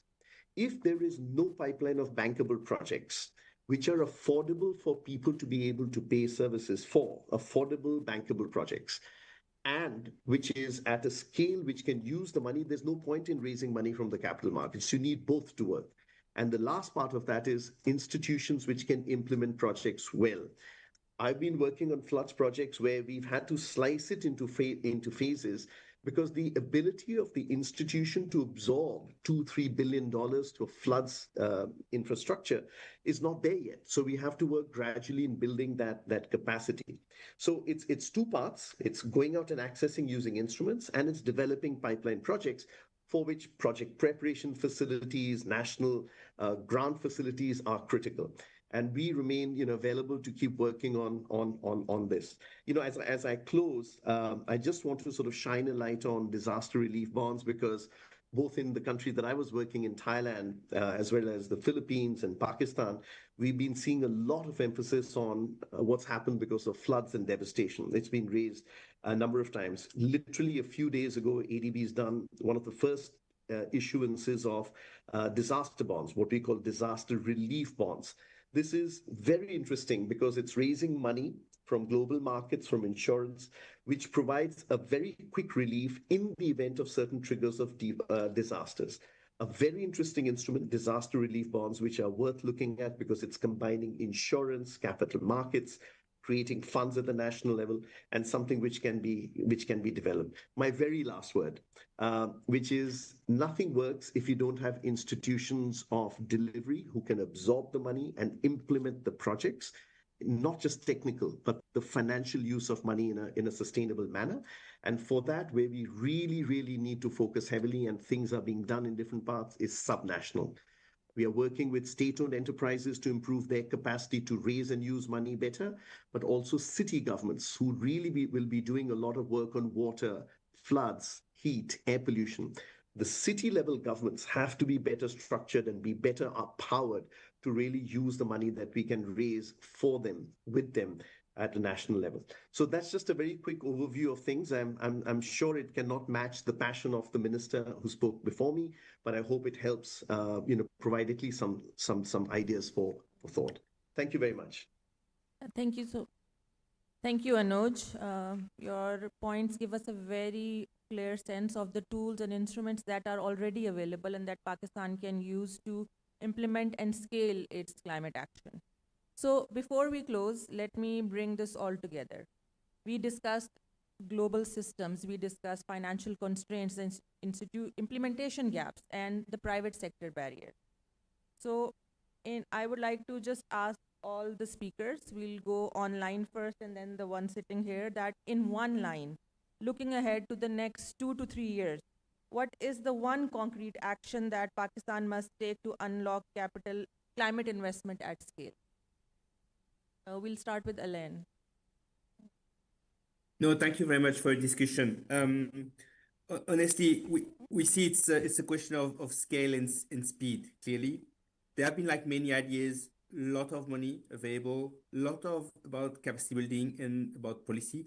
But in the end, what matters most is the implementation impact and outcome, as stressed by the minister.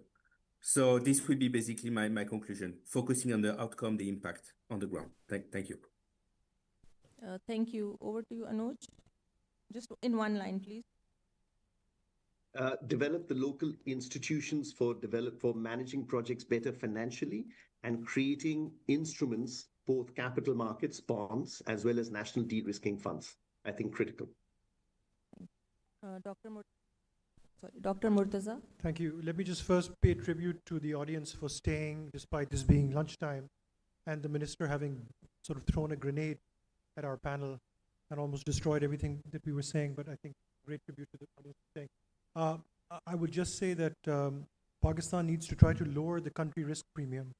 That's a very important part of what we need to do, and I think we can do that by managing our macroeconomy better and also when we are hit by natural shocks like the floods of 2022 and the floods of last year, to I think do a better job of actually putting our money where our mouth is by protecting the most vulnerable people that have been affected, so that the world can also then contribute commensurately.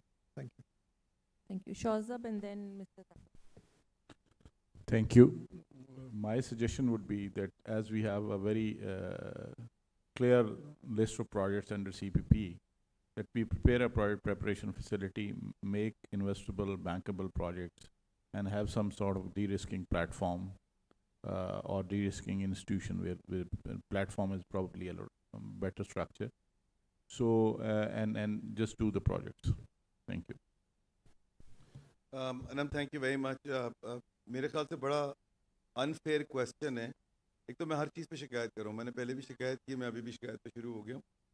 बड़े unfair question है given the complexity and the enormity of the problem at hand and the challenge at hand. But nevertheless, अगर उसको box in करना ही है और आपने मुझे बिल्कुल स्पॉट पे डाल दिया है और स्ट्रेट जैकेट कर दिया है, तो अगर एक चीज़ मुझे उठानी पड़ेगी तो आई वुड से कि जो टेक्सोनमी है सलीम साहब, उसको हमें ऑपरेशनलाइज करना है एज ऑफ यस्टरडे. मगर उसको इस तरह ऑपरेशनलाइज करना है कि उसके अंदर एक्टिव पार्टिसिपेशन सूबों की बहुत ज़्यादा चाहिए और प्राइवेट सेक्टर की चाहिए. खाली बैंक्स और state bank of Pakistan can go to an extent, but जब तक के प्रोविंशियल गवर्नमेंट्स इसके अंदर पार्टिसिपेट नहीं करेंगी actively, I don't think that इसका हमें तो बहुत इनॉर्मस फ़ायदा होगा. आखिर में यू नो फॉर शकील साहब और नाज के लिए, नाज बैठी हुई तो थी अभी, वो चली गई हैं. This should not be, breath should not be नशिस्तम गुफ्तम बरखास्तम. We needed to go beyond this really, and I'm offering myself in my personal capacity. OGDC I could see right there, I supported you on this one. As PBA, as Bank of Punjab, we are at your disposal. You're doing a great job, but we need to take it forward. This is a collective responsibility, not yours or Naz's or Sophie's or your entire teams. We have to all work together. Thank you very much.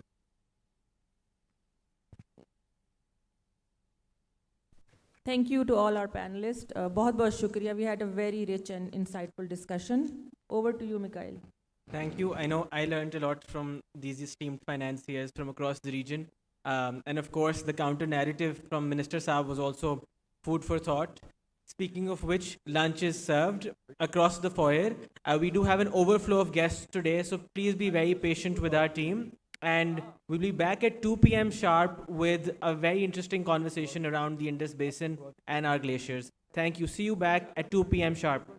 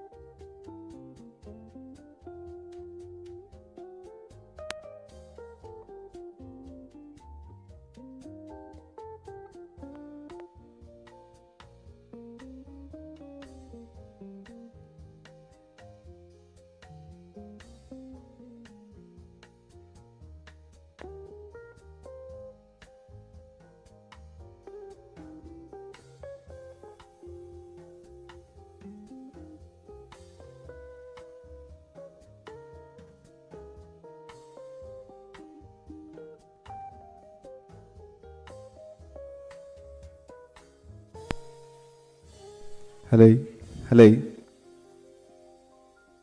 hello, hello, hello, hello, hello, hello. ये check करो.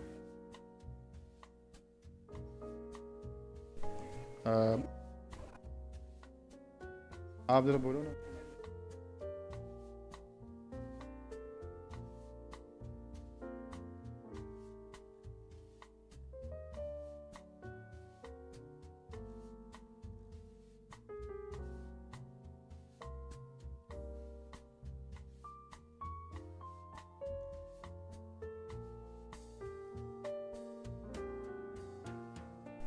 Hello, hello, hello, hello, hello, hello.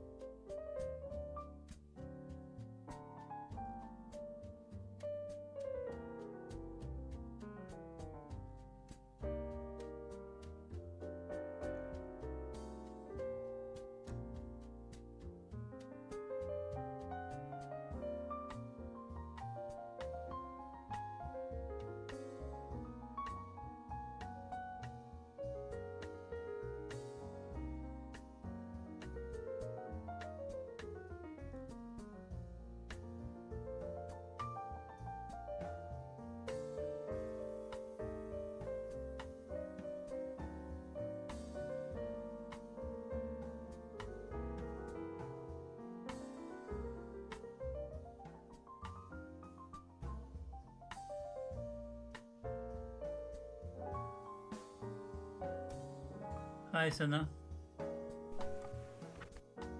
We will be starting shortly. Please make your way to your seat. We will be starting shortly. Please make your way inside into your seats.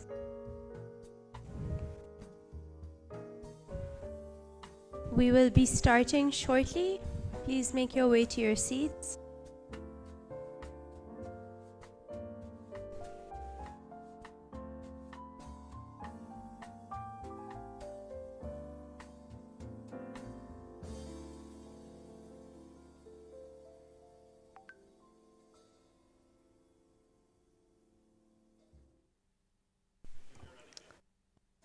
Please make your way to your seats.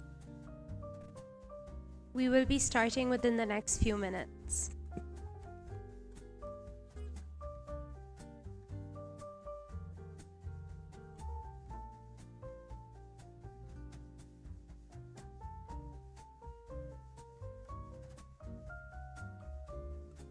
Please fill up the front rows first.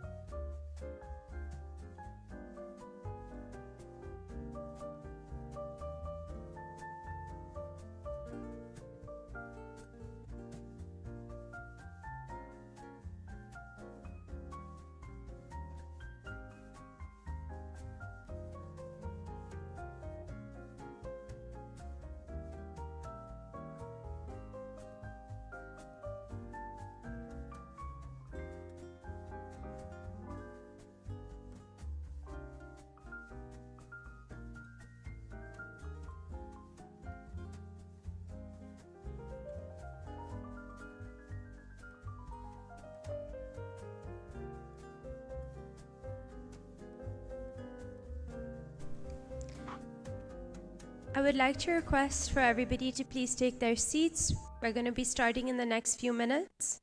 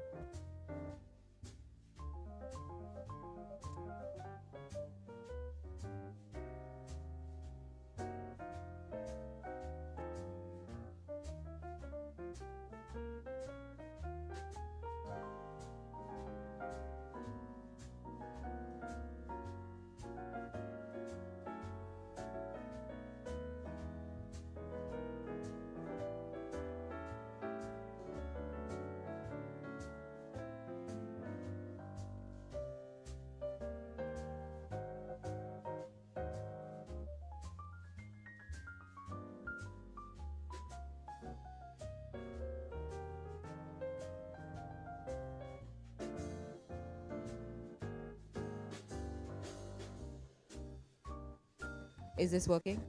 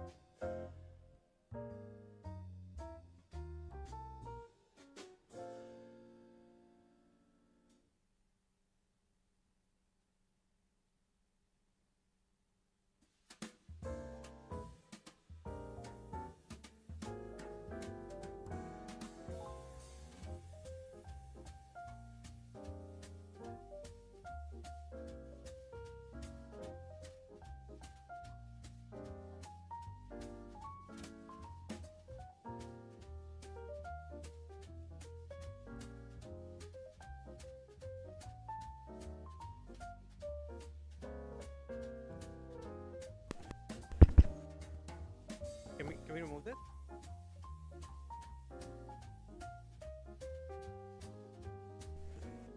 Ladies and gentlemen, can I please request you all to take your seats? We're beginning the session now that's focused on the Indus Basin, which is going to be beginning in 30 seconds. Please take your seats. I request everyone in the hallway to come back into the main room. Thank you.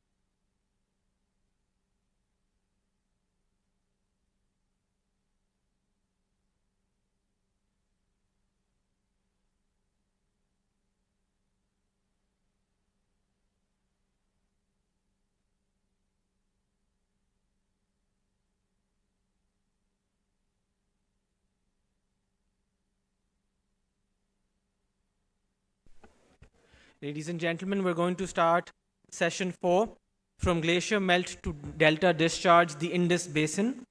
This session examines the Indus Basin, exploring the complex challenges from glacier melt to delta discharge and questioning whether current responses are sustainable or are just ad hoc. I would like to invite on stage our three speakers. We have already with us Dr. Iram Sattar, who's a water law, policy and negotiation expert. I'd like to invite on stage Mr. Mia Mohammed Moin Wattu, the Federal Minister for Water Resources. And lastly, I'd like to invite Mr. Dr. David Pugaza, the glaciologist from the University of Milan, the Department of Environmental Science and Policy.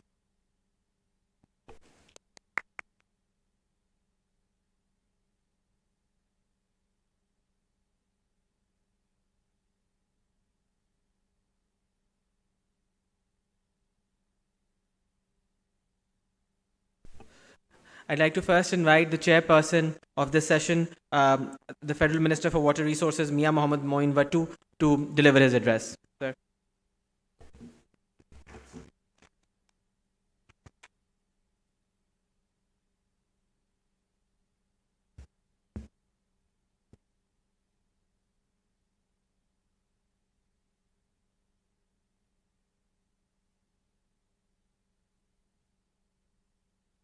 I will like to say that it is a very comprehensive topic from glacier to delta.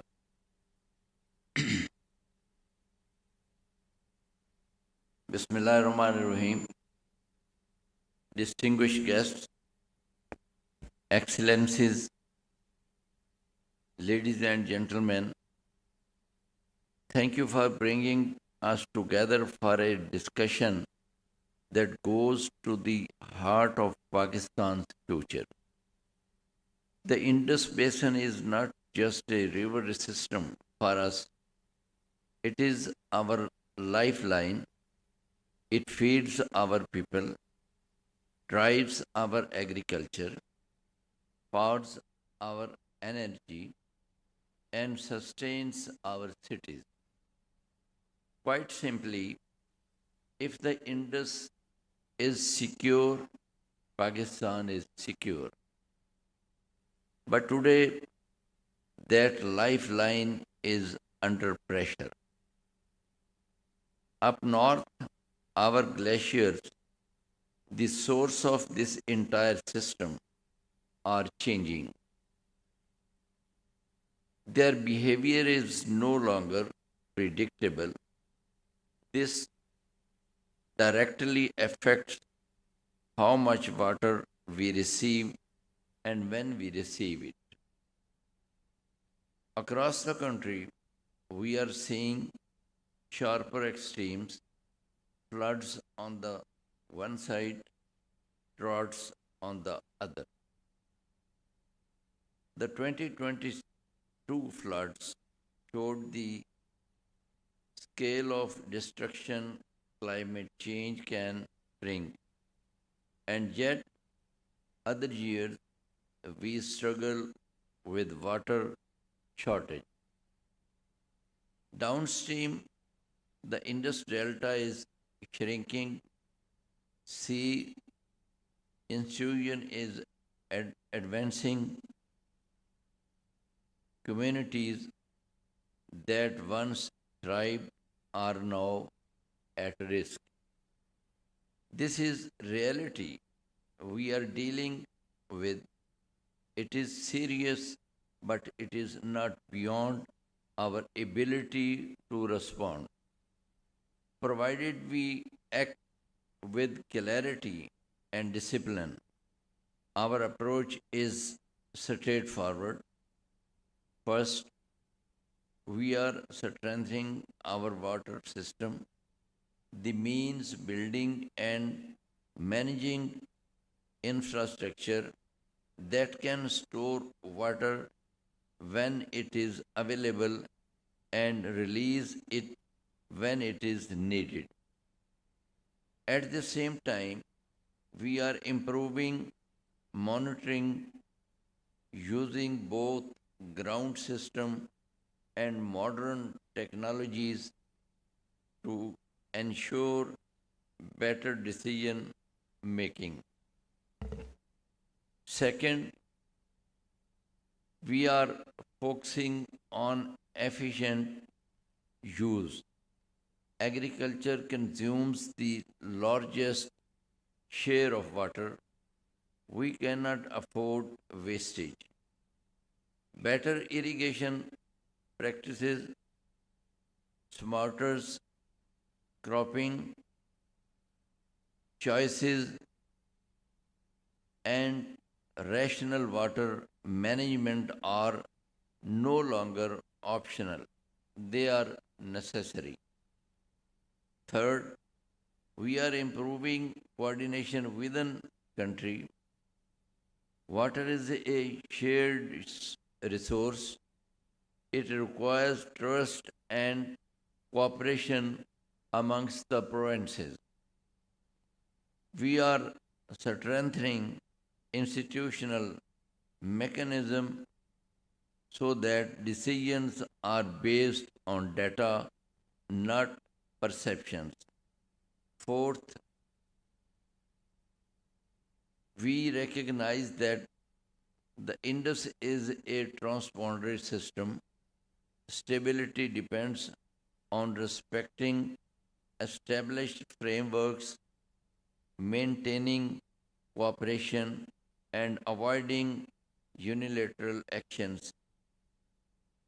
Water must remain an area of discipline, not dispute. Let me be clear on one point. This is not just a technical issue, it is a national priority. It is about food security, economic stability, and social balance. We also need to connect science with policy. We have the data, we have the expertise, but we must ensure that this knowledge directly informs decisions on the ground. And above all, we must keep the people at the center, the farmer, the villagers, the communities in the delta. Our policies must translate into real improvement in their lives. Ladies and gentlemen, the Indus has sustained us for generations, but it will not sustain us automatically in the future. It will require careful management, strong institutions, and consistent policies direction. The message is simple. We have capacity to manage this challenge, but we must act in a coordinated and disciplined manner. I look forward to hearing the perspective of fellow participants and to constructive a discussion on practical solutions. Thank you very much. Thank you.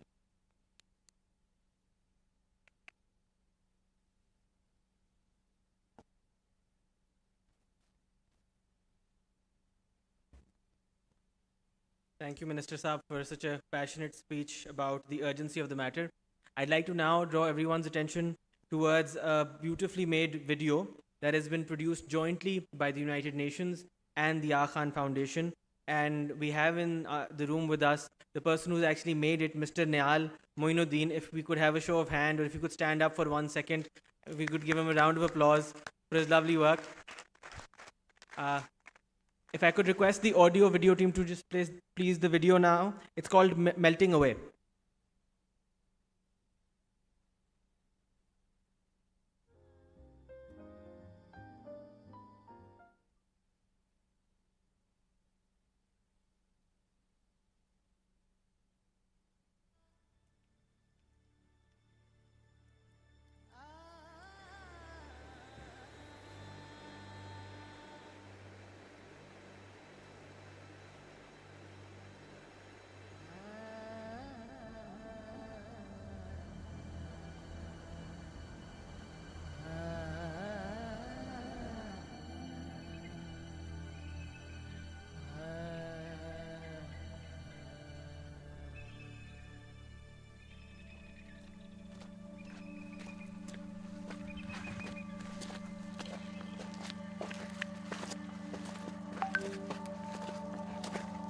Are teni me wang nias doran ulu ke ko sama te yakka mana zo glacial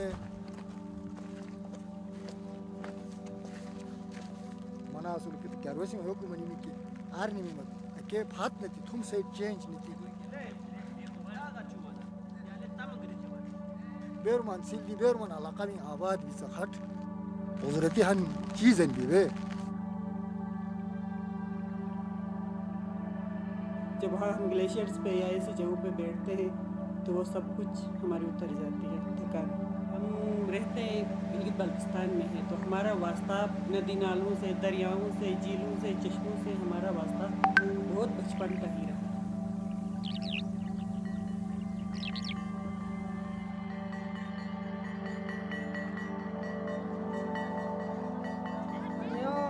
شو بلا كورتات يارني مربوط شو بلوم من شو كي بلا كذا زخمات كي مر بلا كذا شو كي بلا من تعالى تصير ولا شو كي بلا تعيط من خطرات كي بلا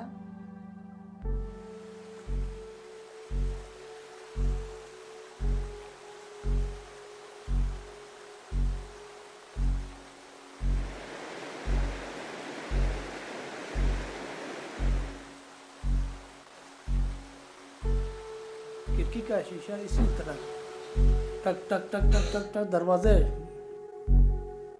گھر پہ ہی تھے کال کیا بہت سخت ہوا سیلاب آ رہے ہیں گھر سے نکلو جلدی بولا ہم لوگ بچوں کے ساتھ نکل گئے. اتنا اچانک میں آیا کہ ہمیں اپنے رہنے کا کوئی بندوبست بھی نہیں تو پھر بھی ہم کھلا آسمان تلے وہ رات گزری ہے کیسے گزاری ہے وہ ہم نے گزاری ہے وہ ہمیں پتہ ہے.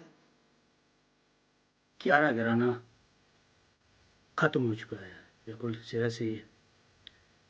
زمین جو تھی وہ بھی مطلب پورا ہی ختم ہو چکا ہے.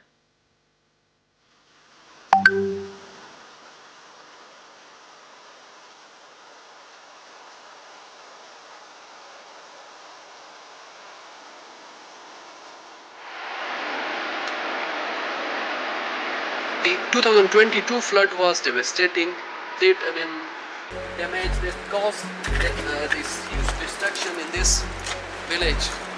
During the search, we initially assessed this area, this glacier. We informed the local communities. We conducted awareness sessions, evacuation drills, safe havens were identified, and then evacuation routes were defined. So people were prepared to face this disaster.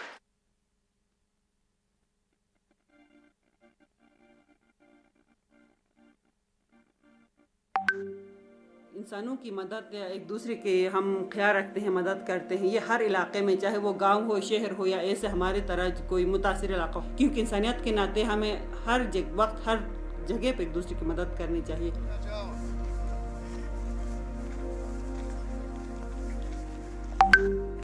سمجھ آئے گا نا آپ لوگ کے ہاں اچھا ایک آدمی کو نقصان آ گیا سب کو نقصان ہے. یہاں سے پانی دریا سندھ کم ہو یا گلیشیئر کم کیا پورا پاکستان نقصان آئے گا. پورا پاکستان کا جو ہے ایک ہی دریا ہے دریا انڈس ان کے ڈپینڈ بھی ہمارے اس گلیشیئر کے اوپر ہے. گلیشیئر کو بچے گا تو انسانی بقا اس کے ساتھ ساتھ جاری رہیں گے. اگر ہم اسی طرح غفلت اور سستی کا مظاہرہ کرتے رہے تو یہ جب گلیشیئر جیسا ختم ہوگا تو انسانی زندگی بقا کے لیے سب سے بڑا لازمی ہے.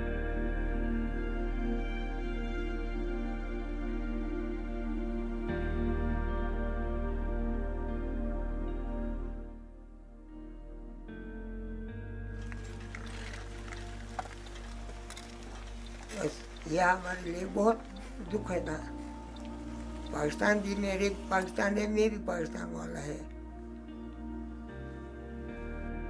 بس میری یہی خواہش ہے کہ ہمارے بچے جو ہے آگے بڑھیں. بس ظاہری بات ہے گلیشیئرز پگھلیں گے ختم ہو جائیں گے تو پورا دنیا ہی اس سے افیکٹ ہوگا نا. تو ظاہری بات ہے یہ تو ایک سائن ہی ہے.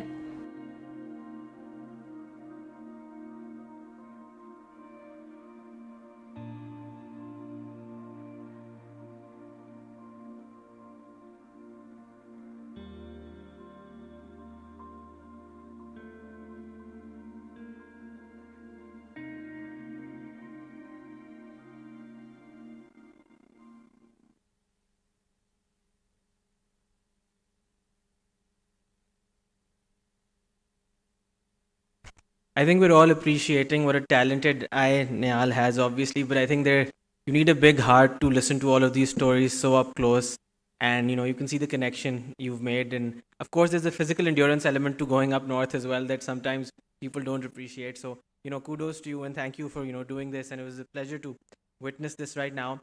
Before I request the next speaker to come on, I'd request everyone to maintain decorum because we have, honorable speakers here. Let's keep our phones on silent and try to keep the movement to a minimum. I'd like to now invite Dr. Iram Sattar. She's seated here with me. She's a water law policy and negotiation expert, and I'm sure she'll, give us a lot to think about.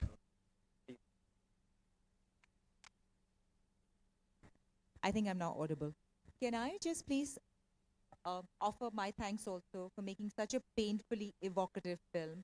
And I'm almost really honored, unfortunately, because of the, the message to follow you. So we can hopefully bring some of these conversations together. So really, thank you. I think my slides are supposed to be up there. Okay. So unfortunately, just so you know, I'm not sure that you'll be able to see the entire slide, and that's just a limitation of the place that we're in. I will speak and I will ask the organizers to make sure that the PDF is uploaded to some kind of website.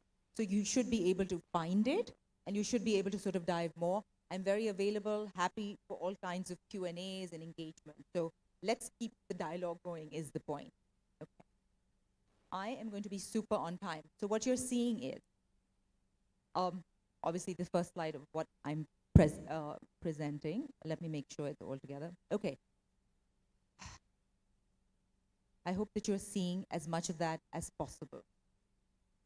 The image behind this title is called The Water Line, painted by a student and artist at Harvard College called Karen Choi. She presented it at a conference at MIT 2 weeks ago, and I was so moved that I wanted to make sure that we were able to look at it here also in the context of this conversation. It tells the story we are here to have today. Past, present, and future separated by a single line of water. The Indus Basin, in our purposes, is that line. Between what we have inherited, what we are living through, and what we have a chance to build. I'm Dr. Iram Sattar, as you heard. I work at the intersection of water, law, and governance, and the human lives and ecosystems that depend on both. I want to speak to you today not just as an expert, but as someone who believes that we are at a genuine turning point. Many speakers have echoed this today. And the turning points require something harder than analysis. They require moral clarity and the courage to act on it. So let's begin and dive into some of this stuff. Before I speak about the data and governance, I want to ground us in something more elemental, in the imaginative work of an artist who understands instinctively what I will spend the next 15 minutes or so trying to argue. Karen Choi calls this mural the water line. Please look at it carefully. Above the water line, an imagined future.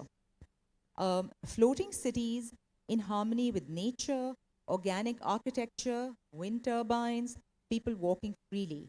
And that solar punk vision, a future grounded not in extraction but in care. At the waterline is the present, homes caught in limbo. Are they floating or are they sinking? That ambiguity is not artistic license. It is a precise description, unfortunately, as some of this movie was just showing us, of where Pakistan stands right now. Below the waterline, it's the past.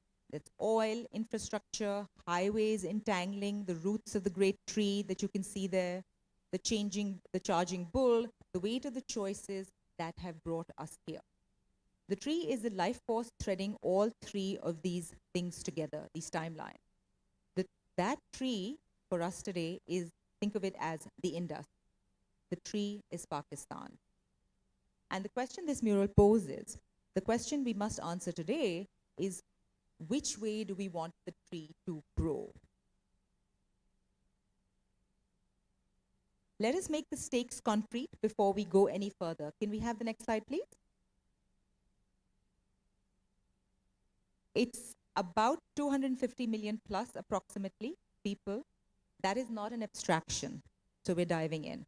That is almost the entire population of Brazil dependent on a single river system for the food that we eat and the water that we drink. The Indus irrigates about 90% of Pakistan's food production, not a significant proportion, but 90%. And yet, half of all irrigation water no longer comes from the river at all. It comes, as the Minister Saab was sort of talking about, river dependence. It comes from aquifers, which is groundwater, that we are extracting faster than the natural resource systems can replenish. We are quite literally mining the water beneath our feet. That's the ground under our feet right now. And in the mountains above us, approximately, that's what the movie was just showing, a little over 7,000 glaciers that we know, the largest concentration of ice and outside the polar region, as we know. The Indus is natural water tower, and it is melting. This basin is being squeezed from above by climate change, from the north by glacial disruption, from the east by an increasingly revisionist neighbor, as we know, and from within by a governance system, this is what I focus on, that was designed for a much more stable world. These are not separate crises. They are one, and we cannot govern them as one at a time. We have to look at each together. Next. So I want to spend a moment on the glaciers. Because this is the part of the crisis, as this movie was about, that is the least visible in some ways and the most irreversible in many other ways. Obviously, this movie was making it very visible. Glaciologists, and we will hear from one, call what we are entering peak water. Right now, accelerating melt is producing more water. Rivers are swelling, so it's not less water, in fact, it's more water. Seasonal flows are up. However, there is a perverse and dangerous sense in which the short-term signal that we can see, more water, is actually masking what is actually happening because the store is being depleted much more permanently. There's lots of potential, glaciers that are classified as potentially dangerous for these glacial lake outburst floods that a lot of people this morning have talked about, and where communities in Gilgit-Baltistan, etc., have been devastated. And just by one count alone, in 2022, we had over 16 of these bursts. So those are things that are happening. But now we look at that phase 3, which may be a little hidden for you, is what we must govern for. The long drought, when the glaciers are gone, unfortunately, the natural reservoir that feeds the Indus through the dry season is also going to be gone. Summer river flows may actually collapse precipitously. This is not a model projection, it's a physical certainty almost. Unless global warming trajectories change dramatically. However, and this is our job, we have to plan for the world as it is, unfortunately, not one which we wish for, while still acting to change things in the present. The Indus cannot be governed as if the glaciers were a permanent feature. They are not, unfortunately. Every law we write, every dam we build, every allocation we make must be made with this view. We go to the next one. The Indus is not a pipeline. It's a living system with a logic from source to sea. And every part of that system is now under stress simultaneously, which is what makes this moment so demanding. So perfect time for the conference. At the top, glaciers are disappearing. This melt feeds the upper tributaries, the Kabul, the Jhelum, the Chenab, the Ravi, the Satluj. Rivers whose seasonal patterns are becoming unfortunately less predictable and whose cross-border flows are increasingly also getting contested, as we know. Very much something we know in Pakistan. That water enters the world's largest contiguous irrigation network, a system of canals and watercourses built over more than a century and a half that supplies over 90% of our agricultural flows, as I said, specifically also for food production. This system was built for a stable climate, which meanwhile it is operating in an unstable one, unfortunately. When the system fails, when floods overwhelm it, when droughts stress it, the communities across Punjab, Sindh, KP, and Balochistan bear the consequences, some of whom you just saw. Just in the 22 floods alone, over 33 million people were displaced. And at the very end of that chain, it's the Indus Delta. Let's not forget. Once one of the most productive ecosystems in the world, now shrinking, increasingly salines, its mangroves dying. Those are things we need to think about also. Its fisheries collapsing. An estimated 50 million people in Sindh alone have livelihoods that depend on the way that the river functions down there before it reaches the sea. When we talk about governing the Indus, we are talking about governing all of this complexity together at the same time, and that's the challenge, and that's obviously also the opportunity, and that's the challenge for us to write. We go to the next one. I'll speak a little bit about the treaty. This is something that there's a lot of people who obsess about this treaty. The Indus Waters Treaty of 1960 is one of the genuine achievements of international water law. Negotiated through World Bank mediation in the aftermath of partition, it divided the 6 Indus tributaries between Pakistan and India and created a framework for data sharing and dispute resolution that survived 3 wars and over 60 years of political hostility. That's obviously what's in stress. It was definitely not perfect. Pakistan received the western rivers, the 3, and the Indus, Jhelum, and the Chenab, and India received the 3 so-called eastern rivers, the Ravi, the Beas, and the Satluj. Those eastern rivers are now essentially dry within Pakistan's border for the most part. The treaty's flexible provisions have been contested repeatedly, more so since the 90s, which is what we've been seeing. However, it did still hold. The durability is remarkable in international water law. This is celebrated, it is written about, it is compared to other shared river basins. But now it is under the most serious threat in its history. In 2025, just a brief recap, India issued a unilateral notice of treaty suspension. In many ways, that is a breach of international law. The treaty itself contains no suspension sort of provision. And meanwhile, India is constructing lots of upstream infrastructure on the rivers that are allocated to Pakistan by that treaty. It's exploiting the treaty's modification language specifically to press for reduced water shares. And it is doing all of this from a position of growing strategic and economic advantage. Obviously, that's something we have to deal with, while Pakistan's diplomatic bandwidth may be stretched on many sort of different fronts. I want to be very clear about what is at stake here. It's not a bilateral dispute between 2 states. This is about whether international water law means anything in conditions of climate change, which is what we're now in, and power asymmetry, which is probably always the case. What happens in the Indus will be watched by every downstream nation in the world. Happy to talk more about that. We'll pick the next one. I've got a quote here from Abraham Lincoln, who was a truly sort of great human being. You cannot escape the responsibility of tomorrow by evading it today. I love that. It is no more true for water. It can sort of go in so many dimensions. That sentence, basically, in my humble opinion, is a diagnosis of Pakistan's water governance in one line. We have known about, for instance, the groundwater crisis for decades. There is still no national framework for extraction limits. We have known about the need for binding interprovincial water allocation since at least the 1991 Water Apportionment Accord, an accord that is honored in good years and contested in every bad one. I've got a whole dissertation on this. Happy to talk more about this, which is to say increasingly contested now. We have laws. Pakistan has water policy frameworks at the federal level and in every province. The gap is not legislative in many ways. The gap is institutional capacity, political will, and accountability. Paper policies do not irrigate fields. Paper policies do not prevent flood.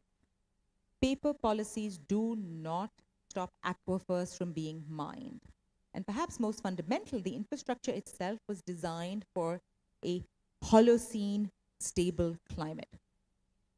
Its operating rules, its maintenance standards, and its storage assumptions all calibrated for a world of relative climate stability. That world, unfortunately, is increasingly gone. Moral clarity, which has not been a term we've heard this morning, but I think it should be something present for us, requires us to say that plainly, and this is what we've been emerging. The question is, what can we stop? Here is a paradox that demands an honest answer. Pakistan operates the world's largest contiguous irrigation system, and yet approximately 40% of its population faces food insecurity. Think about that on a, sort of regular basis. Children in Pakistan have some of the highest stunting rates in the world. This is not a paradox, it is a governance indictment. The irrigation system loses somewhere between 40 and 60% of water before it even ever reaches any crops. To seepage, to evaporation, structural inefficiency. We are not just running short of water, we are wasting a lot of what we do have. And then there is an agricultural transition question. This is very serious for the amount of reliance on agriculture, which I raise knowing it is difficult and politically charged. Agriculture employs the vast majority of Pakistan's rural workforce, but generates a disproportionately small sort of contribution relative to GDP and its water consumption. This is not an argument against farmers by any means. It is an argument for farmers, for asking honestly what kind of agricultural future gives them the most security, the most dignity, the most water-efficient pathway to prosperity. That conversation has been deferred, unfortunately, for too long. Finally, a world where global supply chains are fracturing, we are living this world right now, where climate disruptions are affecting harvests across multiple continents simultaneously, Pakistan's dependence on food imports is a strategic vulnerability. Every drop of water saved domestically, every unit of food grown more efficiently is not just an environmental gain, it is national security. So, what does sustainable governance of the Indus actually look like? Let's be a little concrete. On the legal side, binding interprovincial water allocation with real enforcement, not an accord that provinces can ignore when it suits them. A national groundwater framework with extraction limits, metering, and in fact, that dreaded word pricing. Climate adaptive water rights, rights that are explicitly designed to flex as flows change. Other river basins have done this, rather than locking in fixed allocations calibrated for a climate that no longer exists. On the institutional side, Pakistan needs an independent national water authority with genuine enforcement power, not another advisory sort of river body. River basin authorities with multi-stakeholder governance. Trust me, we need to build this capacity, including farmers, civil society, and local governments, not just bureaucrats and engineers. Nothing wrong with bureaucrats, but there are more people in society. Real-time monitoring infrastructure across the entire basin, which we do not do, and a permanent Indus Commission that is permanently and politically protected, adequately resourced, and empowered to assert Pakistan's legal rights. On the international strategy, every violation of Indus Water Treaty must be documented meticulously and asserted at every available international forum. The ICJ, international arbitration, multilateral climate negotiations. Pakistan should be actively building coalitions with other downstream nations facing upstream pressure. And this is critical, domestic water efficiency is a diplomatic asset. Pakistan strengthens its legal argument that it is not the wasteful party in this relationship. This must be something that we focus on. As President Kennedy, again, somebody else quoted there whom you can't really see, said at one point in time, so I will sort of reiterate that, anyone who can solve the problems of water will be worthy of 2 Nobel Prizes, since those are very much in the news these days. One for peace and one for science. That is not hyperbolic, it is a precise statement of what is at stake. Do the next one. I think you can see that. The fox said to the little prince, "You remain responsible forever for what you have tamed." Pakistan has tamed the Indus for over 6,000 years since the Indus Valley civilization built the world's first urban water systems. This land and its people have diverted, channeled, dammed, and drawn upon waters that once ran freely. That act of taming water created extraordinary things: agriculture that feeds hundreds of millions, cities, civilization itself. But taming carries a permanent responsibility. It does not expire at the end of a government's term. It does not transfer with a treaty revision. It does not dissolve when the rains fail or the glaciers melt. Sustainable governance requires all of us. And that's something that we have to think about. This slide basically hinges on this argument. Everything before it has been diagnosis, everything is direction. The question is not whether we understand the challenge, but what are we going to do about it? Last two, this will be very quick. Okay. I want to just quickly introduce a concept that is underused in climate diplomacy, which is called ethical leverage. Ethical leverage is the strategic power that accrues to a nation when it pairs a legitimate moral claim with a demonstrated governance competence. Pakistan has one of the most legitimate moral claims, we've heard this repeatedly, in the global political climate. We contribute less than 1% of emissions, we've heard, absorb some of the worst storms. But moral claim without governance credibility are simply grievances. We heard many ministers talk about this morning. They are heard, they're acknowledged, and they're acted upon only to the minimum content that strategic convenience, gives us. But Pakistan, that governs the Indus equitably for all its people, that creates binding interprovincial relations, that Pakistan has earned something more than a grievance. It has earned the right to lead. And that's the vision I think we need to have and bring with us. Those who create a rules-based order to tackle water problems will be on the right side of history. The Indus, if governed well, becomes a model for the Mekong, for the Nile, for the Jordan, for every river basin in the world where upstream power and downstream vulnerability are in conflict. That is Pakistan's opportunity, not despite the crisis, but because of it. So there is huge empowerment. And finally, the river does not wait. Can we get to the final part? The Indus Basin has, as we said, sustained civilization for thousands of years, built sewage systems, standardized weights and measures, all kinds of things that were very sophisticated. What happens in this river basin in the next 30 years will not only be determined by the river. The river will do what rivers do: respond to physics, to gravity, to atmosphere above it, and the rocks below it.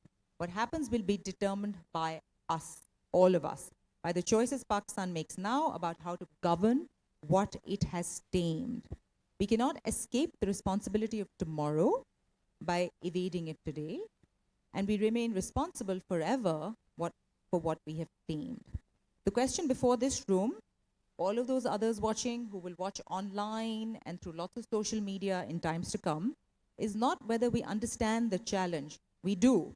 The question is whether we have the moral clarity and the political courage to act with the urgency that this moment demands. The waterline is where we stand, as we saw in the mural. Above it lies everything we can still build. The future is Karen Choi's mural. The floating communities, the wind turbines, the organic buildings, the people walking freely in a world that has chosen to take care over extraction alone. That future, however, is not inevitable, but it may still be possible. And it begins with the choices we make today. Thank you so much.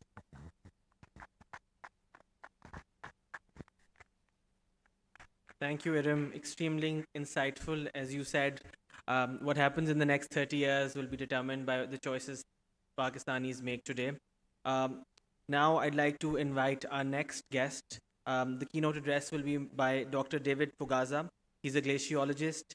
He's based at the University of Milan, Department of Environmental Science and Policy, as well as the EVK2 CNR. I really didn't want to get it wrong. So please, Dr. Fagaza, come and share your remarks. Thank you.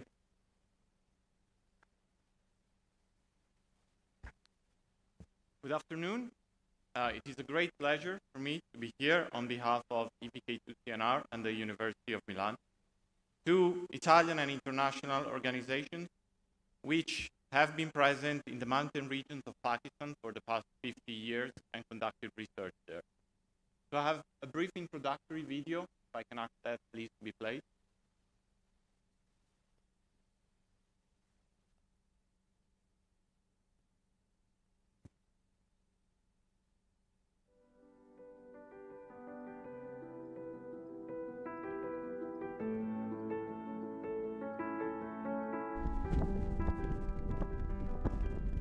Siamo in cima! Siamo in cima!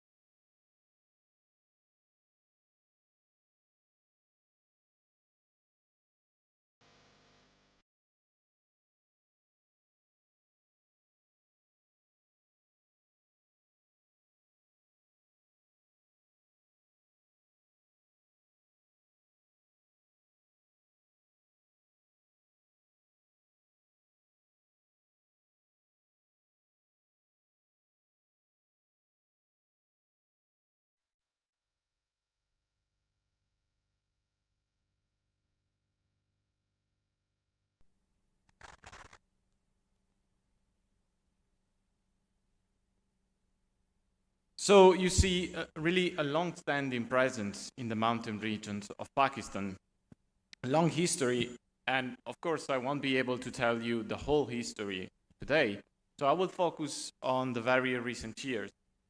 If you can go to the next slide, please.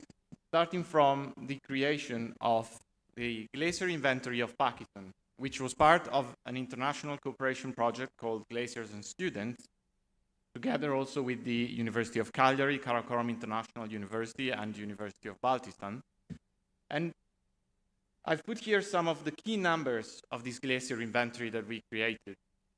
So we found that Pakistan has more than 13,000 glaciers, with an overall area of more than 13,000 square kilometers, and an overall volume, so the amount of water that is contained within these glaciers, of more than 1,500 cubic kilometers, which really makes it one of the largest water resources outside the polar region.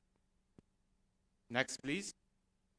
And one key aspect of this inventory is that for the first time, we created it using high-resolution satellite images over one single summer season of 2022. And this is important because in the past, Glacier Inventory had to stretch images of multiple years to be created. This means that our inventory is more consistent in time, is more robust, and can be used also as a baseline for the future comparisons. And next, please.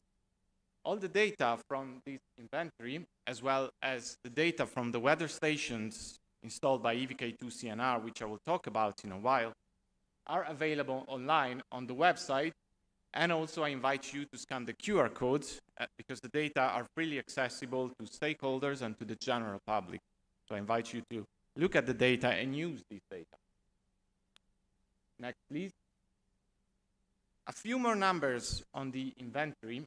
And if we look at the distribution of glaciers by size, we can see this picture. So there is quite a large number of very small glaciers, those that are smaller than 0.5 square kilometers, and a limited number of the very large ones, the larger than 50 square kilometers.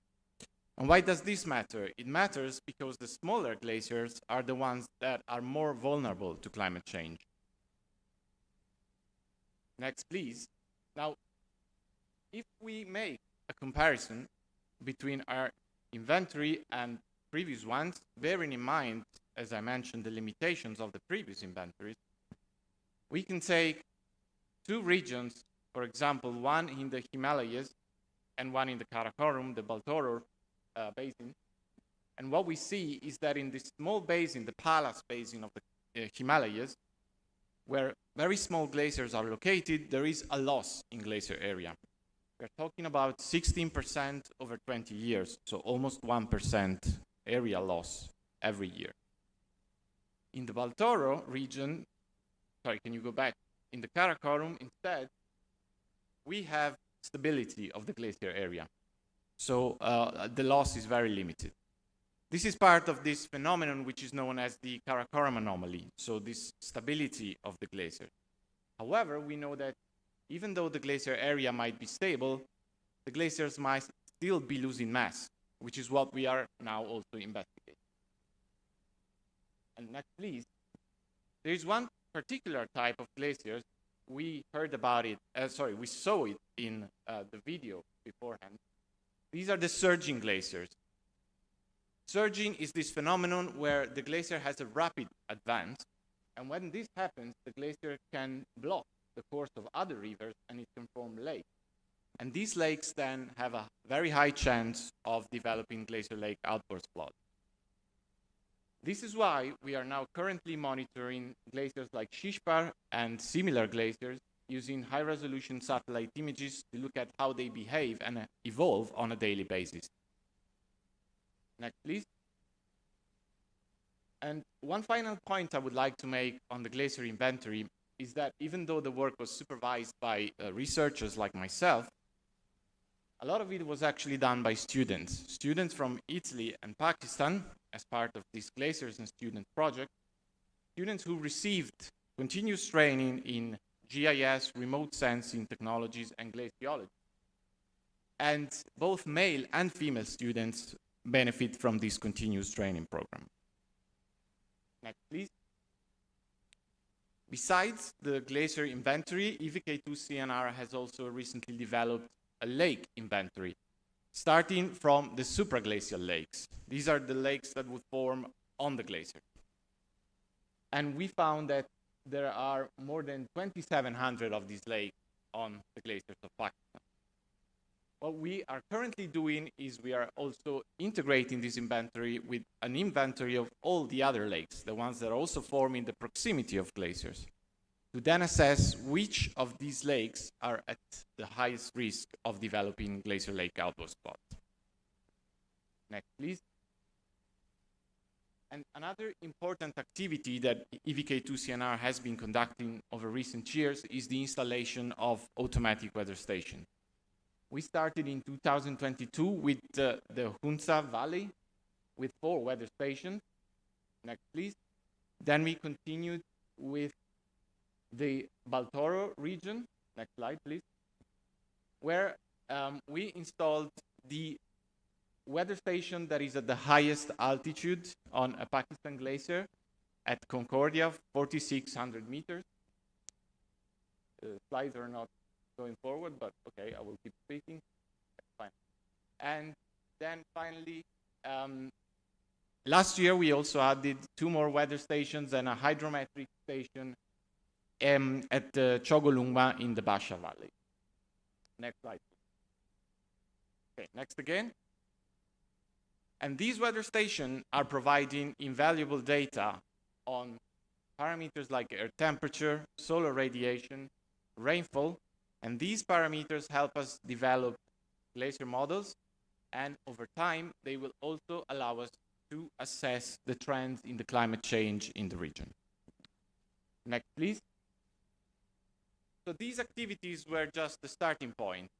Glacier inventory, the weather station. What we are currently doing within a project called Water for Development is using these data to derive information about the water availability from the glaciers in the present and in the future, the impacts of climate change on this water availability, and how that changes also the glacier mass balance.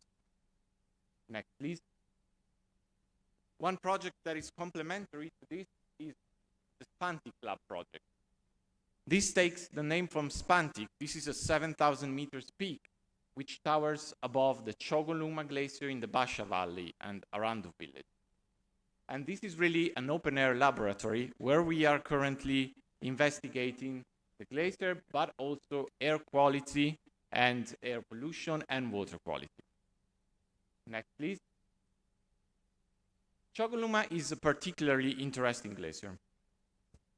It is one of the largest in Karakorum, and the lower part of the glacier is almost entirely covered in a layer of debris, which, depending on how thick this debris is, means something for the glacier melt. So it is an ideal place to study the effects of the Karakoram anomaly and what that means for the future of the glaciers of Pakistan. So in the interest of time, I might skip these slides just to tell you that I personally visited this glacier last year, conducted drone surveys there, and also did training. So we are going there again this year to really look at the changes of the glacier in high detail. But next, we are also performing investigations using satellite data to really look at the signature of the debris and identify its mineralogical properties and what that means for the glacier melt. And next, please, again. Most importantly, what we are also doing is we are using the satellite data to look at the changes in the glacier volume. Next slide, please. So the key finding from this map is that what we observe is high losses on the lower part of the glacier, but there is stability above 4,000 meters. And if we compare this to the situation, for instance, in the Himalayas, there the glacier losses go up to 6,000 meters, and also the glacier area is decreasing, whereas in the Karakoram, it's more stable. And again, quickly, next slide, please, and next again. What we are now doing is we are developing these models to look at the water availability from the glaciers in the Chogoluma and in the Hunza region. This is an example from Pasu Glacier. Here we estimated meltwater availability from the glacier of 39 million cubic meters in 2023. Now, this may seem like a large number. In fact, it is quite some amount of water that is going down, that is available downstream. It's not lost to the glacier because it's partly replaced by accumulation in the form of snowfall. If you do the math, what you see is that there is a loss, but it's a small loss. And what that means for the glacier is a loss of 0.1% of the volume in 2023. So to go towards my conclusion, really you might ask, should we be worried? Well, to answer that, what we are now doing is we are developing these models for the whole Hunza region, for the whole Chogoluma, and by the end of the year also, we'll have an estimate of the water availability for all the glaciers of Pakistan, not just for the present, but also for the future, looking at also emission scenarios and what that means for the temperature changes in the region. And I would like to conclude also by mentioning the other project that EVK2CNR is developing, Air for Development, which is a project about air quality monitoring for climate and public health, Mountain Development as Climate Sentinel, which is about ecotourism and environmental regeneration, and finally the Virtual Green University, which combines an advanced training school and an e-learning platform for data sharing for climate research. And with that, I would like to thank you.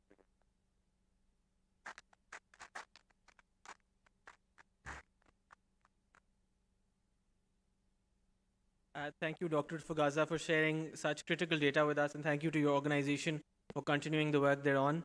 Thank you, Iram. I really enjoyed hearing you speak. I'd like to start off by acknowledging the presence of the Minister of Parliamentary Affairs, Mr. Tariq Fazal Chaudhry. Thank you, sir, for being here with us today. I know you've cut short your schedule to be here. I'd now like to move towards our next panel session. But before that, I do want to apologize to the speakers and the audience. I know we're 30 minutes behind schedule, but we'll try to catch up with the interesting conversations coming up ahead. So I'd like to first welcome our moderator, Ms. Mairi Atala, the head of adaptation and resilience at the United Nations Environment Program, along with the panel, Ms. Simi Kamal, the chairperson for the Hisar Foundation, Mr. Masoodul Mulk, the chief executive officer for the Sarhad Rural Support Program, Ms. Nusrat Nasab, the country director for the Aga Khan Agency for Habitat, and joining us online today will be Dr. Mohsin Hafiz, the director for the Water, Food and Ecosystems International Water Management Institute. And after these speakers are kindly done, we'll have a video message from Dr. Pema Gyamtosho, the Director General for the International Center for Integrated Mountain Development.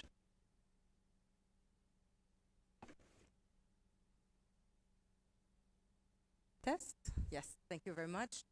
Good afternoon. As introduced, my name is Mirai Atala. I head the Adaptation and Resilience team in UNEP Climate Change Division. And it's a great pleasure for me to be back in Pakistan, but for this time around to join in this conference, as opposed to last time when I was here for the post-disasters needs assessment after the 2022 flood. I have a fantastic panel who has a lot to say in a very little time. So I will refrain, as your moderator, I will keep you on time. I will refrain from commenting, and I will try to give you as much time as possible.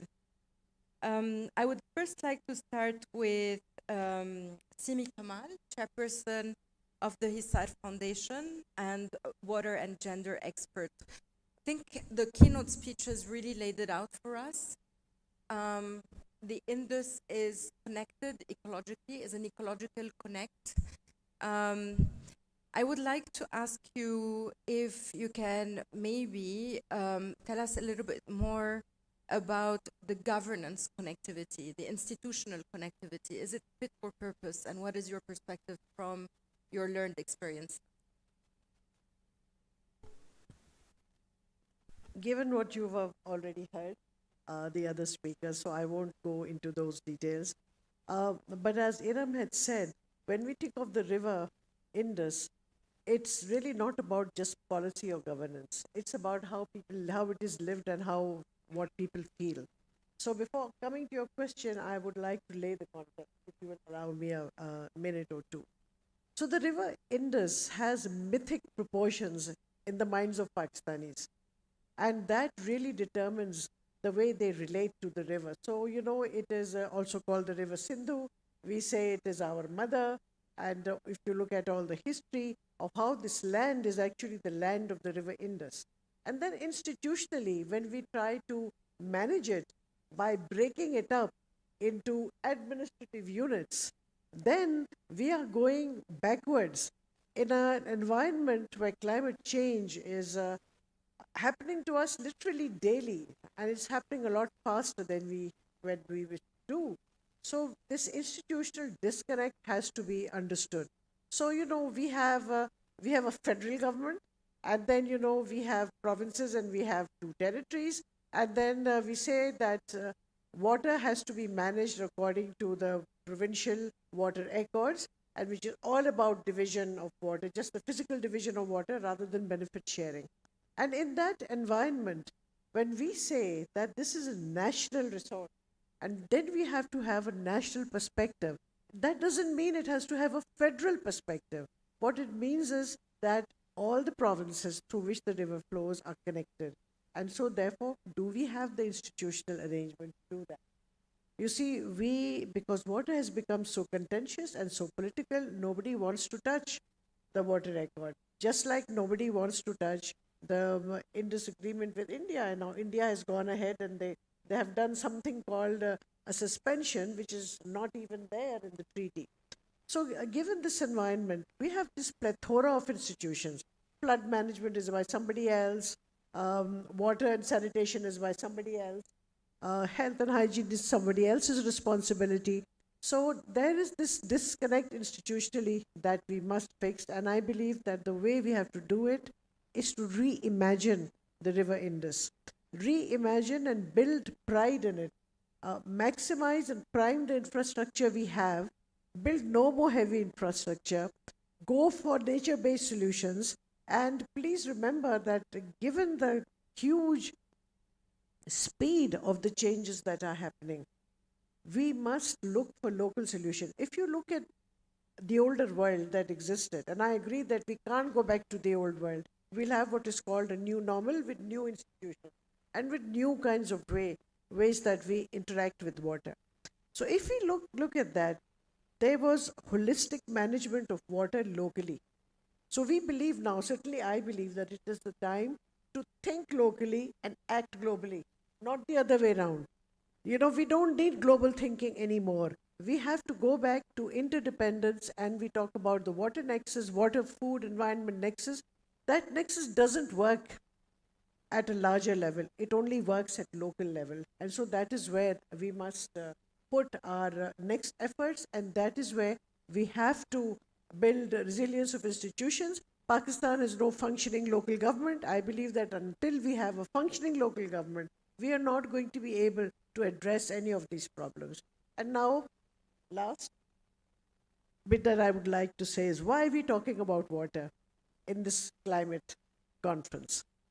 That is because last century was the century when we were throwing all the greenhouse gases, CO2, everything into the atmosphere. Okay, and at that time, that's all we talked about, carbon. The age of carbon is over. We have done all the damage. Everything now that we are doing is little in comparison of what we've already done. And the result and impact of that is on water. So this century is all about the impact of climate change in water, and that's why it's really important that we have to discuss water, say water in the same breath as climate change. Because 90% of the impact now, whether it's boiling ocean or melting glaciers, polluted rivers, drying up rivers, it's droughts and floods, all of that has to do with water. I also believe that the age of mitigation is over. Okay, we had that window that we have missed out. Now we are living in an age of adaptation. And in order to adapt to climate change, we have to have much more focus on our water bodies and how to preserve them so they can continue to support life on Earth. Thank you. Thank you very much,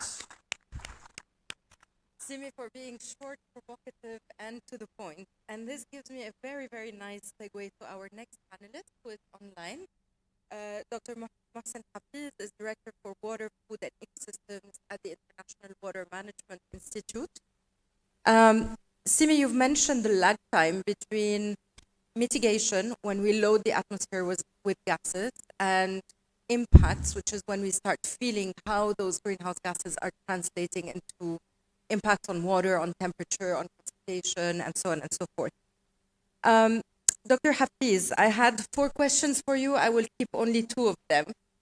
The first one is very much related to that lag time. Can you tell us if we are planning for the next crop season or for the next 50 years?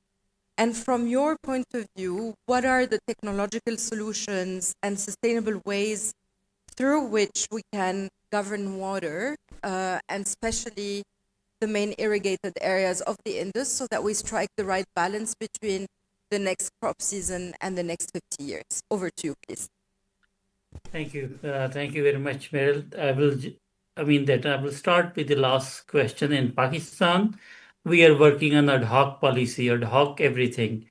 We don't have a better planning, or the tools are available which can tell us how much water is available and where is the water and everything. In the Indus Basin is one thing, the major dams, but also on the groundwater.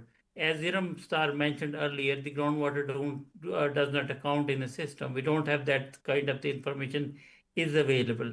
So we are using a patchy of information which is available, combining some of the other information, and that's where it's leading towards on that one, making the short-term 3 months, 6 month kind of planning. Pakistan must stop that kind of the planning, and we need to go moving on a bit more on the scientific-based approaches or evidence-based approaches, and that's where that will be more useful for the irrigated system. There I will start some of the contexts on that one. We are growing the rice and sugarcane into the area in the arid environment, which is technically technically wrong. we should be stopping on growing the crops which are not suitable for particular zone. So we should be following the agricultural zone. But when we are talking about the Indus Basin and particularly the irrigation system, we are having a lot of mismanagement of that on the irrigation. We don't have a proper accounting system for water. Even when we are talking about Indus Water Apportionment Accord, which was a good starting point, provincial water distribution, but that has not been updated based on evidences how much water is available on any given year. It has been, if it is a good year, then that could be used. Now, in terms of coming on a technological solution, we need to utilize on a digital tool. And digital tool is one of the things where we could utilize. Now we have a satellite data, we have the remote sensing, we have artificial intelligence, we have a citizen science, and then combining the biophysical data which is available with the department, how we could develop a kind of a like real-time modality or the functionality like a digital twin. IMI has been working on using the digital twin in the Limpopo River Basin, where we have really working on that one on the real time. What's happening on the water sources, how much water is available, where is the water being used, and what's kind of our demand on that one. So we could utilize those kind of the model which are running under that one and the AI tools and technology with the on-ground validation, what actually is happening. So how we could move forward into that one in the planning, growing the irrigated crop in the right area where that's suitable. But in order to augment the water supply, we need to go for nature-based solution. We need to utilize the technology, AI-based irrigation demand forecasting and management. All that will be playing a role. And then lastly is about that one system level approach. We are talking about not going on a provincial one at district scale level, but how we could treat Indus Basin as a system. If we are doing a deforestation in the upstream, that has a downstream impact. We cannot treat on the geographic boundaries and everything. Lastly, International Water Management Institute has developed a lot of the digital tools. We have developed a water body inventory of Pakistan, and it will be good to combine with that one, the Glacier, and saying what we can do and how we could link up on that one. Another important thing is on the groundwater management, how we could manage it sustainably. In Punjab, in KP, and Sindh and Balochistan, we have Punjab and KP, we have operationalized the groundwater management information system, and that's guiding us how much is groundwater available and where is used. Classical example is 1.365 million tube wells have been geotagged for Punjab, and we have also rolled out in Sindh and then the Balochistan as a pilot project. Another thing is about looking around the water availability, hydrological model, combining it, everything. Lastly, I will say we need to think about that when water is a system, is a connector. It's a political, how we are able to connect with that one, the better planning at the national scale level, and as well as then incorporating the feedback of the province, like it's the Murray-Darling Basin Authority, where the information and decisions are based on evidence-based. So we need to work it on evidence-based information. There is a last point is data. We have plenty of data, but data is treated as a commodity. How we could share the open data, that one, and data need to be quality checked and working it as a part of that one. That data could be used for decision making. With this one, I will say we are working on that one. But last thing is, if we need to plan for 50 years, we need to go for evidence-based. We need to think about long-term planning, and we need to develop a climate resilient approach, not the ad hoc approach which we are doing day to day, and we need to stop that activity. Thank you. Thank you very much. And on those last words, I will actually transition to our next two panelists. We've covered the physics of the system, the governance of the system, the management of the water, and the technology. And now I would like to talk about people. And first, I would like to go to Mr. Masoud Al-Mulk, who's CEO of the Sarhad Rural Support Program. And if you can highlight to us, we have little time, so I invite you to be to the point and sharp. If you can share with us some of the lived experiences that you have witnessed in your professional experience, and maybe some of the solutions. I think Simi was calling for us to focus on local. I worked with the Sarhad Rural Support Program for a very long time, and I've seen a number of disasters. The 2005 earthquake, where almost 83,000 people lost their lives in KP. We have the IDP crisis, which has been continuous since 2008, 9, and still keeps going on, which has affected millions of people. And then we have had the floods starting with 2010, and there have been a number of them, 4 or 5 of those, which impacted lives on a very wide scale. And in all of these, water has been very, very important. And I think the solutions that we've looked at is that if can we empower people or communities to improvise solutions with whatever resources they have. That's very crucial. That's very different to the traditional way we approach these problems.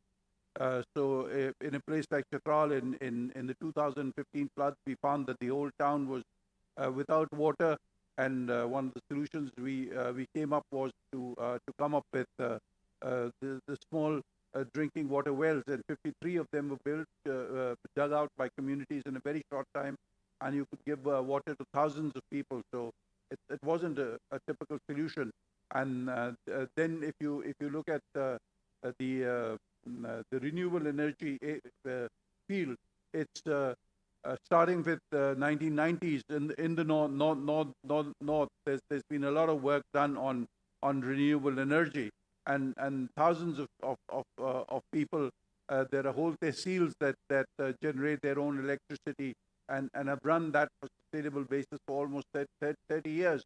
But the challenge again is institutional. As you develop renewable energy at that local level, the demand keeps multiplying, and then how do you address that demand? If you want to use the communities, what kind of institutions is at the next level that you need to develop? Those are the kind of challenges that you face in this sector. Thank you very, very much. And now, maybe in a very complimentary way, I will turn to Nusrat Nahab, CEO of the Aga Khan Agency for Habitat.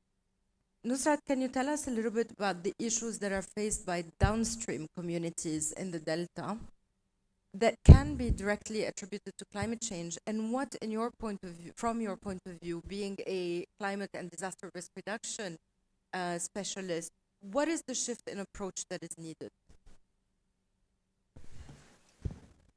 Thank you. It's a privilege to be part of this important discussion. The question, I think Simi also highlighted it.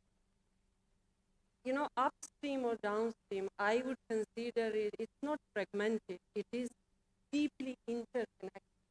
What happens in the mountain, the coastal area will face maybe not really the same day, but you know, in the coming days and weeks, it reaches there. So it's really interdependent on each other. So climate change brings, I think, not a new issue. I would not say climate change is a new issue. It has actually exposed our weakness. And that weakness is not really in, you know, sectors. It is about the system. It's about the governance. And I see in Pakistan, they come from the mountain or, you know, from the delta. Solutions are there. You saw our video. Niall has done a great job in terms of, you know, not only raising awareness, but bringing the issues forefront. And in that you could see maybe the villager, maybe he or she, they were not really literate, but they knew the essence of the issue. They were aware that if we do not protect, you know, now the glacier, if we not go for adaptation, tomorrow it will be a consequences which is not only faced by the mountain communities locally, but you know, across Pakistan. Two things I would like to add. My organization, I'm part of the Afghan Development Network, decades of experience and some best practices, I would say it exists. And I clearly see that how things exist, but what is required? Required is scaling. So that is really important. And another part is this forum which has brought, I think, the policymakers, the science, the local knowledge, or we call it indigenous knowledge, and the community's voice. I think it is really important that we have to work together, not in silo. I remember one project we were giving, I would not name the donor, but we were giving a project concept to a donor. And we tried to cover from the mountain to the coastal area. That was rejected, that why are you, not only talking about one particular geography. So today, I think it's more important that when we plan not for projects, not for just intervention. We plan for the system because it's very much interconnected. Thank you. Thank you very much. And that's the essence of the Living in this initiative, isn't it? We have 5 minutes left. I will send my personal apologies to Dr. Pema, Director General of ECMOD.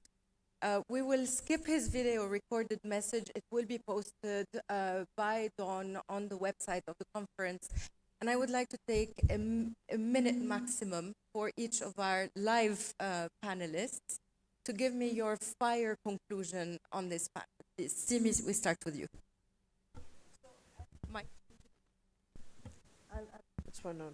As the world changes really fast, so do the generations, and they change faster and faster. So from the baby boomers, we have the millennials, and then we have the Gen Z, and then we already have Alpha and Beta coming up. Now these new generations think completely differently from us.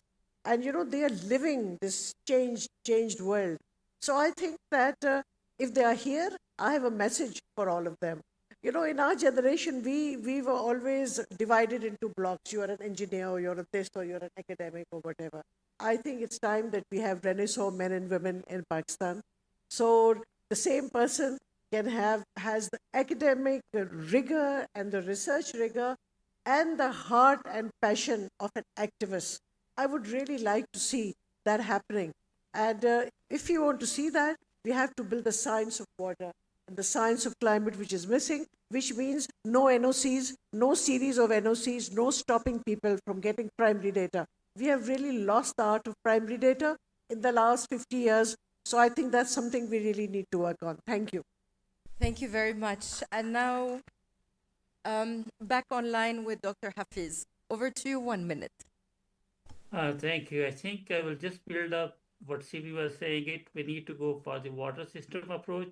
And in the system approach, we need to look around that one. The water at the moment is water. Every irrigation, every department is just saying that their role is distribution of water. That need to be changed. It need to be service oriented, and they need to be responsible. Water need to be treated for domestic, for agriculture, for environment, and for all the purposes.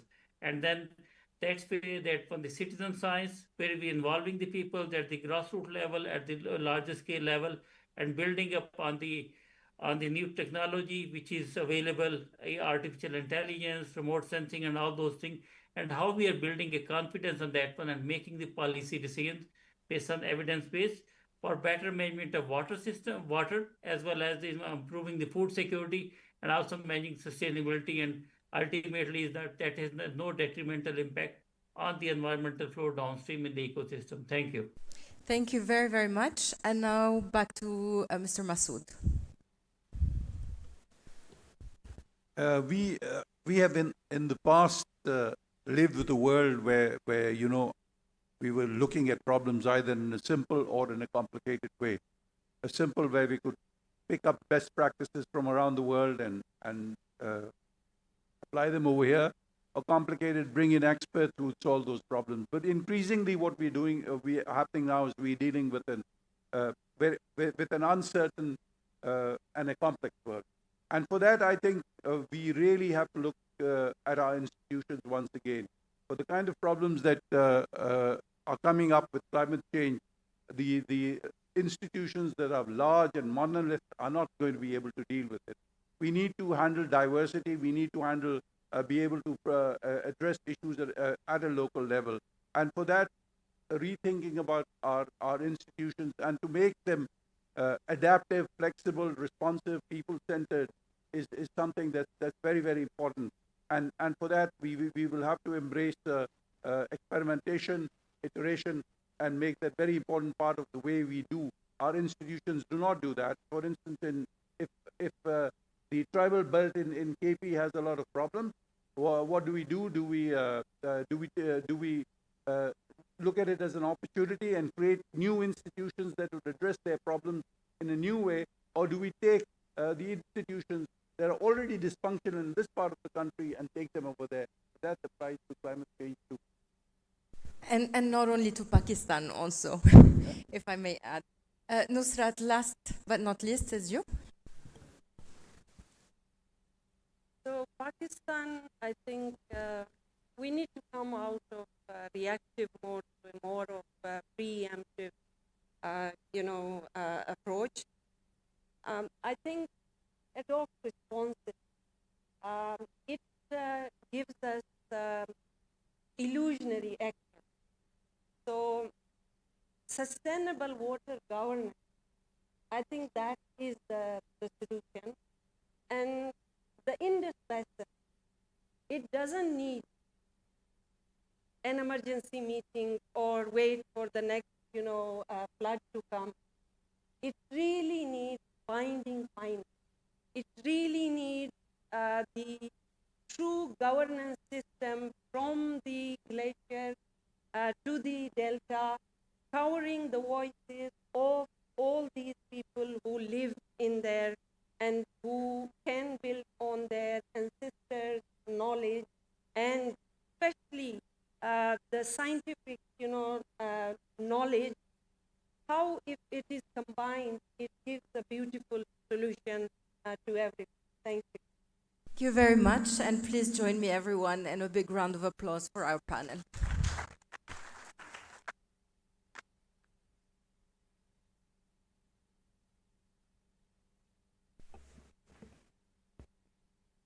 Thank you, ladies and gentlemen, for such an insightful session.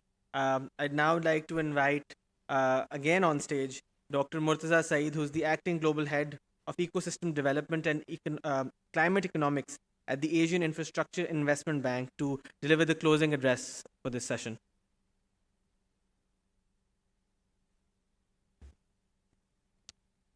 Bismillah ar-Rahman ar-Rahim. Let me begin in the name of the merciful Lord of all mankind and of all the worlds. It's a very hard thing to follow such an amazing list of speakers. I really enjoyed the movie as well from Nehal, and Iram waxed lyrical about a topic that is very difficult to actually present comprehensively. And of course, the panelists were superb as well. So what I'll do is actually give you a perspective from the AIB side. We've just released a report last week on water. And what I'd like to do is zoom out a little bit and talk about water from a sort of a more systemic and less Pakistan-specific angle. I think it's important to keep that perspective in mind. And I hope you will forgive me, even though I'm an ex-central banker and an IMF guy and also an AIB person now. I will, having been inspired by the movie and also by Iram's remarks, I'll say a little bit about a book that I really like at the end. And it's a book that I read about 20 years ago. It's about the Indus River. It's by a very talented writer called Alice Albinia. It's called Empires of the Indus, The Story of a River. And it's a beautifully written book, a book that I would recommend you all to read. It talks about how the Indus River has been the cradle of civilization for 5,000 years and how it's gone through ups and downs, and I think it's really worth looking at as well. I also cannot help but be reminded today of my first boss, which was a person called Mehboob Haq, who some of you might remember, some of the older people in the audience in particular. Dr. Haq was the most inspiring boss you could hope to have as a sort of a person who was just out of college. He was a finance minister of Pakistan, but he was much more than that. I think he was probably Pakistan's most brilliant economist, and someone who taught us that behind these cold sort of figures, statistics, is always a human life. And he came up with something called the Human Development Index, which was fantastic work, and for which partly for which Amartya Sen won a Nobel Prize, and unfortunately, Dr. Huck had passed away by then. Otherwise, I think he would have been a contender potentially as well. But let me talk about this report for a few minutes. If you could go to the next slide, please. Next slide.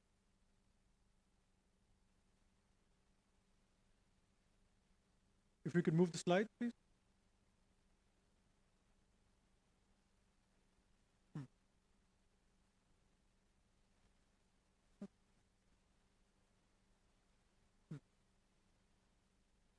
Okay, great. So let me give you my key messages up front. I mean, the institution for which I work now, the Asian Infrastructure Investment Bank, is based in Beijing. It's a new multilateral development bank. It's been around for 10 years. And we pride ourselves in thinking about infrastructure and infrastructure investment in a very holistic way. We think about infrastructure for tomorrow. So infrastructure that is clean, infrastructure that increasingly incorporates nature. And we've begun thinking a little bit about how to think of nature as infrastructure in the last few years, including mangroves, including tree restoration, and how to use that as much as possible as opposed to gray infrastructure, which is typically very polluting. My third key message is that, as the panelists also mentioned, water is not just a sectoral issue. It's actually increasingly recognized as being a global, interconnected problem. And in fact, water can be thought of as infrastructure, as I will show you in my slides. But unfortunately, it's not managed like an interconnected infrastructure system at all. It's very local. The solutions, the problems are dealt with in a very sort of fragmented way. And that is not the way I think that we can solve our water problem as a species.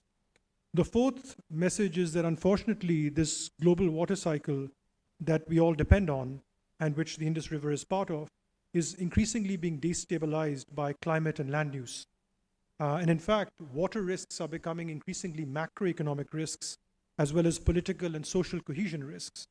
But unfortunately, as I will show you, it turns out that poor countries that are water stressed, like Pakistan, are actually net virtual water exporters.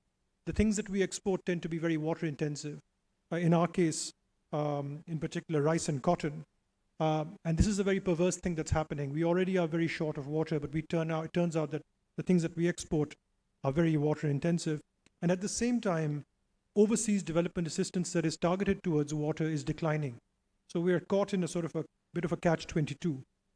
I will also show you that, of course, the Himalayan glacier melt is a major global flashpoint, and it has severe cross-border spillovers because the Himalayas nourish not just Pakistan, but several countries in the region. And finally, I'll argue that to deal with these problems, to make sure that the global water cycle remains robust, we will need not just investments in hard infrastructure, but also in soft infrastructure, in particularly in terms of improved governance and data collection, as Professor Fogaza also talked about. We can move to the next slide, please.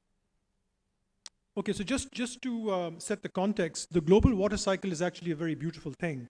It consists of water first evaporating into the atmosphere, then this condensation that happens, you get clouds that form, you get precipitation that brings that water back down, and then you see that water making its way through the sort of land mass. It sort of moves, it's called, the technical term for this is fluxes. But that's how the cycle kind of works, the global water cycle.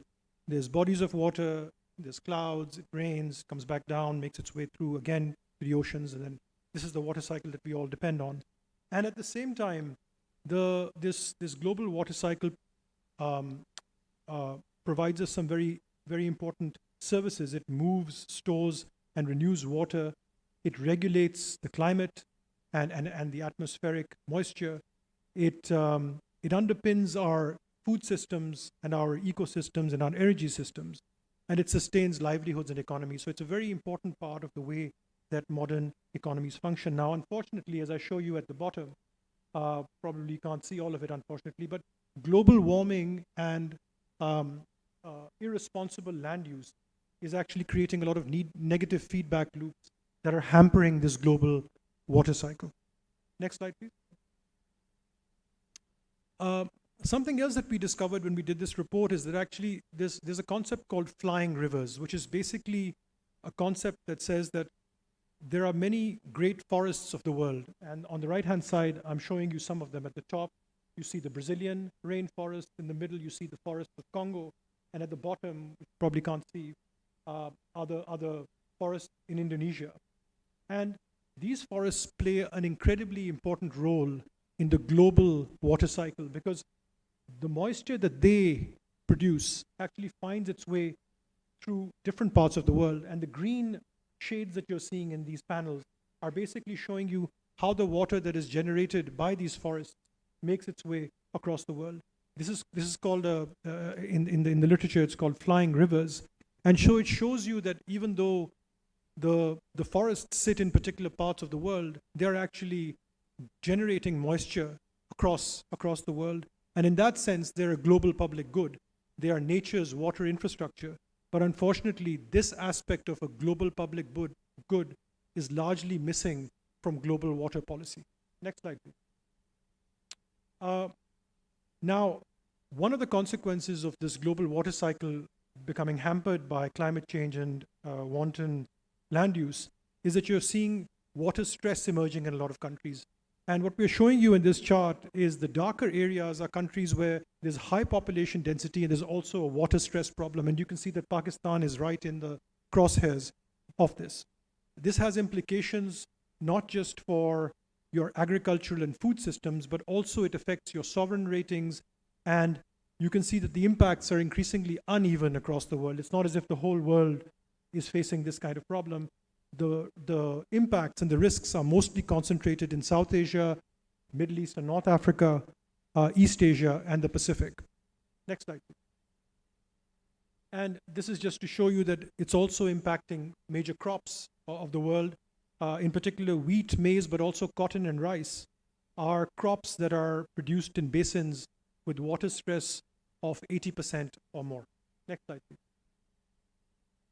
Now, on the left-hand side, we're showing you which countries are major virtual water exporters, in the sense that most of their exports have a lot of water intensity in them. And you can see that Pakistan is right up there. It's actually number 4 in this chart. So Pakistan, even though it's a very water-stressed country, is also exporting a lot of water-intensive goods, in our case, rice and cotton. And at the bottom, although you can't see it, unfortunately, we show you that a large problem also is that water is not priced properly, particularly in countries that have water stress.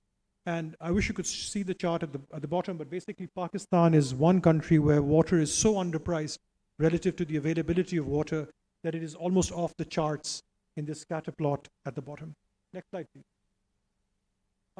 The Himalayan glacier melt, which we've talked about in the panel, is of course a major problem, not just for Pakistan, but for 10 major rivers that it sustains, including the Ganges, the Brahmaputra, and the Indus.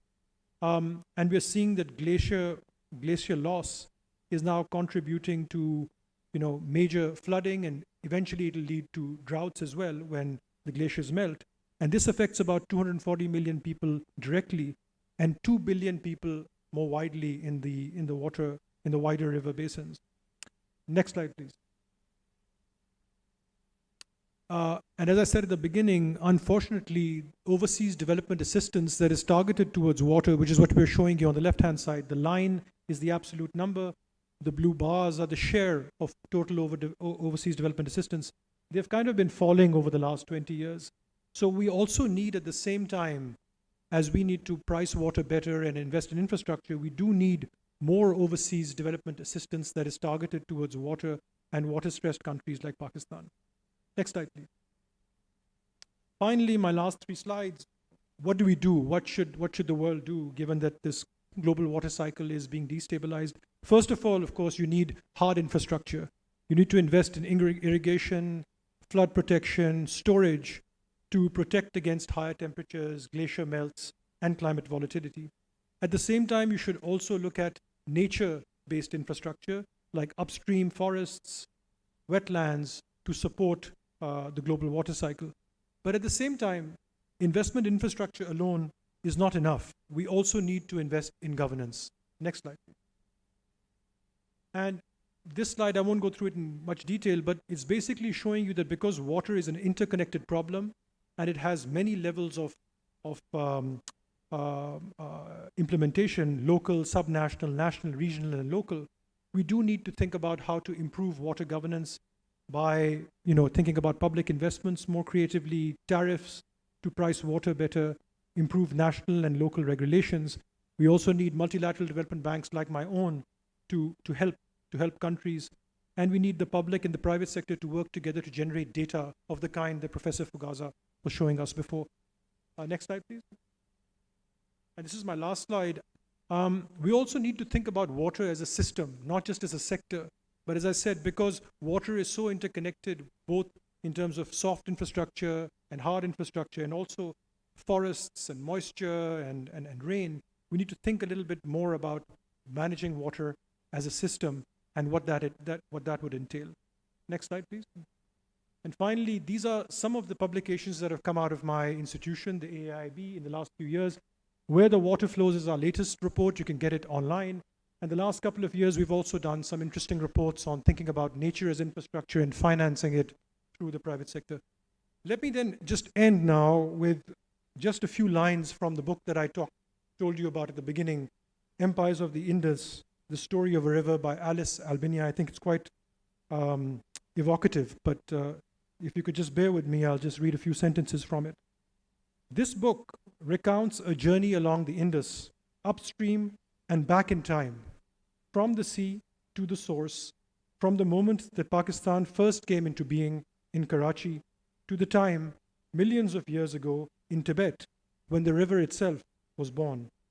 Along the way, the Indus River has had more names than its people have had dictators.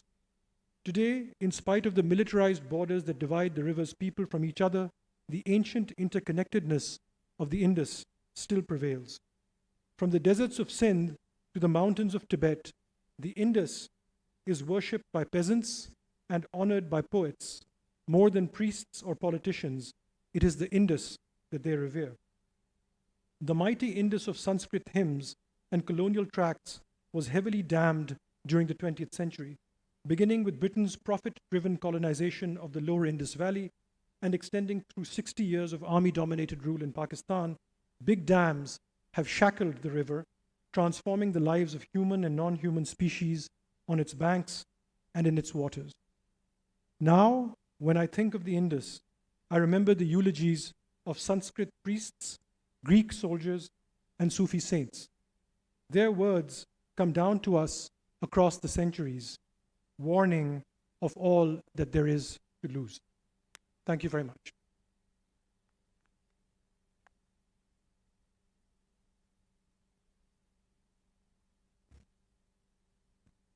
Thank you, sir, for bringing the reality of water economics to life. With that, grateful to Dr. Saab for such an amazing session again, second of his day. I'd now like to move on towards session 5. Session 5 is agriculture, food security, and climate resilience.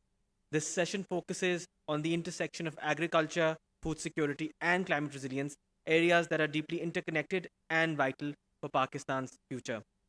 It is my pleasure to first of all invite Dr. Ziluf Munir, the chairperson of the Pakistan Business Council. She's also the managing director and chief executive officer of English Biscuits Manufacturers, to deliver the chairperson's address. Please, ma'am, if you could join us.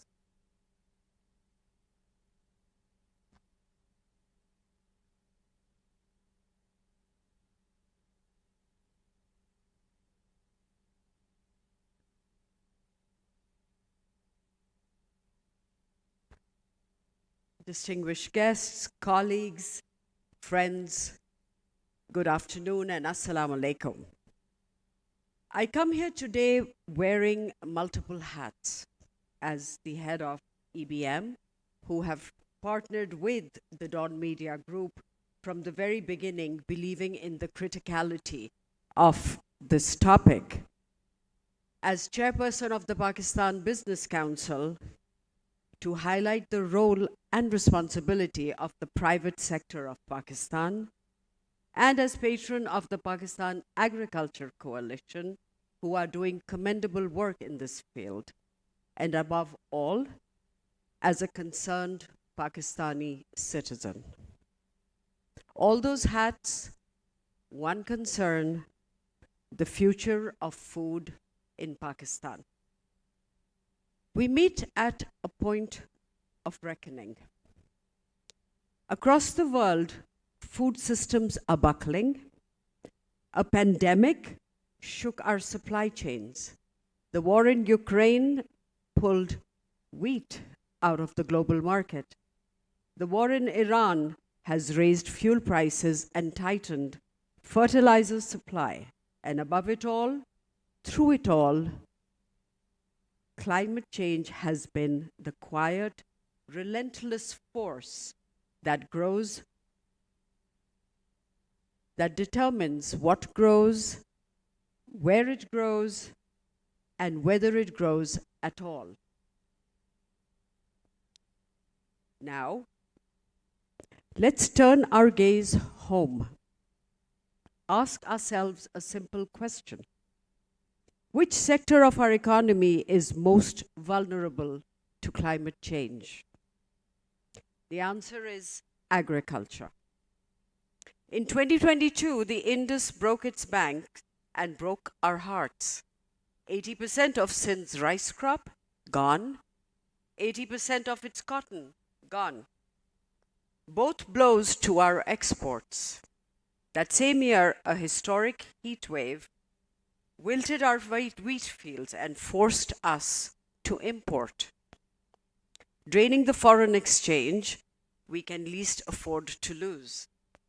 Last autumn, the rain on our eastern border swallowed more than 6% of Punjab's farmland. These are not freak events anymore. This is the new climate of our country. Ask any farmer, they will tell you the seasons no longer arrive on time. They are wandering across the calendar. Pakistan's agriculture is not facing a future crisis from climate change. It is living one right now. When policymakers in Pakistan think about food security, they think of one word, wheat. And rightly so. Wheat puts the calories on our table. Wheat is the staple of our staples. We at English Biscuit know a thing or two about wheat. We know it from the field to the factory. And here is what we have come to understand. We are the world's largest, 8th largest wheat producer, and yet we import it. Well, let that sink in with us. We are amongst the top 8 producers, and yet we have to now import. The harder truth is this: climate change is outpacing our grains in yield. At current population growth rates, Pakistan could import millions of tons of wheat in the coming decade if we do not move faster. Cotton tells the story of exports we cannot make. Wheat tells the story of imports we cannot afford, and citizens who can no longer afford to eat. But here is what I most want you to take home today. Food security is not made on the farm alone. It is made or lost in the supply chains that follow. Last summer in Punjab, 12 spells of rain fell between mid-June and the end of August, right when the corn harvest was coming to markets. Our mandis had no modern warehousing to speak of. The corn rotted, prices climbed, millers turned to wheat to make poultry feed. Wheat prices climbed too, and it all ended predictably in tears with government raids and impoundments from across the province.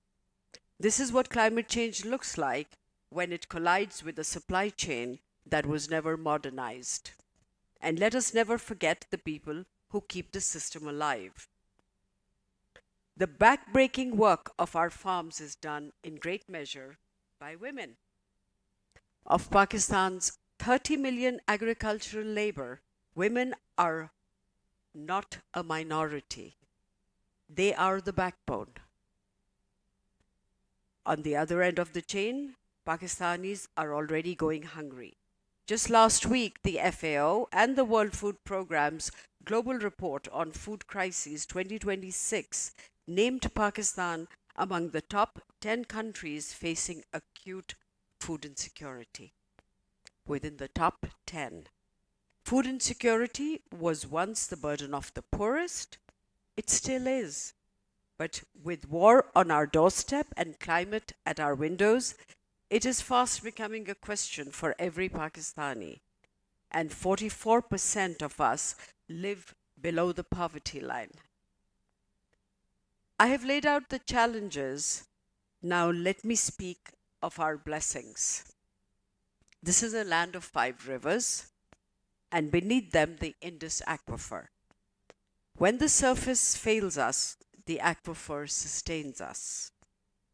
This is a land of 60 million acres of arable soil.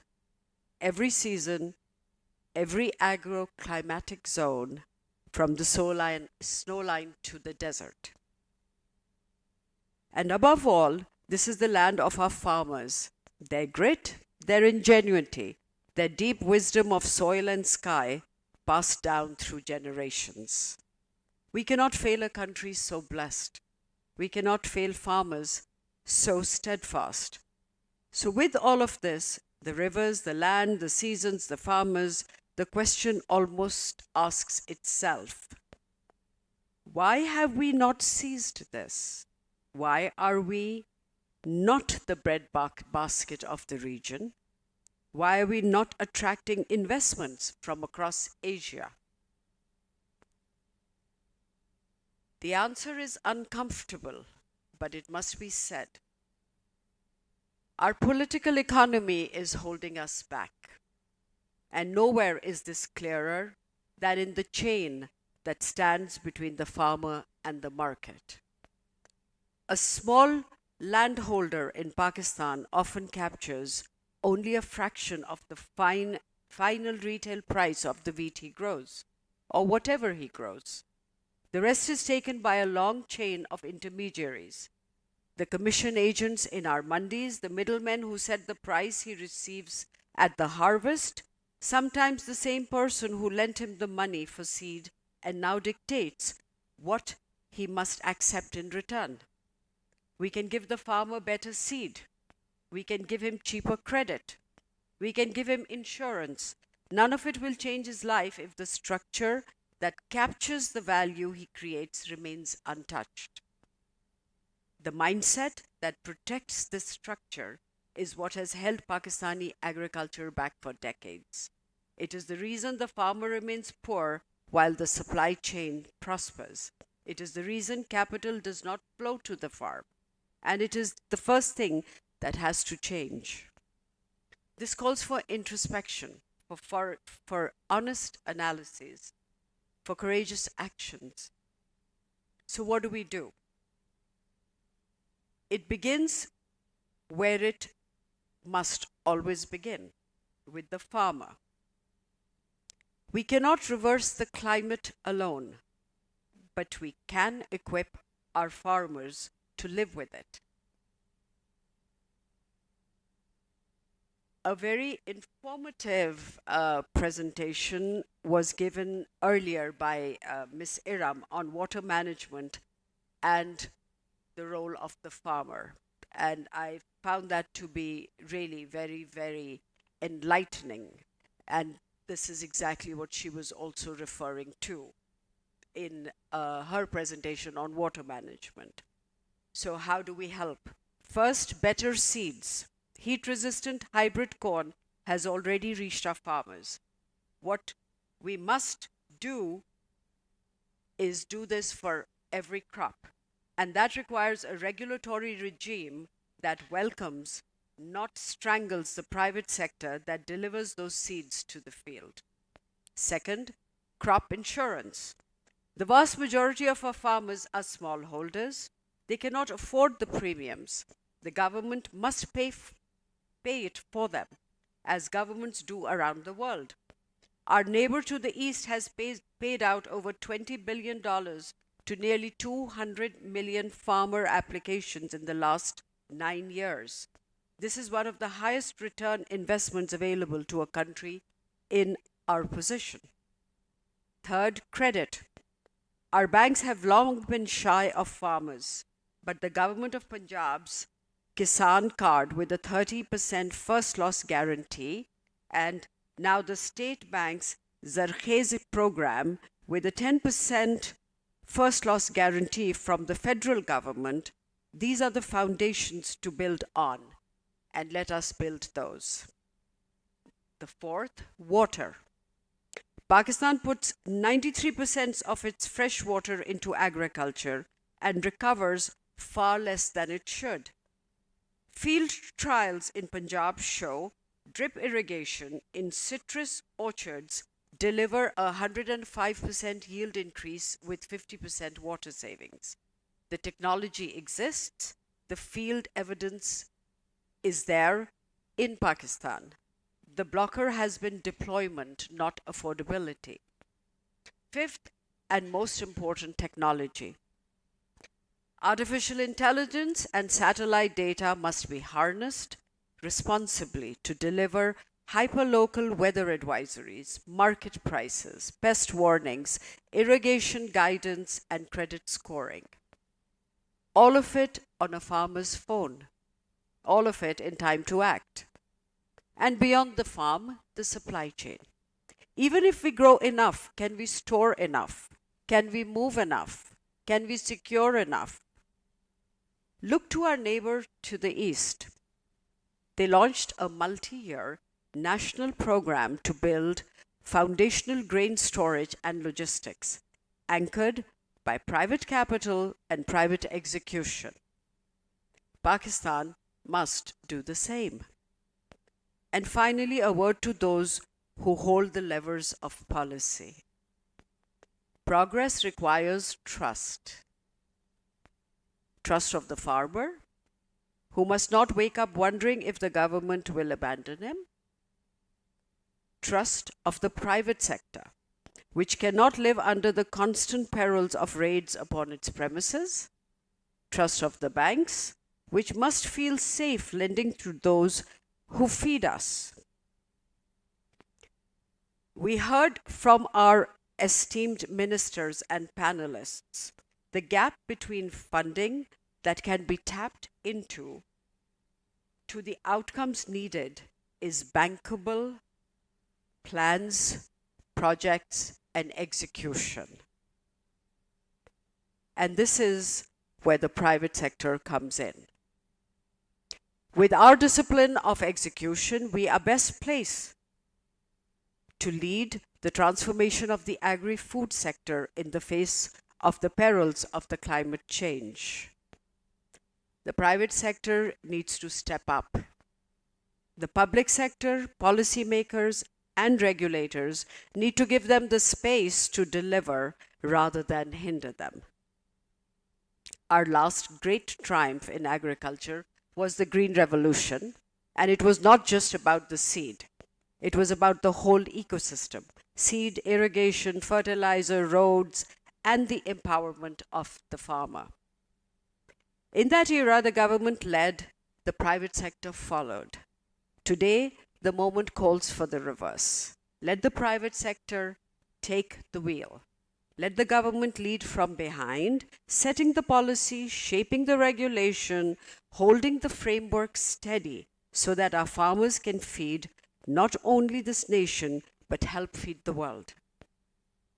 We have the rivers, we have the land, we have the seasons, we have the farmers, we have the will. What remains is to act. Thank you very much.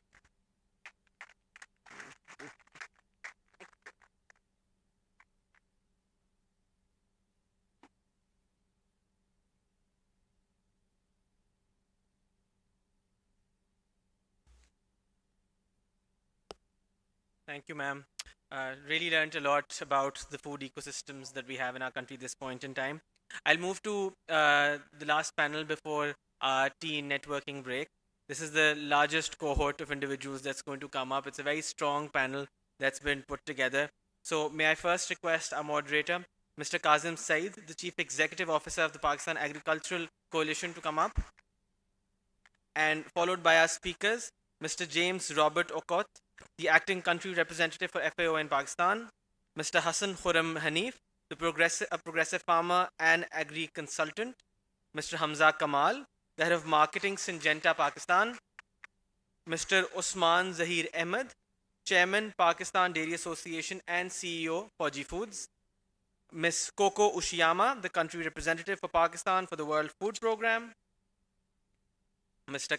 Kashif Thanvi, the investment director at Acumen, and lastly, Major General Shahid Nazir, the chief executive officer of the Green Pakistan Initiative.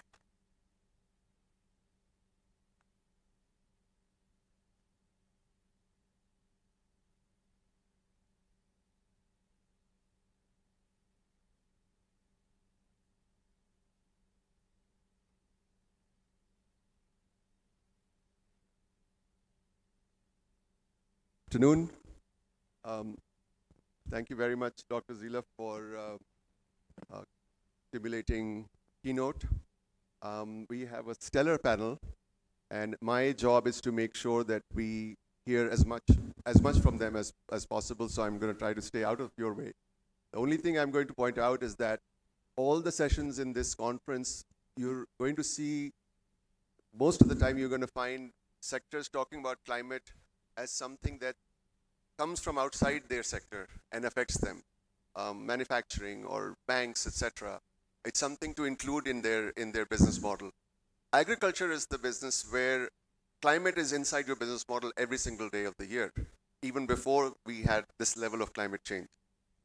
So let's start first by hearing from a practicing farmer what their experience of dealing with climate change without all the tools that we have been talking about that ought to be with farmers that Dr. Zilaf pointed out.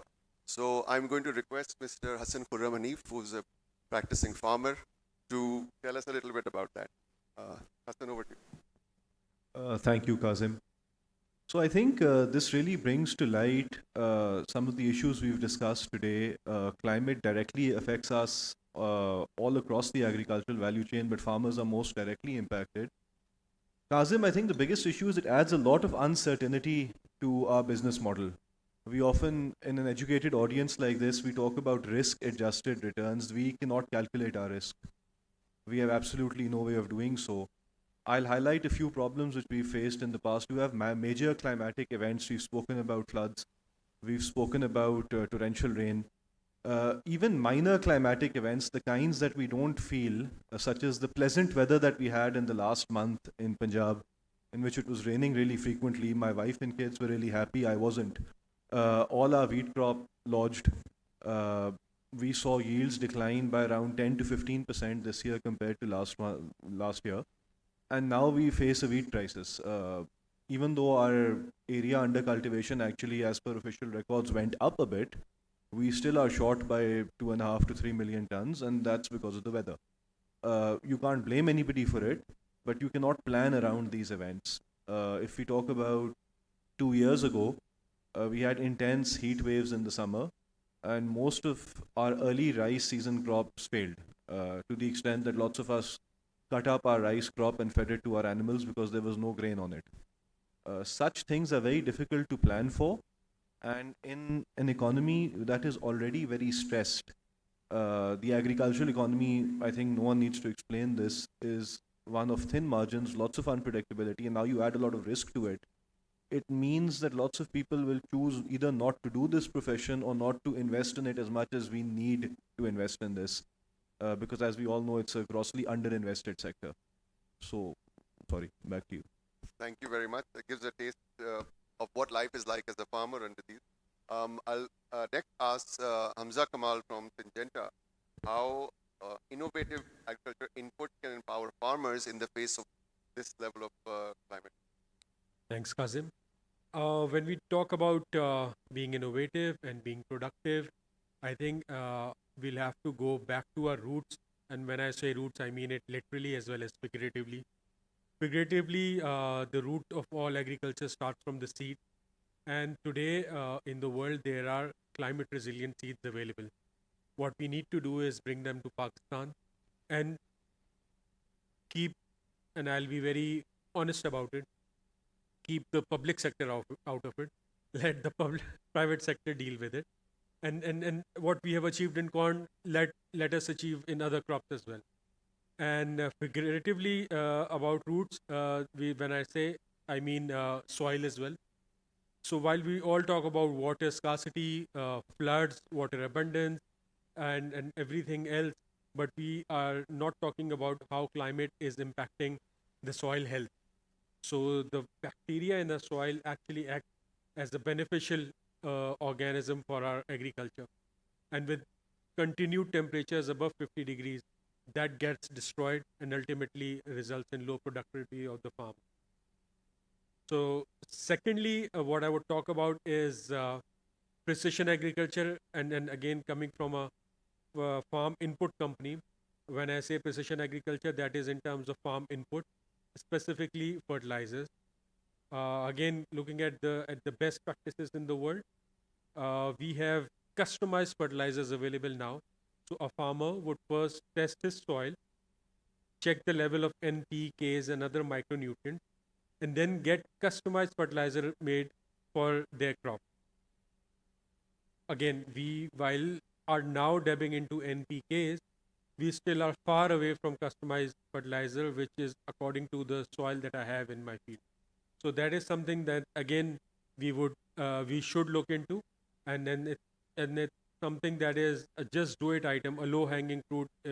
I'm using some cliches, but it is what it is.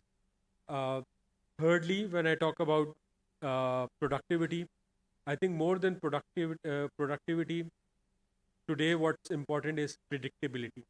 And for that, we need accurate forecasting of our temperatures, of our weather, of our climate conditions. And all of these, again, in this case, I wouldn't say in the best among the world, but it's available in Pakistan today. There are organizations which are offering high accuracy forecasting for weather, and based on those weather patterns, you can plan your crops, you can plan your inputs, you can plan when to spray on a crop based on the temperature, the rainfall data and everything. So we don't have to reinvent anything in agriculture. We know how to do it. We've been doing it for, I don't know, 6,000 years, because agriculture was being done when the early industrialization was there. And today, we only need to modify our practices by a small margin, and then the result would be greater in productivity. So just a few ideas, just a few inputs that I could share, looking at what is available in the world, what we're doing in Pakistan, and what can we implement quickly in our field. Back to you, Qasim. Thank you, Hamza. When Hamza says government should get out of the way, public sector should get out of the way, I know a lot of people smiled and nearly started cheering. What we need is, we can't do this without government. What you need is government to get out of the commercial side of these activities, from the commercial activity. And I think also to facilitate the private sector in a way that they don't have to wait for seed approvals for years and years. Now, agriculture is not only about crops, but also about livestock. In fact, the estimates in our national accounts, GDP accounts, 60% of the agriculture GDP is livestock. So I'm going to request Mr. Usman Zahir Ahmed, who leads Agri-food and is chairman of the Pakistan Dairy Association, to give us some idea of how the dairy sector is being impacted by climate change. Thank you, Kazim. I think there are a couple of themes that we picked up earlier in the day today. Jaise aapne kaha, livestock is in Pakistan mostly about dairy.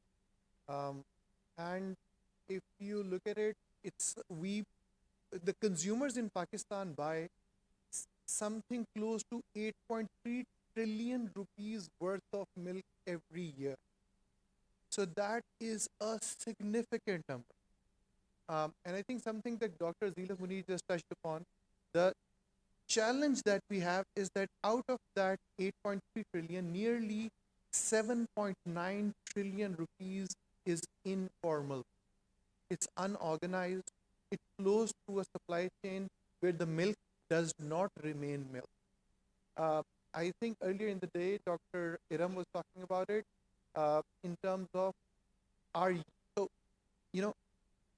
we need this land and the resources and the water to grow our crops and to feed the animals that give this productivity of milk. Our yields are one of the lowest in the world. At 3.8 liter per animal, Pakistan is far behind the regional average of 6 liter, and Europe is 22 liters per annum. So what that means is that we are missing out on, and in order to change that, it's not something that we have to reinvent entirely.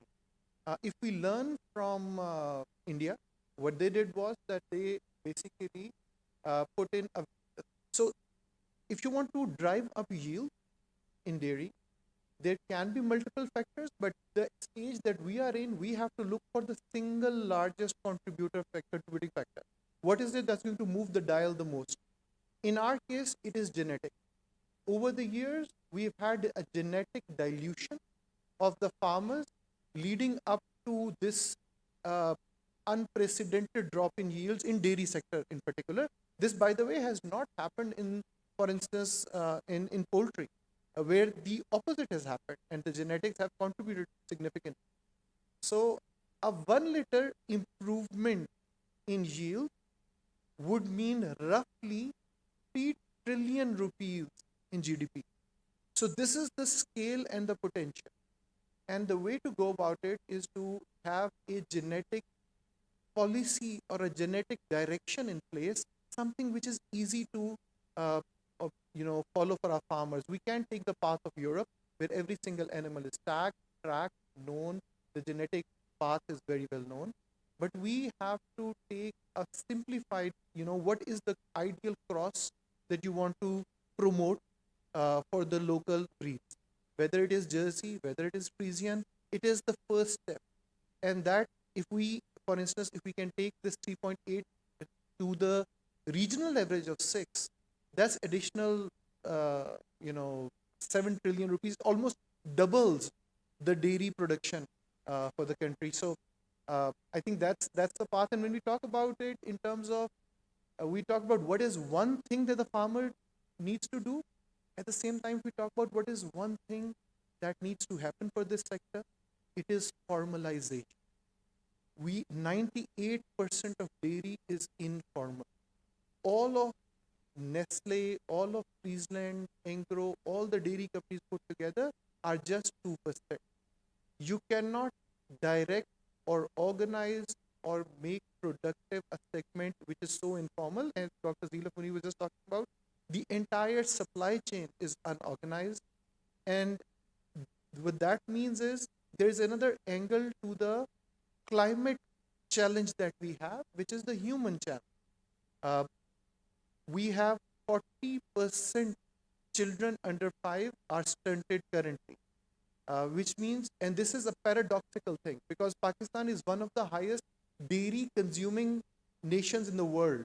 So with a 0.6 liter per person consumption of dairy, it is paradoxical that we have such high stunting. So I think this is something we, if there's one thing that we need to do to improve productivity, that's genetics. If there's one thing we need to do to improve our productivity and nourishment and revenue, frankly, it is formalization of the sector. Right. Thank you very much, Mark. I think the perspective we usually take is of what happens in Pakistan, how things have been. And often you find people saying, well, this is a unique country, you can't import lessons from other countries. So we have the fortune of having 2 experts on the panel who are international professionals who have great love for Pakistan. I'm going to request Mr. James Okoth, who's leading the Food and Agriculture Organization in Pakistan, and I know as an international professional, he really believes in Pakistan and it's the successes that have happened within Pakistan.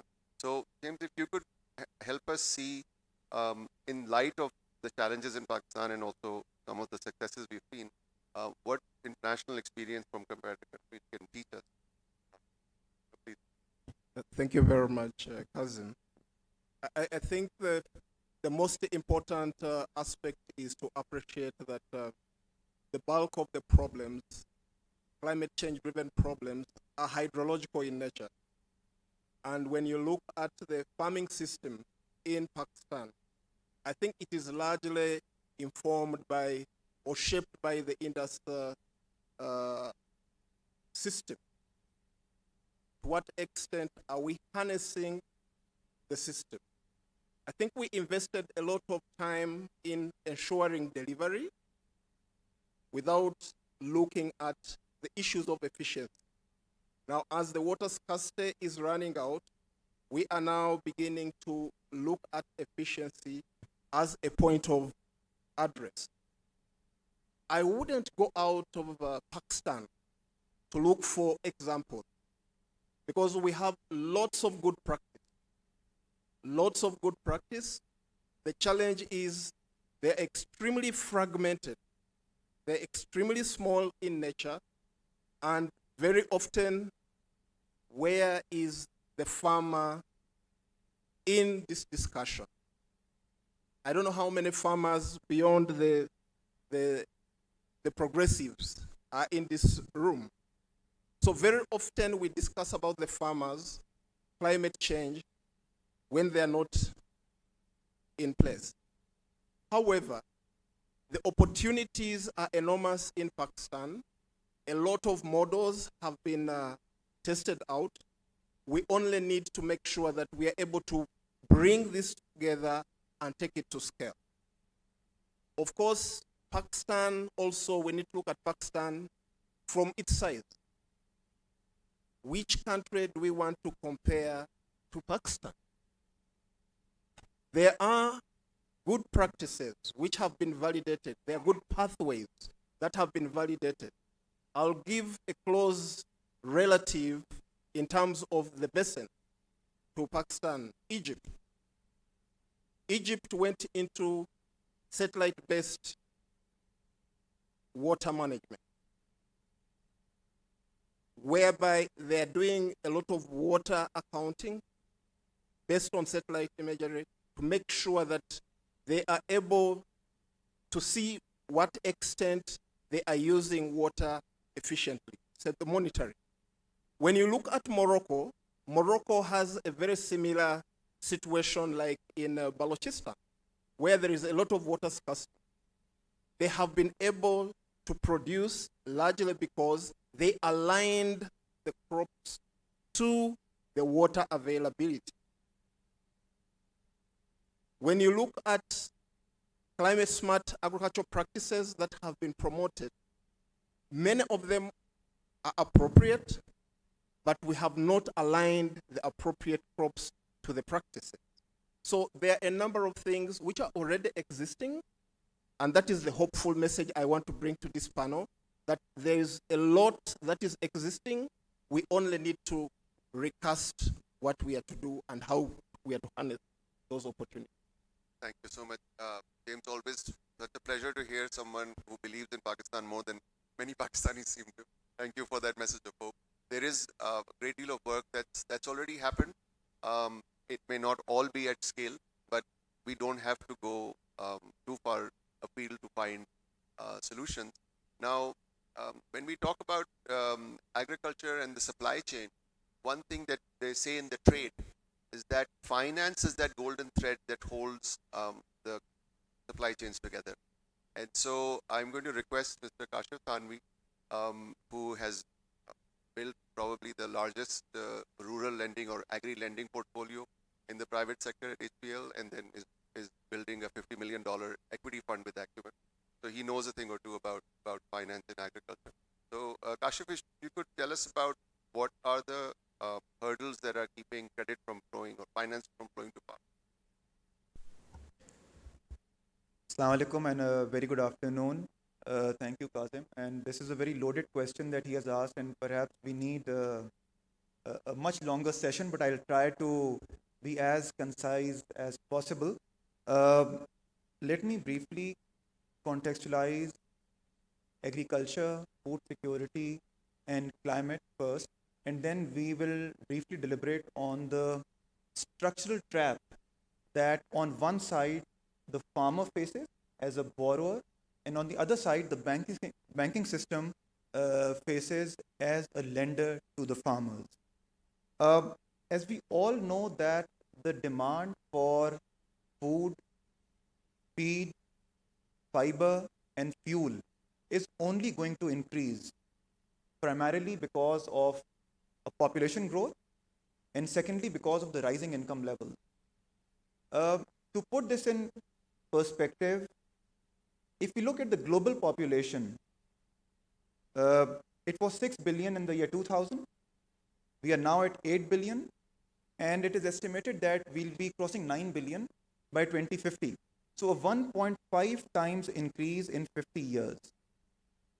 But the situation back home here is that we were 150 million in the year 2000, and we are estimated to be around 375 million by 2050. A 2.5 times growth, which means the need for the agriculture commodities will be significantly more, and we don't have to wait for 2050. It is increasing every day, every year as we speak. And a country like Pakistan, we don't have the liberty to remain a net importer of agricultural commodities, which means self-sufficiency. At the same time, the farmers are increasingly suffering or facing the climate events. Floods, drought, erratic rainfall, heat stress, pest attacks, livestock diseases, and the list goes on. And this is further constrained by limited resources such as land and water, where they are hugely constrained. This is exactly the point where agricultural finance and access to formal finance plays a critical and a pivotal role. A farmer who has access to farm debt, a farmer who has access to insurance, crop insurance, and I'm emphasizing not crop loan insurance, crop insurance, and a farmer who has access to advisory will always be able to invest in better seed, in appropriate fertilizers, in effective water irrigation and mechanization. And at the same time, the access to weather advisory and crop advisory will help that farmer adapt proactively. Now, the life of the farmer who is financially excluded is very different. They operate very differently. Mostly, they access finance through informal sources. Generally, they use suboptimal farm inputs, and they have limited or no access to appropriate set of information. And the problem significantly increases when the climate shock happens, when the climate event occurs. A farmer with crop insurance and access to finance will be able to absorb the loss and move on with the next crop cycle. Whereas the farmer who has no access to insurance and no access to formal finance will get into that poverty trap for years. And that is where majority of the Pakistani farmers are stuck in that unfortunate vulnerability and debt trap. Now, to understand the constraints around the access to finance, keeping this whole backdrop, I think it is important to, I'll just quote what Usman just mentioned, that 7.9 trillion out of 8.3 trillion is undocumented. That is informal market. Now, from a supply side, as the bank, what they want is information. What they want is documentation, because if they are giving money, it's very important that they understand what are going to be the cash flows. From the supply side, another challenge that comes is that the voracious appetite of the government of Pakistan for decades has eroded the banking capacity to work in the priority sectors in general. We'll see some islands of excellence within the banks, but as a system, if we look at it, the number of farmers who are financially included are only 3 million, which means that 75% or more farmers are financially excluded and they don't have access to formal financial structures. Now, on the demand side as well, I think it's important to highlight that the farmers are hugely fragmented. The average landholding in Pakistan is less than 5 acres, which significantly reduces the economic potential of that unit, and hence the subsistence farming has a direct negative impact on the farmer economics. I think I'll just pause here and we'll talk about the policies when we go into the second round, if at all. So you can see we were introduced as the largest panel, which is right for agriculture. That's the way it should be. But we only had 50 minutes after the keynote speech. This happens to us in agriculture. We don't complain. But what we've worked out is we've agreed that we'll do one round of just giving some background. And the second round will be rapid fire, just one or two policies that each person on this panel recommends the government to adopt. So moving a little bit further down the supply chain to food, really, you heard about hunger in this country. Hunger is the crown of poverty, I think. And we have the fortune of having Ms. Coco Kushiyama, who's the country representative of the World Food Program in Pakistan and knows the country well. And I'm going to request her to talk about how in Pakistan, the food security is being impacted by climate. Thank you, Kasim. As WFP, when we talk about security, we have to look at also the shocks, climatic shocks, conflict, also cost of living crisis. And these are major shocks globally, which we also see as the major drivers of hunger. I think it's also very interesting for Pakistan that, as Jake said, we can also share some of our lessons to the globe, but we can also learn. You could bring your mic a little closer, Coco. Sorry, I hope you can hear me. I was just saying that while we can, as Pakistan, learn from other countries, Pakistan can also offer some of the solutions when it comes to food security. But I think one of the key lessons that we are looking at globally is the need to build resilience to climatic shocks and stressors, which is, again, one of the major drivers of hunger.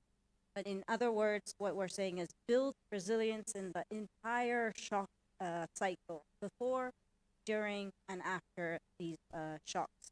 So when it comes to climatic shocks, we have some really interesting examples, like Philippines. It's another country which is highly disaster prone, but also doing interesting things like risk layering. What does it mean? It's approached disaster risk financing as not just one instrument, but as a package. So they have budget reserves, contingent credit, paramedic insurance, local government coverage, crop insurance, and public asset protection. So risk layering, including through their financing. Philippines is also doing anticipatory action.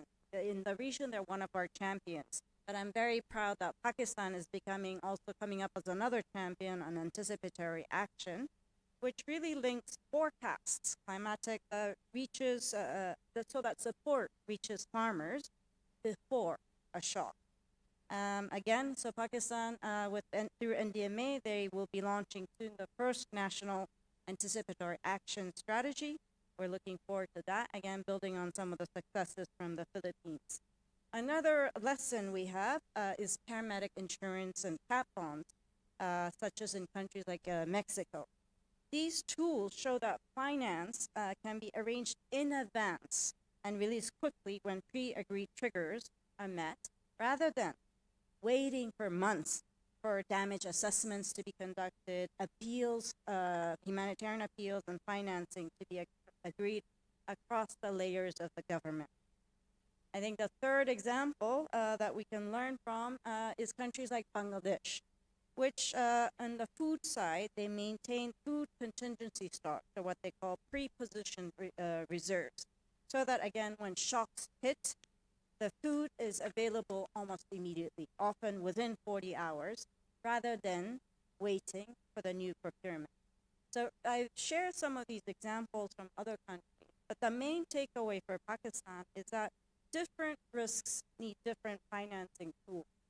And for Pakistan, the point is not to copy one model and stick to that. It is really to build on the layered system suitable for Pakistan's context and built on better risk data, early warning, pre-arranged triggers, pre-agreed triggers and pre-arranged finances and delivery channels, again, so that assistance could reach the vulnerable households very fast. I think I just pause there, but just to say that Pakistan already is doing many of these things, and I'm excited that as we go on, soon other countries will be learning from Pakistan as one of the best models. Thank you very much. That deserves a clap, guys, please. Thank you very much. Now, I think Dr. Zilaf earlier mentioned the last time great ambition was applied to agriculture, that was the Green Revolution. And since then, it seems like agriculture has been a little bit off target in terms of government focus. I think General Shahid Nazir, who leads the Green Pakistan Initiative, he has been leading some of the most ambitious plans for upgrade of Pakistan's agriculture.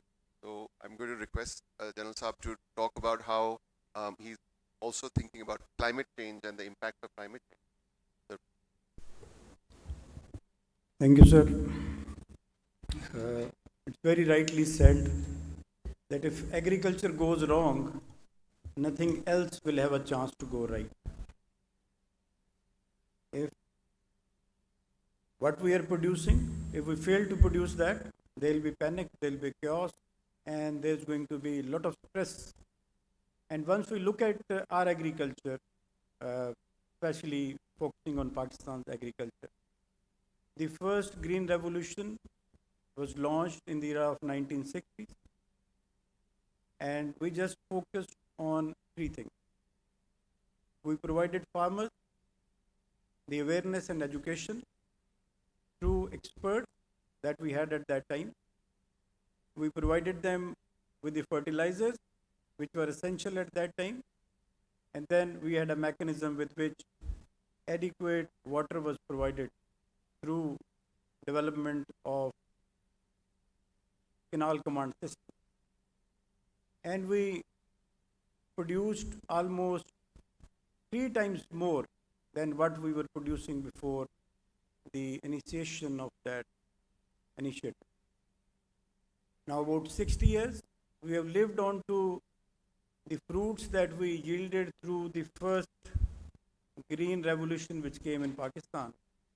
And we are here with another Green Pakistan initiative which has been launched about 2 years back by the federal government and the top leadership of Pakistan. The fundamentals of this are actually focusing on what challenges we are facing. And the biggest challenge that we are facing as of today is the climate change. There are unpredictable weather patterns that the farmers are actually confronted with. There is scarcity of water sometimes, and there is excess of water sometimes. So the farmer has to be ready in order to ensure that he manages both stresses, scarcity as well as excess of water. So what the Green Pakistan initiative is doing, we have 5 fundamental pillars. We are turning brown into green. We are focusing on the desert areas which are there in Pakistan. And as we all understand, being citizens of this country and many learned people who are part of the forum at the moment, Pakistan has vast stretches of desert, which are very, very fertile, provided we approach those deserts with the crops and with the patterns which are suitable for those. And we have many models around the globe, and we are following the same. The slogan that Green Pakistan has is modernize, mechanize, and maximize the agri potential of Pakistan. In order to feed a population of about 250 million, which has a trajectory of moving towards 350 million and maybe a little more in another 20 years or so. We have to produce much more than what we are producing. Our staple crop on which we rely is considered to be wheat. We have to change the way we are living in order to offset the challenges of climate change. A very simple solution that from only wheat-based breads, we have to shift to multigrain, because we are not only producing wheat, we are producing corn, we are producing barley, we are producing many other crops which can be used for as our staple crop. The third thing that we are doing and we need to do, that is the farmer's facilitation. The farmer is the community which is feeding almost the entire nation. They keep their grain at the harvest time for themselves, but they feed the non-farmers community. The non-farmer community is the most stressed community because they don't produce anything for themselves. So it is the farmer who has to be facilitated, and the first facilitation has to be in the form of education and the awareness, which we must take to the doorstep of our farmers, rather than educating them from forums which are far away from them. And as one of the honorable panelists, Mr. Robert Mard, and mentioned that if no one person who is not here about whom we are talking is the farmer. So we have to have the mechanism where we take that knowledge to his doorstep. And that we are doing in the form of establishment of green agri malls, where we have a chain of agri malls, which is not only meant to provide him the necessary inputs at the cost, which gives him the cost benefit to his crop. The education is also one of the fundamental purpose of establishing these green agri malls. And then one thing with which we can offset the devastating effects of the climate change is seed. We have to invest, we have to develop those seeds which are drought resistant, which are pest resistant, which have more yield than of the traditional open pollinated varieties of seeds that we have, from hybrid seeds and GMOs. So a lot of debates can be initiated on that. And the last and the most important thing, we have to have the collaborations. Not only domestic collaborations, we have to have the international collaboration. On this globe, we have to live like a single community where we must be doing better by sharing our knowledge in all spheres of agriculture. But interestingly, since the time culture has come into agri, which has made it agriculture, we are facing more challenges than what we were facing before. So we have to address this culture of agri. Instead of making it agriculture alone, we have to have a productivity culture in our agri sector, because our farmer is the fundamental businessman. What he spends on his field and what he gets from his field will define what kind of crop he's going to pursue in the next cropping season. Right. So that is where I think a lot needs to be done. So these are the few things which I believe we are doing from the platform of Green Pakistan initiative. And we will take with us a lot of lessons that we are learning from this wonderful forum for further modernizing this initiative. Thank you, sir. Thank you, General Saab. Now we'll try to learn, my advice to the panelists is let's try to learn from our farmers and make do with the resources we have, which is time. So my question to each of you, just take 1 minute to talk about one, maximum two things, two policy initiatives or measures that you feel government should take. And we'll go in the same order. Hassan Khurramani. Thank you, Kazim. I think we've spoken a lot about crop insurance. We've heard people comment on that. If we can have effective crop insurance in Pakistan, farmers can de-risk themselves and that can help them invest a lot more in their business. That's one. The second thing which we haven't heard that much about is that there's a knowledge gap as well. We talk about climate smart agriculture. We talk about a lot of techniques which people have already tried and tested, but they are not disseminated amongst the public. And the reason for that is that lots of these university trials and findings are not applicable in farmer fields, or they are not being taken out there. And today, when we have social media, we have multiple tools to reach people. I think it's time that we try and do that. We can produce even crops like rice with half the amount of water that we typically use. This has been tried, tested, proven. We don't do it. I also don't do it because I don't know how to do it on my farm given my conditions. There should be somebody out there to teach us how to do this. The government institutions exist, agricultural departments exist, extension exists, universities exist. They have their land grants, they have their funding, but there still remains information asymmetry, especially in adaptation strategies. And perhaps it's time that we think about how we approach this problem as well. Thank you very much. Hamza Kamal, Synergies. Yep. So I think in a very few words, the speed with which governments is active on banning things, I think they need to bring in the same speed in implementing things, one. Secondly, I think our focus should shift from chemical inputs towards biological input. Obviously, as the name suggests, they're biologicals. They have minimal impact on environment, minimal impact on humans who are consuming that output, and obviously, they also benefit the soil as a ecological environment as well. So, very quickly, there's these three items. That's splendid. Thank you. Those just the messages I think the country needs given the state of our soil. James, anything specific that Yeah, thank you very much. I think my biggest plea is to provide resources to our researchers. We have brilliant scientists. I think we really need to support them because climate change is dynamic, the needs are dynamic, we need to put more money there. Number two, we also need to rethink the ongoing strategy of solarizing tube wells. If we don't regulate this,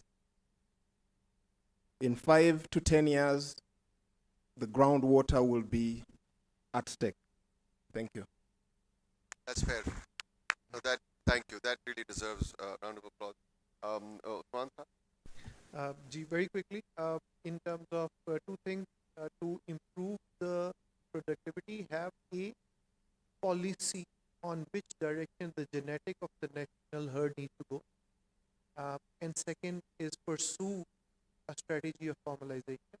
Minimum pasteurization law is something that has happened in the world 100 years ago. The business and the private sector and the people who do this business will take care of the farmer as they do right now. They'll bring the farmer along in their path of development. It will share the burden of malnourishment, will share the burden of generating revenue from the government. Thank you. Thank you very much.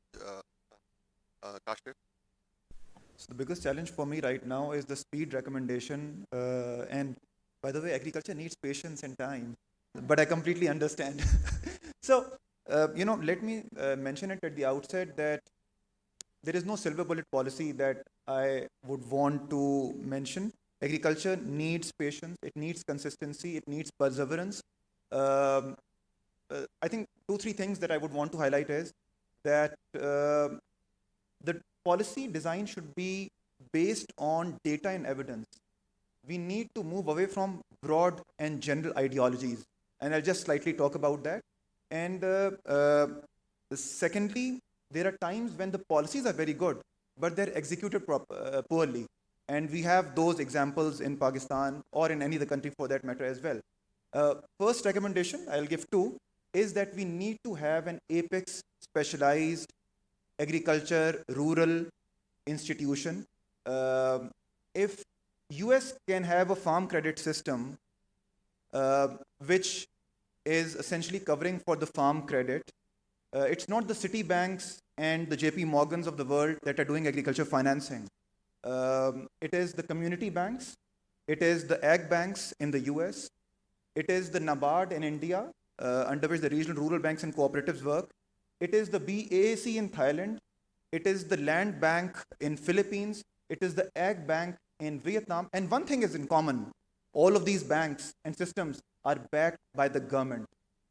However, somehow, we have started believing in the ideology of privatizing everything. I will not dwell into it further, but when it comes to agriculture credit, it needs the risk tolerance of a public mindset and to be managed in a professional manner. ZTBL is quoted as a bad example. I think a good strategy, a good policy to have a specialized institution executed poorly in the last few decades. The second, already Hassan pointed out, is about the crop insurance. We need national crop insurance immediately. We are already late in that. The first serious attempt was in 2008 when the crop loan insurance scheme came in. The foundation was to initiate that and evolve that into a crop insurance scheme. It didn't happen like that. We only had a major upgrade of crop loan insurance scheme a month back as a CLIS plus. So they have moved towards the yield index insurance. However, it is still limited to the borrowers only. So what will happen to the remaining 80-85% of the farmers? Globally, the crop insurance is subsidized by the government, be it the US, be it India, be it Thailand, be it Turkey. I think it's high time that we design it. The government partners in terms of picking up the premium, and it should be available to all the farmers here in Pakistan. Thank you very much, Doctor. I'm glad there's a lot of wisdom coming to us through this panel. Next, I'll request Ms. Coco Kuchiyama. Thank you. What we would like to see is a more formal framework for shock responsive social protection that is linked to the disaster risk financing. Pakistan, again, already has so many of the right building blocks, from robust early warning institutions to well-established disaster management authorities to strong provincial response capacity, as well as Benazir Income Support Program, one of the region's largest scalable social protection that's really working and showing good results, as well as strong community level experience. So what we need in practice is to bring these together in a system that is more predictable model that links the climate risks, agriculture, finance, disaster management, and social protection. In practice, what that would mean is to be agreeing in advance key parameters, such as what risks triggers action, who is responsible at each stage, what financing is available, which households are prioritized, and how assistance will be delivered. But again, with building on these building blocks, I'm sure it can be done. But that's one thing that we would. Thank you very much. General साहब, I know आपने पहले identify कर दिए थे, but एक चीज अगर आप समझते हैं, तो please enlighten. I think as our farm size is shrinking, the policy which must be rolled out yesterday should be national cooperative farming policy, with which the small farmers can get together and then they can have more productivity from their farm. Thank you. That's very, very apt. Thank you very much. We are just about a couple of minutes over time for this session, which is fantastic. Thanks to the panelists. I just wanted to say before we conclude that yes, agriculture requires patience, but the development of our country and bringing prosperity to our farmers, that doesn't have to happen in the long run. That we need to feel urgency about that. You can see the solutions are there. It's a matter of political will. There's a lot of political will as well. But we have to be fair to the public sector. I know a lot of people may not see it that way. The public sector also has constraints of, in some cases, finances, but also, more importantly, capacity and capability. And that's where I think the private sector and its ability to execute that needs to be brought to bear. But we need to feel that urgency to get all this benefit to our farmers and make sure that the country has enough for food security and for our farmers to also be able to deal with climate resilience. Thank you very much for being a great audience. A round of applause for the panelists. Thank you.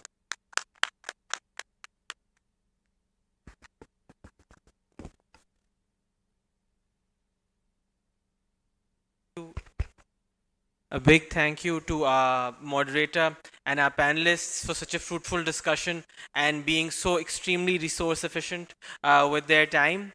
We've, ladies and gentlemen, decided to cancel the tea and the networking for now in the interest of time. We're going to move on to our last session of this evening, session 6. So if you could please all take a seat again. We'd like to continue. We have the last session is going to be legislating climate action from policy to enforcement. The final session explores how climate commitments can be translated into effective legislation and enforced through institutional mechanisms.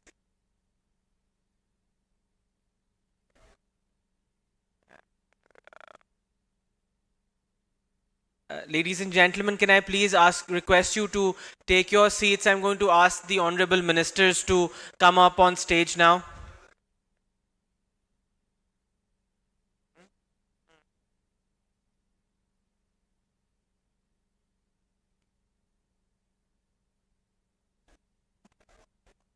Can I please request the Honorable Deputy Speaker of the National Assembly, Syed Ghulam Mustafa Shah, to please come up on stage? And can I also request the Honorable Federal Minister for Law and Justice, Mr. Azam Nazir Tarar, to join us on stage? And lastly, Mr. Makhdoom Fakhr Zaman, the Member of the Provincial Assembly of Sindh, to please come up on stage.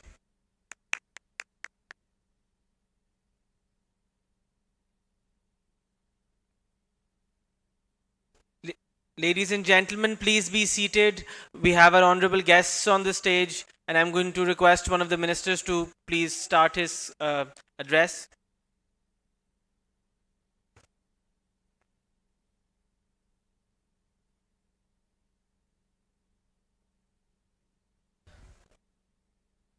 Can I please request everyone in the hallway to please come back into the main room, and everyone in the room to please take their seats. This is the last session of the day. I fully appreciate you being extremely patient with us. But we have three great speakers who are going to talk us through climate legislation and the way forward for our country. So first up, I'm going to request the chairperson of this session, the Honorable Deputy Speaker of the National Assembly, Syed Ghulam Mustafa Shah, to come up on stage and deliver his address. Sir.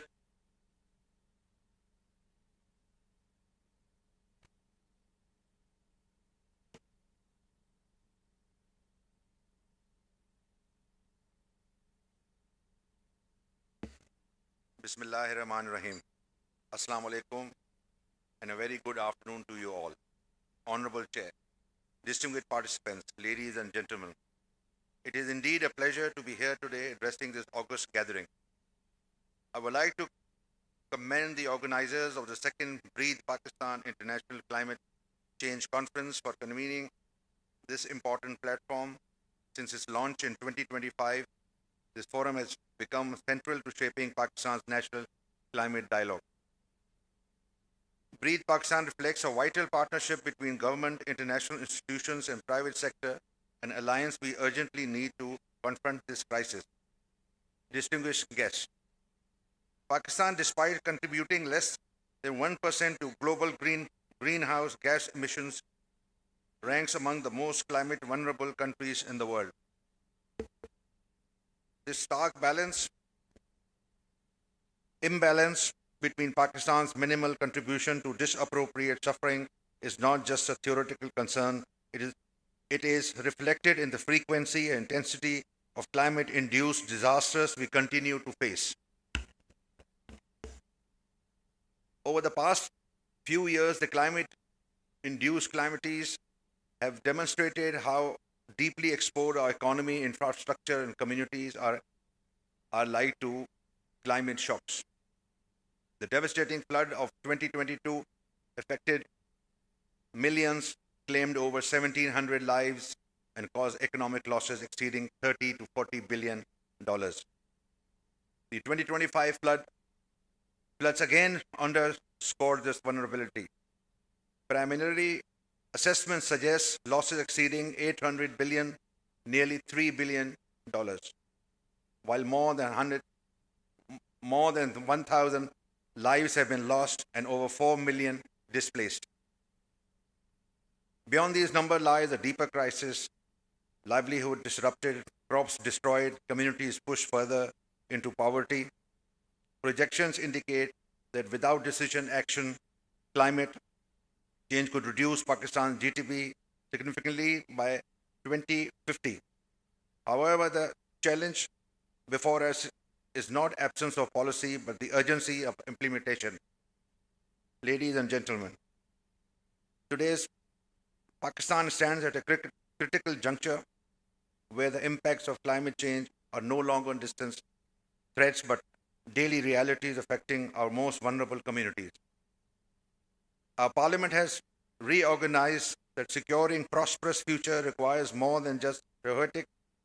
It demands a robust legislative backbone with the recognition of environmental rights under Article 9A. We have reaffirmed that a clean and healthy environment is a fundamental right. The challenge now is clear: translating this commitment into meaningful action. I am pleased to note that the Parliament of Pakistan has long demonstrated leadership in sustainability. As early as in 2016, Parliament House achieved the distinction of becoming the world's first largest green legislature through comprehensive adoption of renewable energy, reflecting a commitment to lead by example. From establishing the first ever dedicated SGDCs secretariat within the Parliament House to the pioneering work of the Parliamentary Task Force on SGDGs, we have embedded the Sustainable Development Goals at the heart of our parliamentary process, ensuring that every policy, deliberation, and budgetary approval is guided by the principles of equity, inclusion, of long-term resilience. Distinguished guests, the National Assembly remains the vanguard of Pakistan's climate resilient transformation. Through the Pakistan Climate Change Act 2017 and the continued oversight of the Standing Committee on Climate Change and Environmental Coordination, we have institutionalized a framework that moves us crisis management to proactive adoption. Our legislation focus has expanded to include the National Adaptation Plan, NAP, and the 4RF framework, which guide our journey towards sustainable recovery and reconstruction. Ladies and gentlemen, our duty as lawmakers is to ensure the sustainability and resilience facility and our national climate finance mechanisms translate into tangible relief for our citizens. In a strong show of commitment to environmental sustainability, National Assembly of Pakistan joined the world in observing Earth Hour 26, demonstrating its resolve to combat climate change and reaffirm commitment to environmental conservation and sustainable development. Domestically, the National Assembly continues to host high-level national seminars and regional conferences, bringing together experts, civil society, and global lawmakers to exchange best practices. Beyond our domestic borders, this House has become a vibrant hub of climate diplomacy, actively championing the cause of Global South. The Parliament of Pakistan has consistently demonstrated proactive leadership. From hosting key regional engagements such as 2022 IPU Asia Pacific Seminar in the aftermath of the devastating floods to actively participating in global platforms like COP, advocating for loss and damage financing and global climate justice to ensure that the voice of climate vulnerable nation is heard. These platforms not ensure that Pakistan's voice heard, but is influential in shaping a collective international response to the climate crisis. While these efforts demonstrate strong commitment, policies alone do not deliver outcomes. The institutions do this is where the Parliament assumes a central role. In the context of the 18th and 26th constitutional amendments, which have accorded greater constitutional significance to climate change, the role of Parliament of Pakistan in advancing legislative oversight and policy advocacy in the domain has become increasingly important. Climate action requires strong coordination between federal and provincial governments, which clearly defines the role and align legislative framework. Parliament must facilitate the coordination and ensure a unified national approach to climate governance. The urgency of Pakistan cannot be overstated. Climate impact in Pakistan are accelerating and cost of inaction continues to rise. The challenge is no longer policy formation, it is effective enforcement. This conference provided us with opportunity to move beyond discussions and towards action. It must serve as a working platform to develop actionable pathways for an improved climate governance. Last but not the least, the effectiveness of our climate response will not be judged by the strength of our commitments, but by the impact of our implementation. Pakistan stands committed to resilience, reform, and climate justice, but we also stand firm in calling global equity, shared responsibility, and meaningful support. The time is to act now, and the responsibility rests with us all. With this, I thank you all.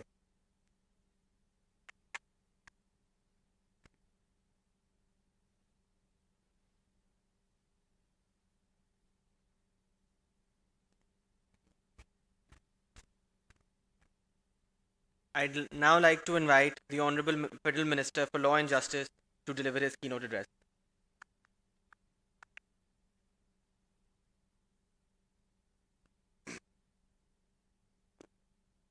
Bismillahirrahmanirrahim. First of all, I extend my heartfelt gratitude to the organizers of this event. And the Honorable Deputy Speaker, with your kind permission, I have a long written speech, लेकिन मैंने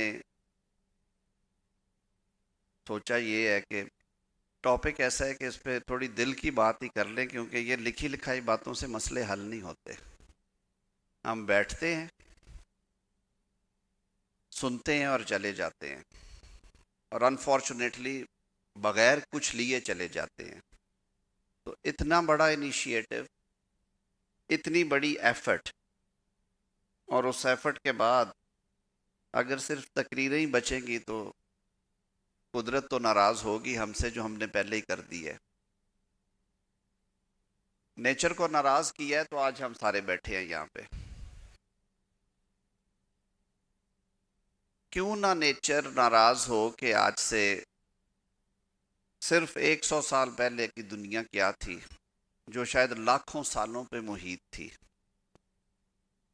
और पिछले 100 साल में, या to be very fair and exact, पिछले कोई 70-75 बरस में हमने दुनिया के साथ जो कुछ किया है, अपने एनवायरनमेंट के साथ, अपने माहौल के साथ, वो एक तरफ है, और पिछले हज़ारों साल एक तरफ है.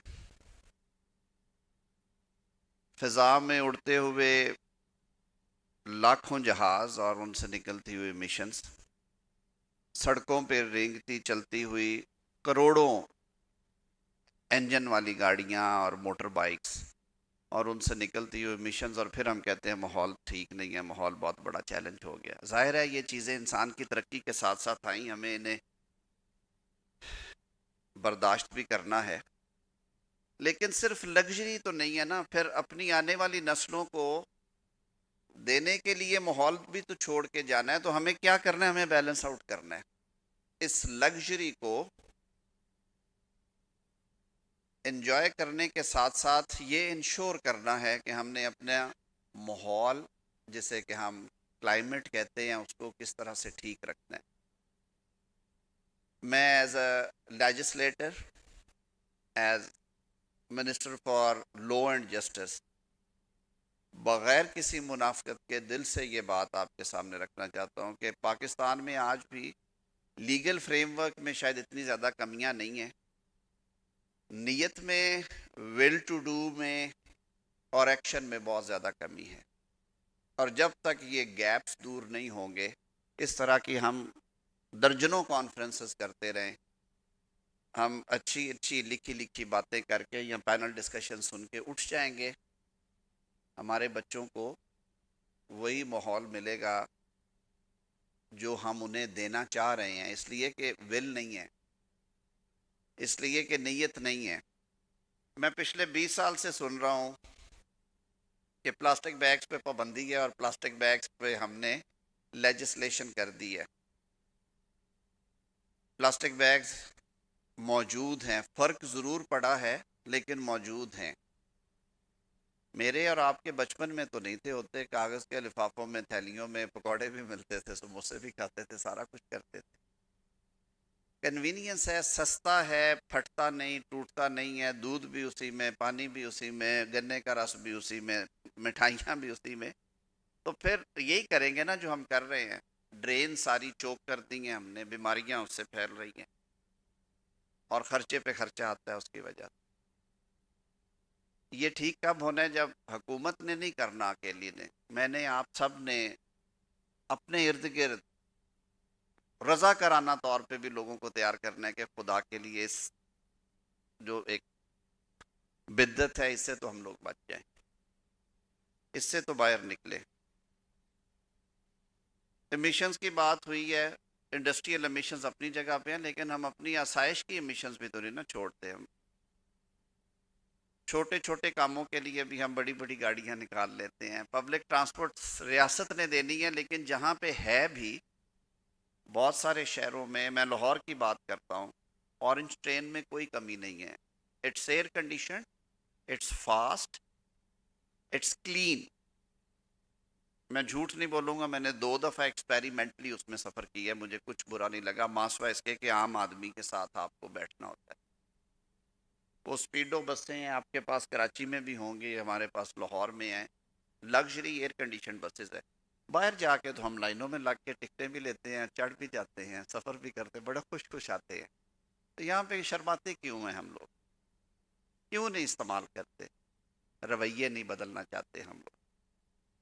رویے بدلنے اپنے آپ سے شروع کریں. میں نہ کسی حکومت کو ڈیفینڈ کرتا ہوں، نہ میں کسی لیجسلیچر کو ڈیفینڈ کرتا ہوں، لیکن یہ کام ایک بندے کا نہیں ہے. وہ پنجابی میں کہتے ہیں کلے بندے دا کام نہیں حضور، یہ سب کو مل کے کرنا پڑے گا، ورنہ روئیں گے. جیسے شاہ صاحب نے کہا ہے کہ یہ کوئی ڈسٹنٹ تھریٹ نہیں ہے. جس خطے میں ہم رہ رہے ہیں اور جن حالات میں ہم رہ رہے ہیں، it's a reality.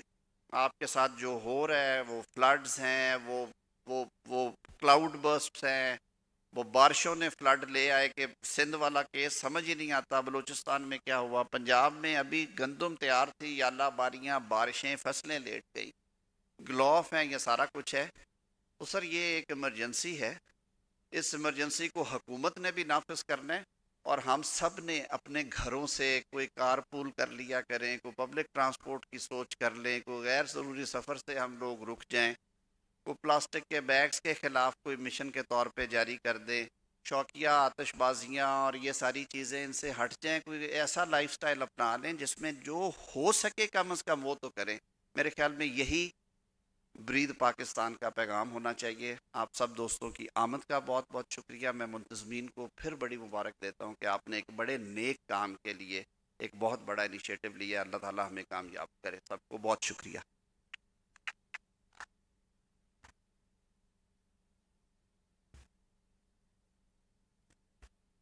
Very fair words from the Honorable Minister that we must all delve deep inside of ourselves and actually look for change bit by bit.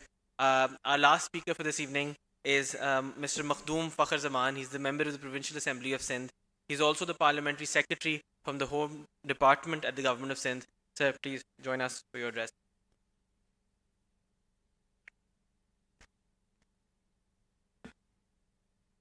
Bismillah ar-Rahman ar-Rahim. Distinguished guests, Excellencies, ladies and gentlemen, Assalamu alaikum. Today, I don't come here as the Speaker of the Sindh Assembly. He was here to be gracing us with his presence, but because of some work, he couldn't make it. So he's entrusted me to come here and represent my government, represent my assembly. So I'm really honored and privileged to be standing in front of you. This issue is no longer a distant threat, as the Honorable Minister and the Honorable Deputy Speaker just said. It is here and it is shaping the destiny of Pakistan, particularly Sindh. Sindh stands on the front lines of climate vulnerability, from devastating floods to creeping coastal erosion, from water scarcity to rising heat. We are living in the reality that many still debate. I will mention a couple of incidents which have occurred in the recent future. In 2022, over 12 million people in Sindh were affected by floods, with 2 million homes damaged or destroyed. Entire districts remained submerged in floodwater for months. Then just recently, last year, in 2025, new floods submerged by cloudbursts. 1.2 hectares of cropland devastated rice, cotton, and sugarcane harvests, and they displaced several rural families among several districts. Then if you talk about Karachi being the Jaguar vein of Pakistan, in Karachi, if you notice, like the past 5-6 days or past week, your temperatures rising above 50 degrees Celsius. Just 2 days ago, 10 people passed away due to extreme temperatures. And obviously, let's not forget, Sindh represents 90% of Pakistan's coastal exposure, and Indus Delta has shrunk by more than 90%, threatening ecosystems and livelihoods around Thatta, Badin, and Sajawal. Water scarcity and salinity are destroying fertile lands in Badin, Thatta, forcing farmers to migrate from there and move to urban areas or part districts. This is not just a crisis, ladies and gentlemen. It is a turning point. And obviously, let me just put it to your attention that it's a constitutional duty. It's not a choice. Our constitution is clear. Article 9 guarantees the right to life. Article 14 guarantees dignity. Article 38D calls for the well-being of the people. And now Article 9A, which the Deputy Speaker, Honorable Deputy Speaker of the Federal Assembly just mentioned. We recognize the right to clean, healthy, and sustainable environment. Our courts have already interpreted these rights to include environmental protection and climate action. This means one thing, ladies and gentlemen. Climate action is not optional. It is a constitutional obligation.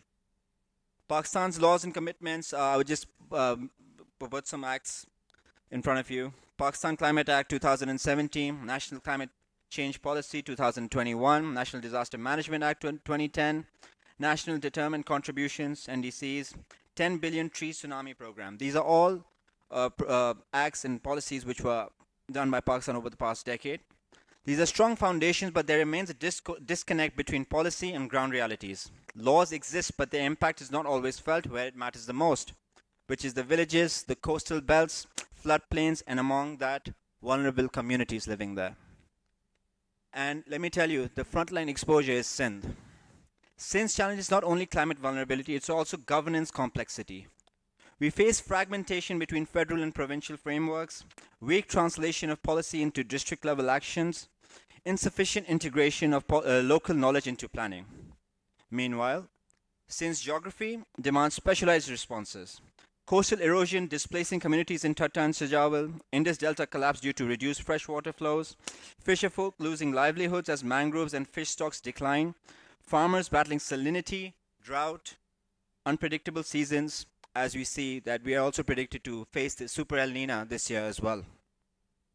But I'll also highlight some of Sindh government's leadership's achievements so far as well. If you notice, Sindh Environment Protection Act in 2014, establishing a provincial framework for environmental safeguards. Sindh Climate Change Policy 2017, one of the first provincial level climate policies in Pakistan. Mangrove restoration.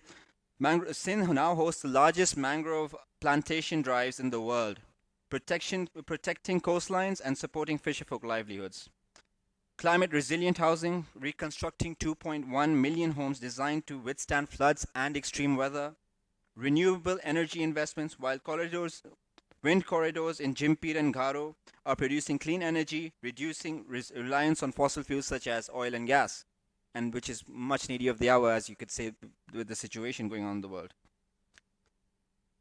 Coming forward, these are significant achievements of sin, but they show that sin is not just a victim of climate change, it's also trying to act on it as well. But the next phase requires us to move from response to resilience, from policy to people-centered implementation. So what's the way forward, ladies and gentlemen? We must legislate for reality, not theory. We need to decentralize climate governance, empower local governments, mandate district-level climate planning, institutionalize climate cells at district level.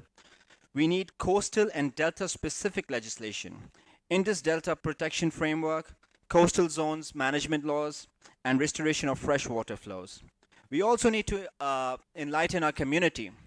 People living in the coastal areas, or people who are mostly affected, are the farmers and the fisher folks. They do not have the knowledge. We need to bring them the knowledge and give them the education so they know what is affecting, what is causing the decline of their crops and the fish as well. So, and obviously we need provincial autonomy with federal coordination. We want federal provincial alignment. We want each other to take responsibility, because we all are Pakistanis at the end of the day, and we are all getting affected by it. So, ladies and gentlemen, closing this, we are not owners of this land. We are its caretakers. Pakistan has laid the foundation. Sindh has shown leadership. But now we must rise. We cannot prevent the rains, but we can ensure they do not become disasters. We cannot stop rising temperatures, but we can protect those most vulnerable. As Chairman Bilawal Bhutto Zardari has rightly said, climate change is the biggest challenge of our generation, and it demands urgent and collective action. That action begins here, today. Through the laws we pass or the ones we delay. The choice is ours. Let us legislate for the fisherfolk of the Indus Delta. Let us legislate for the farmer in Matiari. Let us legislate for the child in Karachi and the generations yet to come. History will not ask what happened to us. It will ask what we did about it. Pakistan Zindabad, Pakistan Paindabad. Thank you very much.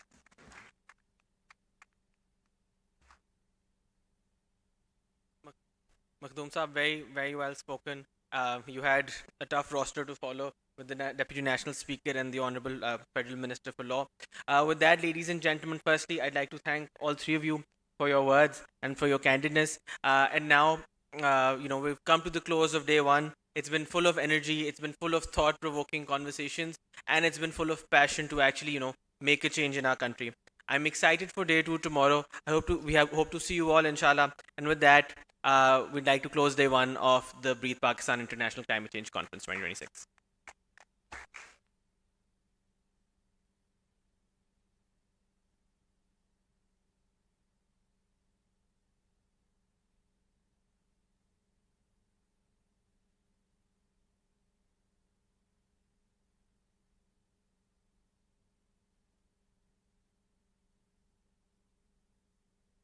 Till we arrived.